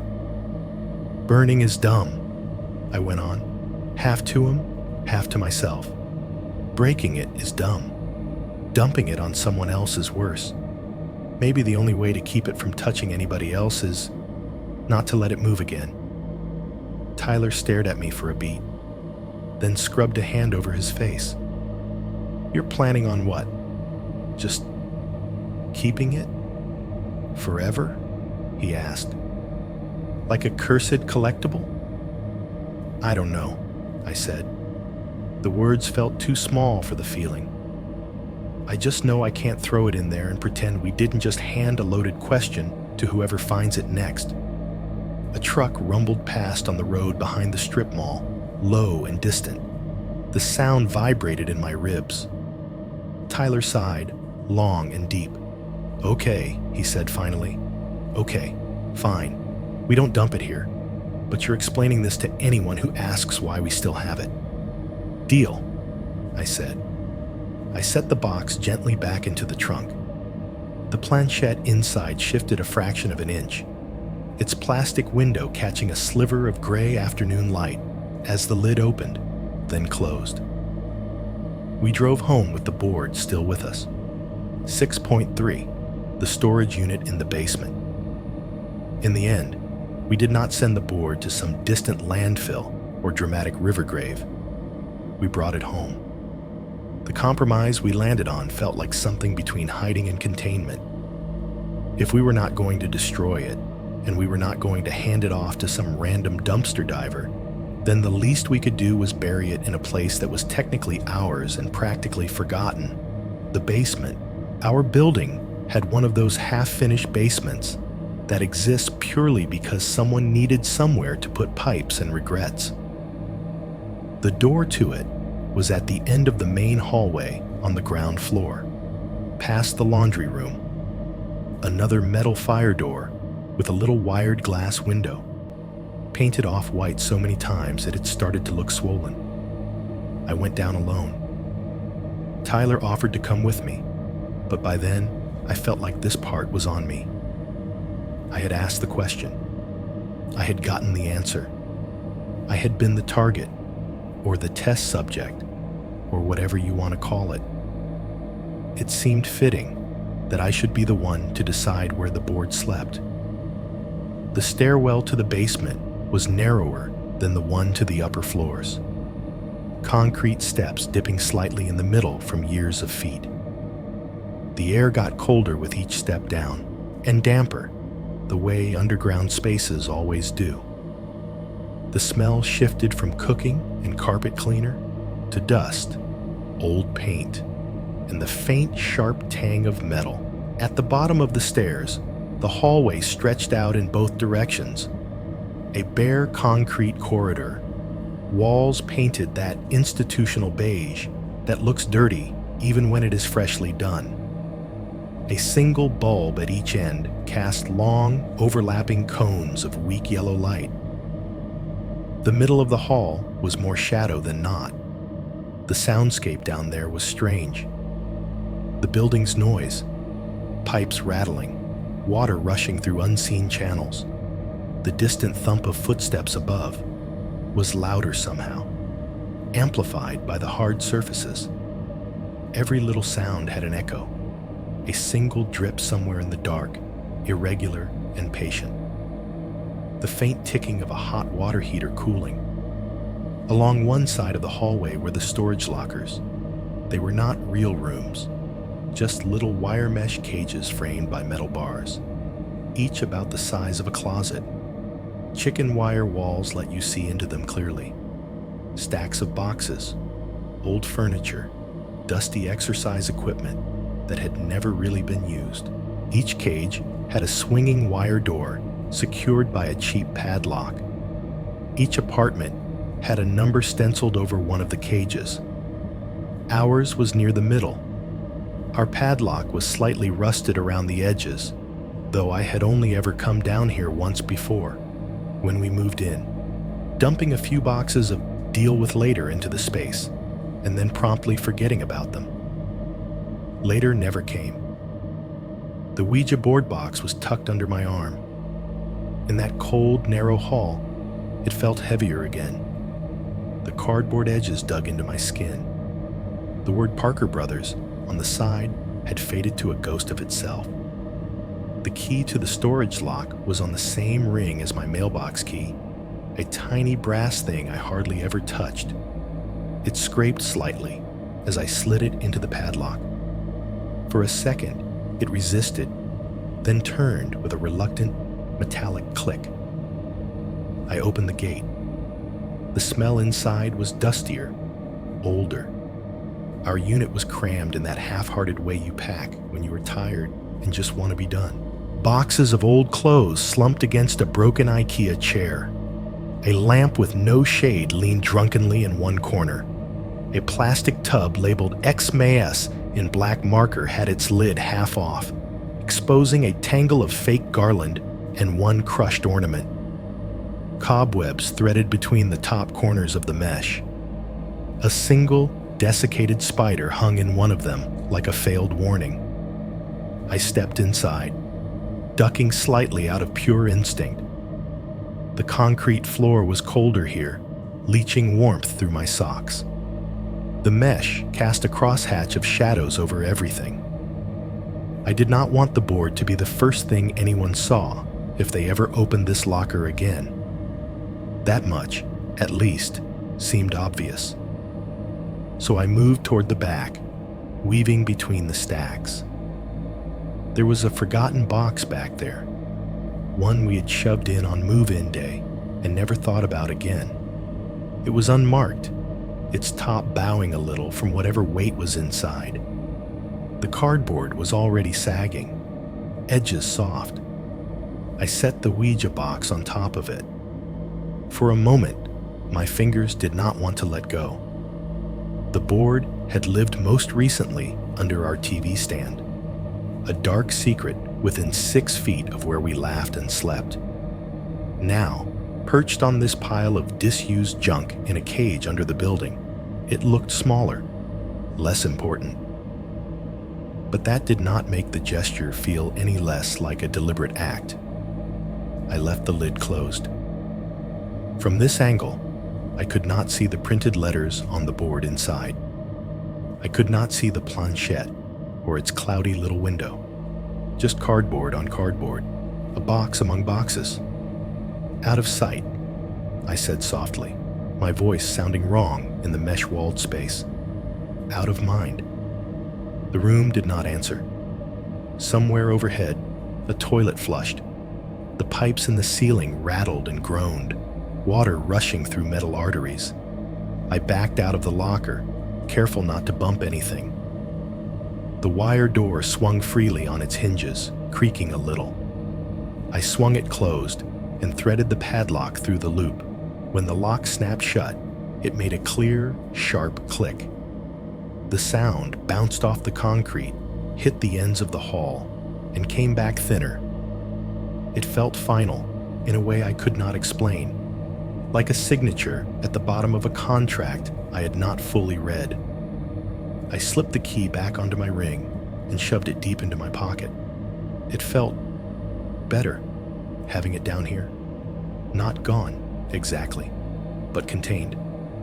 The board was no longer under our TV, catching stray reflections. It was under the building, behind wire and a lock, buried in a pile of forgotten things, where no one, not us, not a drunk guest, not some bored neighbor, would casually stumble across it. If something about it wanted attention, it would have to work harder now. I told myself that was enough. The basement door to the storage corridor shut behind me with a hollow thud. I turned left, heading back toward the stairwell. My footsteps on the concrete sounded louder down here than they did anywhere else in the building, every heel strike echoing faintly, overlapping with the steady drip, drip, drip of that unseen leak.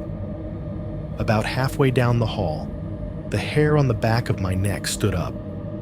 It was not a change in temperature. If anything, the air had been steadily cold and damp since I stepped off the last stair. It was not a shadow, moving, or a door swinging. It was sound. Under the rhythm of my own steps, layered too softly to notice at first, there was another noise. A soft, dragging slide, like cardboard being pulled across a rough surface. Not the crisp rasp of a box set down or lifted. This was longer, more continuous. A shuff, like a child dragging a toy across a board. I stopped walking.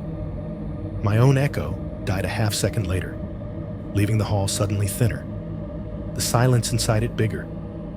The dragging sound stopped with it. The drip from the pipes continued, steady and indifferent. The faint hum of the building's mechanical systems filled the edges of the air. A car drove past outside somewhere, the dull rumble reaching down through the foundation. I stood there, muscles locked, listening so hard my ears ached. Nothing. No scrape, no slide, no friendly goodbye spelled from the dark. Just the basement and the pipes and the knowledge of what I had left in the cage behind me. Old building, I told myself. Stuff settles. Wood warps. Boxes shift. That's all. Even if technically most of what was down here was concrete and metal. I made myself start walking again. One step, then another. My footsteps picked up their echo once more, filling the hall with that familiar hollow rhythm. I refused to let myself speed up. By the time I reached the stairs, my heartbeat had almost matched my pace. I climbed, each step taking me toward warmer air, softer light, the smell of cooking and laundry detergent, the normal noises of life. I did not look back. For a while, the board stayed out of my everyday reality. Days turned into weeks. The near misses on Westfield and in the stockroom blurred into the general mess of memory that comes with working too many shifts and living on too little sleep. Max's new collar did not break. The tall rack in the back room got repaired, reinforced with thicker beams and angry corporate emails. The calendar display at the front of the store was replaced with something about summer sales. The word tomorrow went back to being just a word. The board was under our feet every time we crossed the living room, but there were layers between us now. Floorboards, support beams, pipes, concrete, wire, dust. Sometimes, late at night, when the apartment got very quiet and the hum of the fridge lined up weird with the ticking of the cheap wall clock, I would think about the storage unit and the box inside it. I would picture the dim light, the mesh walls, the way the padlock clicked shut, and occasionally, when the pipes in the walls made some slow, shifting sound, I would hear, in my memory, that soft drag of cardboard. Life moved on anyway. We did what people always do. We absorbed the strange, the scary, the unexplainable into the background and kept going. Rent went up. Schedules changed. Tyler talked about moving in with his girlfriend. Josh started making noises about grad school. Megan picked up extra shifts and was at the apartment less.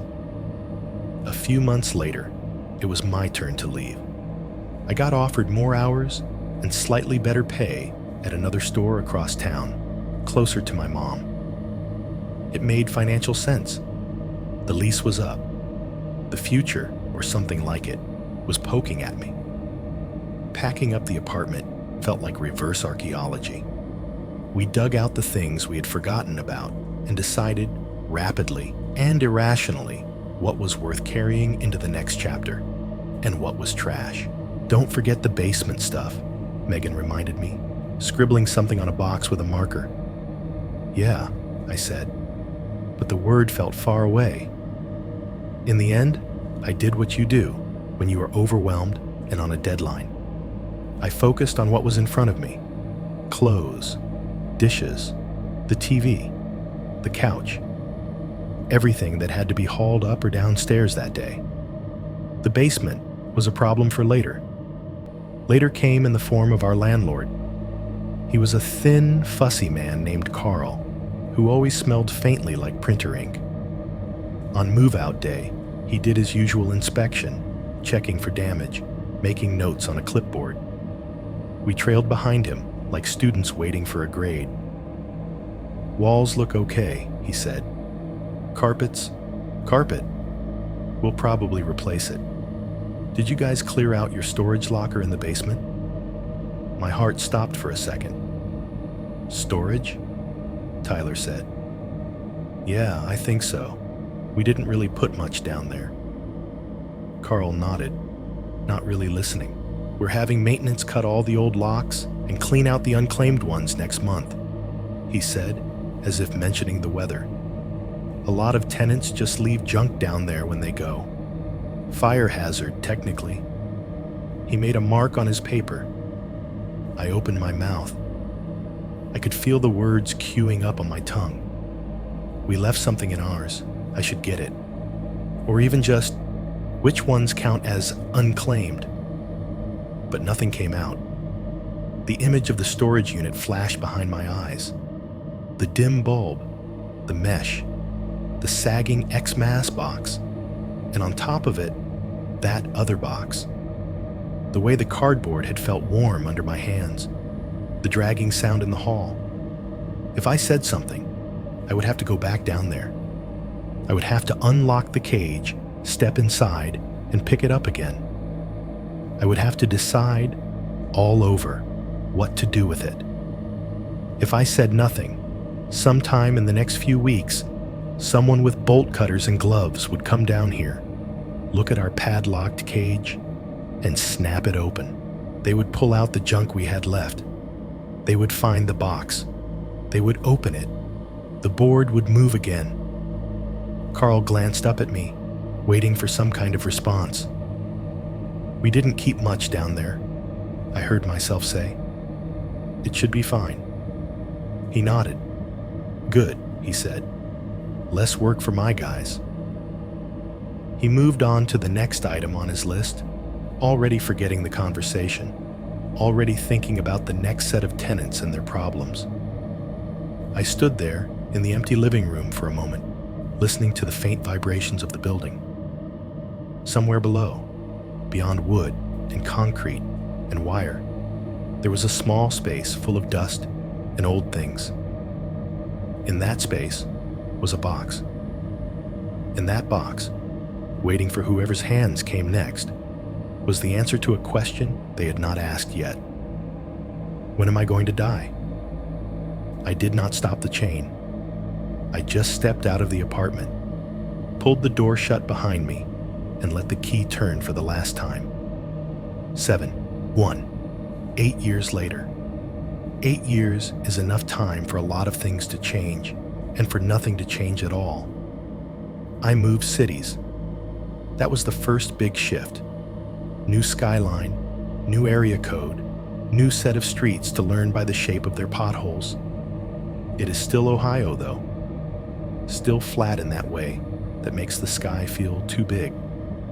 Still the same kind of suburbs melting into strip malls, and strip malls melting into highways, and highways melting into more of the same. I changed jobs too, but not industries. I started in a grocery store, and somehow I am still in a grocery store. Different logo, different uniform shirt, different break room, with a different microwave that still has the same stained interior. This one is a bigger chain, a 24-hour, everything under one roof kind of place. The building is newer than my old store, but that only means the fluorescent bulbs are a little brighter, and the PA system feeds static into your skull with more clarity. If you walked into my life now without knowing the backstory, you would not think haunted. You would think mid-30s retail guy who knows where everything is and drinks too much coffee. From the front, my current store looks like a spaceship for carts. The parking lot is enormous. Rows and rows of white lines and corral stations, dotted with stray carts that never made it home. At night, the tall sodium lights give everything a sodium vapor tan, turning cars into anonymous dark shapes. The automatic doors breathe in and out all day and all night, sweeping customers into a blast of refrigerated air and music. Inside, it is the same symphony I have been listening to my entire adult life. Carts rattling over tile, some with that one bad wheel that screams as it spins. The steady beep-beep of scanners at checkout. The ding of the self-checkout kiosks demanding attention. Overhead, an endless loop of songs that were big 10 years ago and songs that will never be big anywhere but here. All smoothed into the same mid-tempo sludge. Announcements crackling through the PA system. Assistance needed in frozen foods. Clean up in aisle 12. Manager to the front, manager to the front. In the back, the refrigeration units drone with that low, steady rumble like a distant storm that never quite arrives. Pallet jacks squeak, doors slam. Plastic wrap crinkles. Everything is familiar and different, like hearing a cover of a song you used to know. On paper, I am fine. I pay my rent. I show up on time. I clock in. I clock out. I go home to a one-bedroom apartment that smells like my detergent and my leftovers instead of 3 roommates and stale pizza. I have not had a day like that day in a long time. No trucks have tried to shave my heel off. No shelves have tried to bury me. Nothing has collapsed inches from where my spine had been, but the way I move through the world is edited. I do not hug shelf edges anymore. In the back room, I give tall racks their space. When I have to work under a high shelf, checking counts, rotating stock, I get twitchy. Not enough to panic, just enough that my muscles never fully relax. I check the brackets without meaning to. I glance up more often than other people do. When I cross roads, even in crosswalks, I do it like I am defusing something. I wait an extra beat before stepping off the curb. I look twice, then a third time, not just for cars, but for that feeling of weight and velocity coming from the corner of my vision. On good days, I can make fun of myself for it. On bad days, it feels like I am walking across the memory of Westfield Road every time. People ask me to walk their dogs sometimes. Co-workers, neighbors. He loves long walks, they say, handing me leashes with flimsy plastic buckles, and you're great with animals. I tell them yes sometimes, but we stick to quiet side streets now. No more big roads, no strip of sidewalk with nothing between us and 2 lanes of impatience. They do not know why. I do not explain. Certain sounds still crack through me like lightning.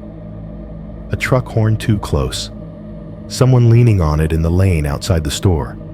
Annoyed at a slow driver, and my heart jumps into my throat before I can stop it. A heavy clatter in the back room. A pallet dropped a little too hard. A roll cage hitting the wall, and my legs go tense. The sharp pop of plastic breaking. Someone snapping a zip tie, tearing open a clamshell package, makes my fingers curl involuntarily, remembering the feeling of a collar giving way in my hand. I have had other near misses over the years. Everyone does, if you stack enough shifts and days together. Once, I went through a yellow light that turned red a fraction faster than I expected, and a car from the cross street jumped the gun, swerving just in time. Another time, a ladder I was on slipped a rung. I caught myself with one hand on the edge of a shelf, hung there for a stupid, cartoonish second before getting my feet back under me.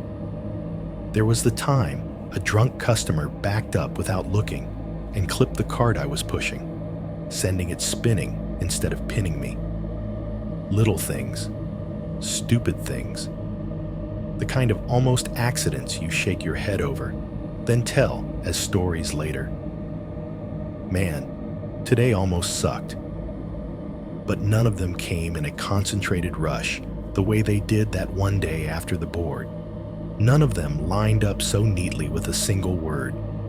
Because of that, that day has its own atmosphere in my head. It is not just something that happened. It feels packaged, curated, like all the bad luck I could have had spread out over 5 years decided to clock in at once. A sealed event. If I pull it out in my memory, it comes with its own soundtrack. Horn, crash, lights cutting out. The way the word tomorrow sits over it all like a title card. I do not think about it constantly. I would not be able to function if I did. It lives more like something at the bottom of a drawer, a file that is closed but not shredded. I know it is there. I know what is in it. I have to consciously decide to open it. Some nights, the store makes that decision for me. A couple of months ago, in this newer store, in this different city, corporate decided to lean harder into the Halloween season. That meant more candy displays, more plastic skeletons hanging in the seasonal aisle, more cardboard pumpkins, more masks, and apparently, more Ouija boards. The first time I saw them, they were stacked in the toy aisle. That felt wrong, even before I processed the brand name. They were mass-market boxes, glossy and colorful, with a spooky font on the front and teenagers posing like they were having fun summoning whatever. They had their own little end cap display. 3 stacks of boxes, 4 high, all facing forward. Under age recommendation, it said 8+. That made me want to laugh and throw up at the same time. Corporate sent them, my manager said when I commented on it. They test well. People like Spooky. They're just games, man. Don't worry about it. I did not tell him I had worried about exactly that phrase before. It's just a game. I did not tell him about Westfield, or the basement, or the strip mall. I nodded, made an appropriate joke, and went back to work. The toy aisle in this store is bright and colorful during the day. Shelves of plastic everything, flashing and blinking and making noise. Buttons to push, demos to trigger. Kids laughing, crying, negotiating with parents.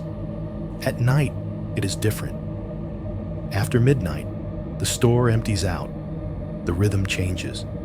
Most of the customers are gone. The few who remain moving like ghosts between aisles. Eyes tired, carts half full. The PA gets quieter. The music seems softer, even if the volume hasn't changed.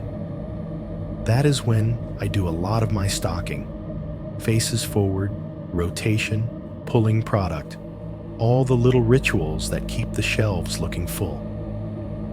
The first week the boards were in, I had to walk past them a dozen times on my way from seasonal to toys, from toys to housewares, from housewares to the back. I tried very hard not to really look at them. I failed most of the time. One Tuesday, around 2 in the morning, I was alone in that section. Seasonal was behind me, half disassembled from someone's rushed reset. The only other person on the floor within sight was a cleaner way down by the bathrooms, pushing a buffer. The toy aisle stretched out in front of me. Rows of dolls, action figures, building sets, all lined up in their boxes, glossy and waiting. The overhead lights buzzed. The PA played some soft rock cover of a song from the 90s. I pushed my cart down the middle, wheels squeaking a little. The sound changed when I got halfway down. It took me a second to notice. One moment, I could hear everything clearly. The distant beep of a register, the whir of the floor buffer, the hum of the fridges 3 aisles over. The next, all of those sounds felt dampened, not gone, just muffled, like someone had thrown a heavy blanket over the world. The plastic on the shelves seemed to absorb the sound instead of reflecting it. My own footsteps on the tile sounded closer, small and too loud at the same time. The cart's squeak became the primary noise, a lonely, insistent note. The boards were to my right. They sat in their neat little stack, glossy under the fluorescent lights. The artwork on the front showed a group of kids around a board, fingers on the planchette, candles lit around them. Their faces were lit in a way that the real lighting in this store could not replicate. I did not stop walking, but my pace slowed. The air in that section felt thicker, like the kind of quiet you get in a house right after the heater clicks off and before anything else kicks in. That hush that makes every minor sound feel personal. I told myself I was being dramatic. That sound will always change when you shift between aisles lined with different materials. That acoustics are a real thing. That my brain was primed to notice this exact combination of object and silence. I kept walking. As I passed the end cap, The PA crackled overhead like it wanted to make an announcement, then decided against it. Just a hiss, then nothing. The music skipped half a beat, like someone had bumped the playlist, then resumed. The aisle held its breath around those stacks of boxes. I did not touch them. I have never touched them, not in this store. They are just product, a SKU, a price, something that gets scanned and bagged and taken out of my sight. That is the practical reality. But every time I walk by them at 2 a.m, when the store is quiet and the world feels thin, I have the same thought. Tomorrow lives here now, in cardboard and ink and plastic windows, in barcodes and inventory counts, waiting for whoever decides to ask. 7.2, The Boy and His Mother. It was one of those slow evenings that feels like the store is trying to fall asleep but is not allowed to. Technically, we are 24 hours, so we do not have a real closing time, but the rush dies early on weeknights. By 9 p.m. on a Tuesday, the place thins out. The after-work crowd has already gone home to whatever they bought. The true night owls have not wandered in yet. What is left are a few stragglers and the people who live on night shift schedules. The music overhead had slid down a few notches, volume-wise and emotionally. Some soft, forgettable track leaked out of the ceiling speakers, all breathy vocals and gentle synths. It did not compete with anything. It just sat there, like background radiation. The self-checkouts at the front pinged occasionally, lonely little beeps, spaced out and irregular. Somewhere near the deli, a mop bucket squeaked as one of the cleaners did lazy, wet laps around the tile. The air conditioning whispered through the vents, cool and constant. I was in aisle 14, the cereal aisle, though corporate calls it breakfast solutions now, like that makes boxes of sugar any more noble. My job for that hour was zoning, which is a fancy way of saying pushing everything to the front, turning labels straight, hiding the gaps so it looks like we are more prepared for life than we are. Box, slide, tap, box, slide, tap. My hands moved on autopilot, pulling bright, cartoon-faced boxes flush with the edge of the shelf. Their cardboard edges rasped faintly against the metal. Every now and then, a bag of generic brand would crinkle as I nudged it. The coolers on the other side of the aisle hummed steadily, a lower, colder sound, full of compressor and fan. Near the pharmacy end of the store, a neon sign advertising the 24-hour pharmacy glowed red and blue, its transformers buzzing a little louder than they should. The buzz carried farther at night when there were fewer voices to swallow it. I was halfway through, straightening the third shelf of kids' cereal when I heard him. "Mom, look." A boy's voice called from the next aisle over, the words bouncing off the shelves. "It's the ghost game from TikTok." The phrase hit me in 2 places at once. TikTok, which made me feel older than I was, and ghost game, which made something in my chest clench. I froze with my hand on a box of frosted something and listened. The toy aisle runs perpendicular to cereal, just beyond the end cap. Sound from there comes around the corner a little warped. You get the voices first, then the context if you go looking. "Put that back," a woman's voice said. Mom tone, automatic. "We're here for groceries." "But it's like the real one," the boy insisted. The way he said it, half awe, half brag, told me he was in that middle school age range, 12, maybe 13.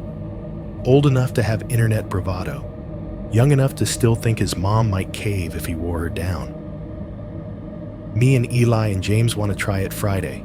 It's just for fun." I slid one more cereal box forward without seeing it. My body was finishing the motion It had started when the word hit. I stepped to the end of the aisle and peered around the corner. The toy aisle on weeknights looks wrong without kids. The shelves are full of bright, screaming packaging and plastic windows, but the absence of small bodies moving through them makes the place feel abandoned, like a closed-down theme park. Tonight, there were exactly 2 people there. The boy, hoodie half-zipped, the hood bunched behind his neck. Skinny in that way, most kids are at that age, limbs a little too long for his body, face still soft around the edges. He held a brand new Ouija board box in both hands, clutching it against his chest like a prize. His eyes were lit up in a way I recognized from late-night caffeine highs and stupid dares. Excited, curious, completely unafraid. His mother stood beside a half-full cart, one hand on the handle, the other rubbing her forehead like she was on the edge of a headache. She wore a work polo under her jacket, name tag still pinned on, the lanyard looped around her wrist, dark circles under her eyes, the kind of tired that comes from too many shifts and not enough sleep. She squinted at the board. "That thing," she said, "you are not bringing demons into my house, Jared." "It's not real," he said, automatic. "It's just a game. It's on TikTok all the time. People do it for views. It's funny." His voice echoed faintly down the aisle, blending with the hum of the coolers and the distant whir of the floor buffer, making another pass somewhere near produce. From farther away, I heard the faint, metallic clack of someone punching in a code on the time clock, the end of somebody else's shift. "Funny," she repeated. "That's what you're going with? You screaming when something falls off a shelf is going to be real funny at 2 in the morning." He rolled his eyes, already rehearsing his argument. "We're just going to ask it stupid stuff," he said, "like who Eli is going to marry, or if Mr. Harrington's bald under his hat. It's not like I'm going to ask it when I'm going to die or whatever. I'm not dumb." That last sentence landed like a physical blow. There it was, the exact phrasing, wrapped up in adolescent bravado. The question that had been sitting in the base of my skull for 8 years. I felt my fingers tighten on the cereal box I was still holding. From where I stood, they could not see me. The aisle divider blocked their sight line. I was just a shadow at the end cap, an employee in a blue vest, half hidden behind cartoon mascots and discount tags. I could have stepped out. Our training manual spends a lot of pages on how to approach customers, how to recommend products, how to handle complaints. It does not cover what to do when you hear a kid about to buy something that feels like a landmine. My brain split into 2 tracks. On one track, the urge to walk over, calmly, like I was just another part of the store's background, and say, "Hey, we've had some issues with those. They're not great. Maybe pick something else. Board games are on sale 2 aisles over." On the other, the part of me that knew how insane that would sound if I started explaining it. "Listen, kid, 8 years ago, a different board told me I was going to die tomorrow. And then I spent 24 hours dodging trucks and collapsing shelves, and now I keep one in a basement in a different city, like it's a radioactive isotope. Maybe don't. Try fitting that into a pleasant customer interaction." "Mom, please," Jared said, shifting the box in his hands. "We'll do it at Eli's house anyway. His mom won't care. It's cheaper to get it now than at the mall." His mother sighed, the sigh of someone doing math in her head. Money, time, energy. Weighed the price of the board against the price of continued argument. "How much is it?" she asked, resigned. He flipped the box slightly to check the sticker. The motion made the cardboard whisper against his hoodie. $15.99, he said. I'll use my own money. I've got 20 from Grandma. You don't even have to pay for it. She looked at him for a long second, that assessing mom look that measures not just the words, but the tone, the face, the posture. You are not doing any of that inviting things in crap, she said finally. No candles, no chanting. If anyone starts feeling weird, you put it away. And you don't call me from your little seance asking me to come get you because something moved. I promise, he said instantly, relief flooding his features.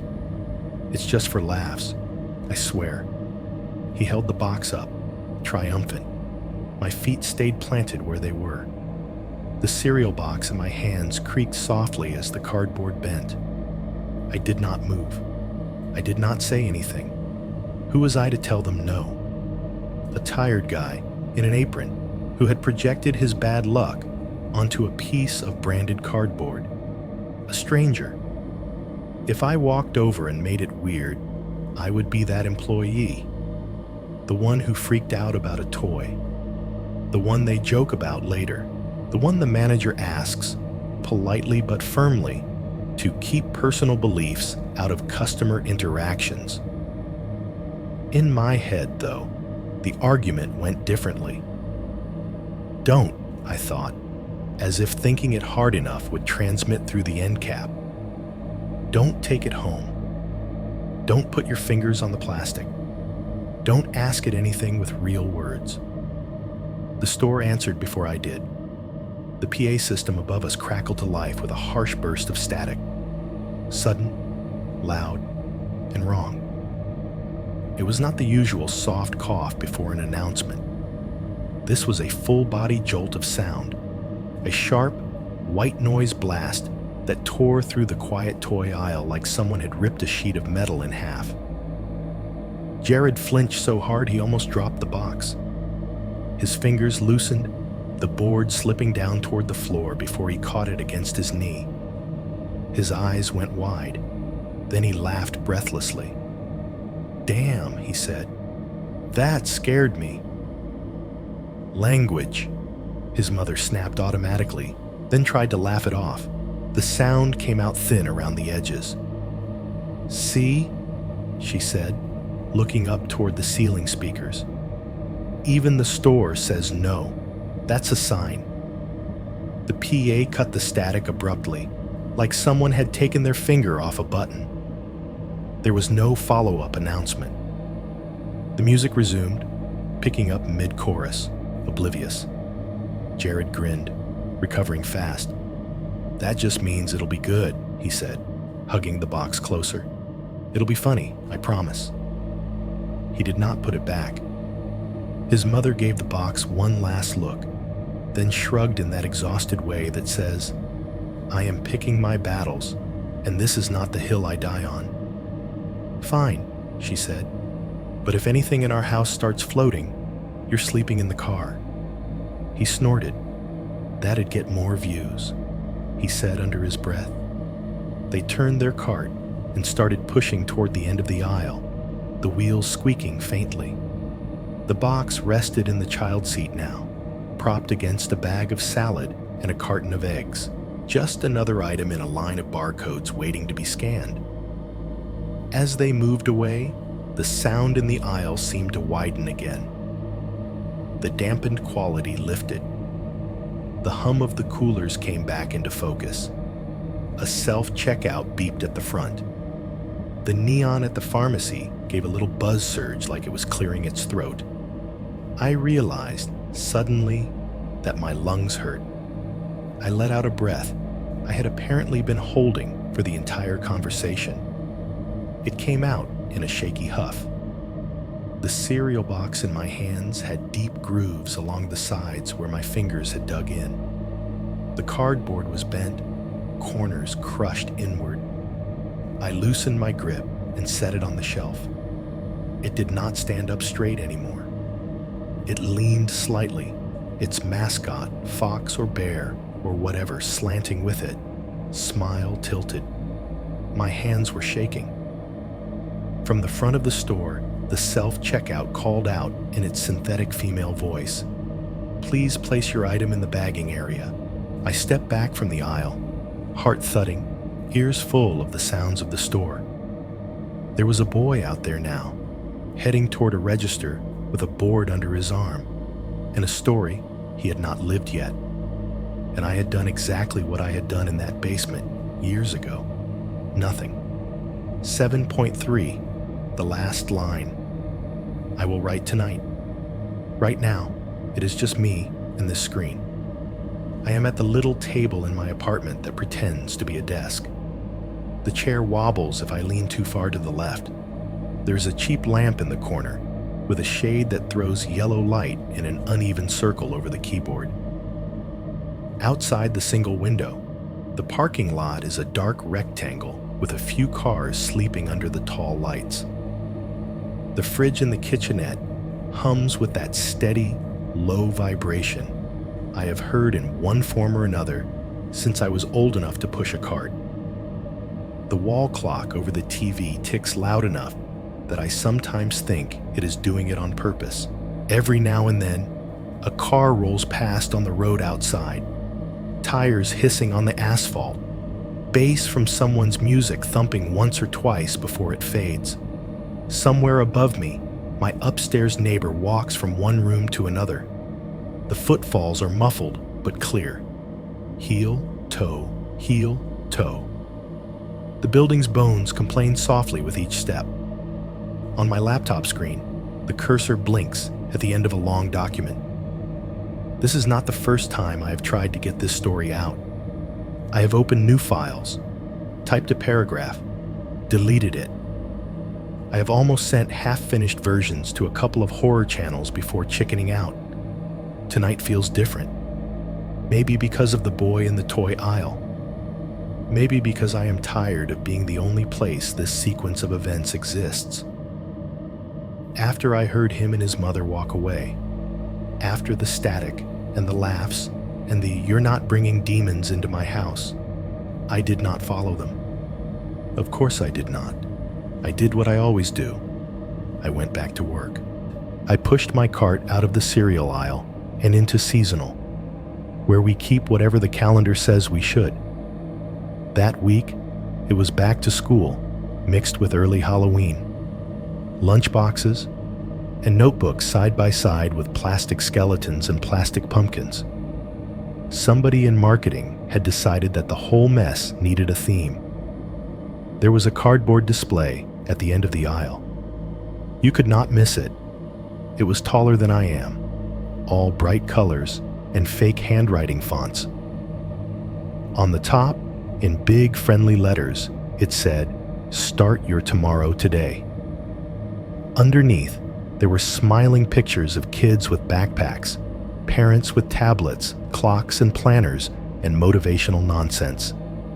As I walked past, my eye snagged on the word in the middle, tomorrow, hovering in white against a blue gradient. The glossy surface caught my reflection.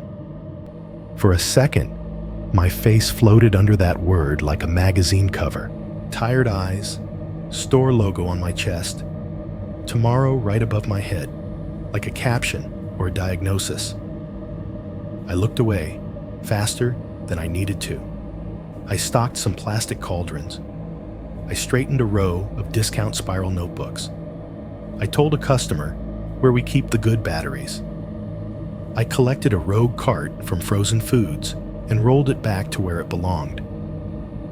All the while, the boy and his mother moved through the store somewhere behind me, their cart rattling, their voices blending into the overall hum. At some point, they went through a lane. The board went across a scanner. The register beeped once, twice, the way it does for every item. I did not see which cashier. I did not see the total. I did not see them leave. What I did was nothing. I never told the boy what happened to me. I never stepped out from behind the end cap and said, "Listen, there is more to this than a TikTok trend." I never told his mother that 8 years ago, a different board in a different town spelled out an answer that lined up too neatly with a day full of almost accidents. I let them buy it. I stacked cereal. I wrote dates on boxes in the back room. I clocked out. I drove home. I reheated leftover pasta and ate it standing over the sink.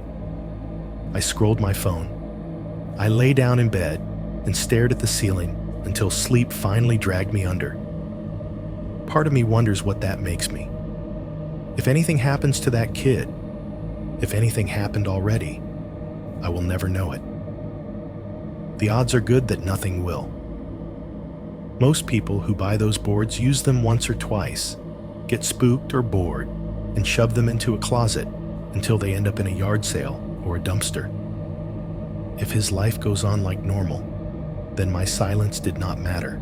If it does not, if something bends wrong around him some night when he is laughing with his friends and asking stupid questions, then what?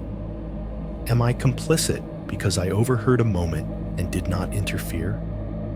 How many strangers would that make responsible for my own near misses? This is where people start to divide. Some will say that everything I have just told you is coincidence. They will list statistics about car accidents and workplace injuries and how many shelves fall every year in stores across America. They will say that if you take any random 24-hour slice of a life and zoom in hard enough, you will find almosts and maybes and could-haves that look significant. They are not wrong. Others will say that I did not close the door properly, that we joked our way through it, that Tyler sliding the planchette to goodbye with too much pressure did not count. They will recommend burning the board, or breaking it into pieces, or running it underwater, or saying certain words in a certain order. They will talk about doors you open and doors you have to close. They are not wrong either in their own frameworks. The thing is, I am no longer sure the board was the door at all. A door implies a boundary, a frame, a clear inside and outside, something you can open or shut and know which position it is in. When I think back on that night, on our fingers on the planchette, and the way the plastic slid over the printed letters, it did not feel like opening something. It felt like talking into something. The closest image I have is a mouth. The board was a flat surface, a cheap game, a piece of cardboard. But when we asked it a real question, when we fed it words that were heavy and personal, it became a shape over a void that wanted to reply. We asked. It answered. The night I asked it, when I would die, it said, tomorrow. And tomorrow tried very hard to make that true. It failed. I am the one telling this story, so you know how it ended for me that day. That is the trick of survival narratives. They always sound a little self-congratulatory by default. The fact that I can sit here, fingers on keys, fridge humming, clock ticking, and type all this out is itself an answer. But that answer is only about me. What I do not know, and what sits in the back of my mind, like something heavy on the top shelf, is whether tomorrow was ever meant to be tied to one person. Maybe it was not my tomorrow it was interested in. Maybe it was just a word it likes, a concept it understands, a promise that somewhere, on some day after that night, in that apartment on Westfield Road, it would get it right with someone. Not necessarily me, just someone. A kid in another city running across a dark street to chase a friend. A stalker in another store, standing under another wobbly rack. A driver checking their phone for half a second at the wrong intersection. A boy in a hoodie hunched over a board on a basement floor, laughing with his friends, asking the same question I did because it feels like a joke until it is not. When you start thinking like that, the world gets crowded very fast. I am not telling you this to convince you of anything. I am not trying to sell you on demons or destiny. I am writing it down because I am tired of being the only place where all these pieces line up. If I leave it in my head forever, it will keep rearranging itself, trying out worse versions in the dark. The cursor on the screen blinks. Somewhere in the building, the elevator motor whirs, then stops. A car passes outside, tires crunching through a patch of gravel near the dumpster. Someone upstairs laughs at something on TV. The sound is thin but real. I type the last few sentences and sit back. The timing is awful. The fridge and the AC both shut off at the same time. It is completely normal. They are both on cycles, controlled by thermostats and sensors. It just happens that this time, they cut out together, like somebody hit a mute button on the apartment. The difference is immediate. The hum that has been under everything goes away. The ticking of the wall clock becomes a metronome. My own breathing sounds too loud in my ears. The laptop fan whirs like a small, worried insect. In that too thick silence, I hear it. A child's laughter, faint through the wall. It could be a neighbor's kid staying up too late. It could be the TV, some sitcom piping canned giggles through thin drywall. The sound is distant, softened by plaster, filtered through someone else's life. I do not get up to check. My phone, lying face up beside the laptop, buzzes. The screen lights up. The notification banner at the top is from a news app I never remember installing. The words that fit into the preview bar are local teen injured in freak accident. I do not tap it. I do not scroll. I do not zoom in. I do not let the headline expand into details, into locations, into names. I watch the banner sit there for a second, white on black, then slide away as the screen times out. The fridge kicks back on with a low rumble. The AC sighs into the vents. The apartment's normal noise pours back into the space, filling it up. I place the phone face down. The document on the screen stares back at me, full of letters that make up words that add up to a day, and the echo of that day. By the time you hear this, it will already be tomorrow for someone. If you ever sit in front of a board and feel tempted to ask my question, just remember, it only needs one more chance to be right.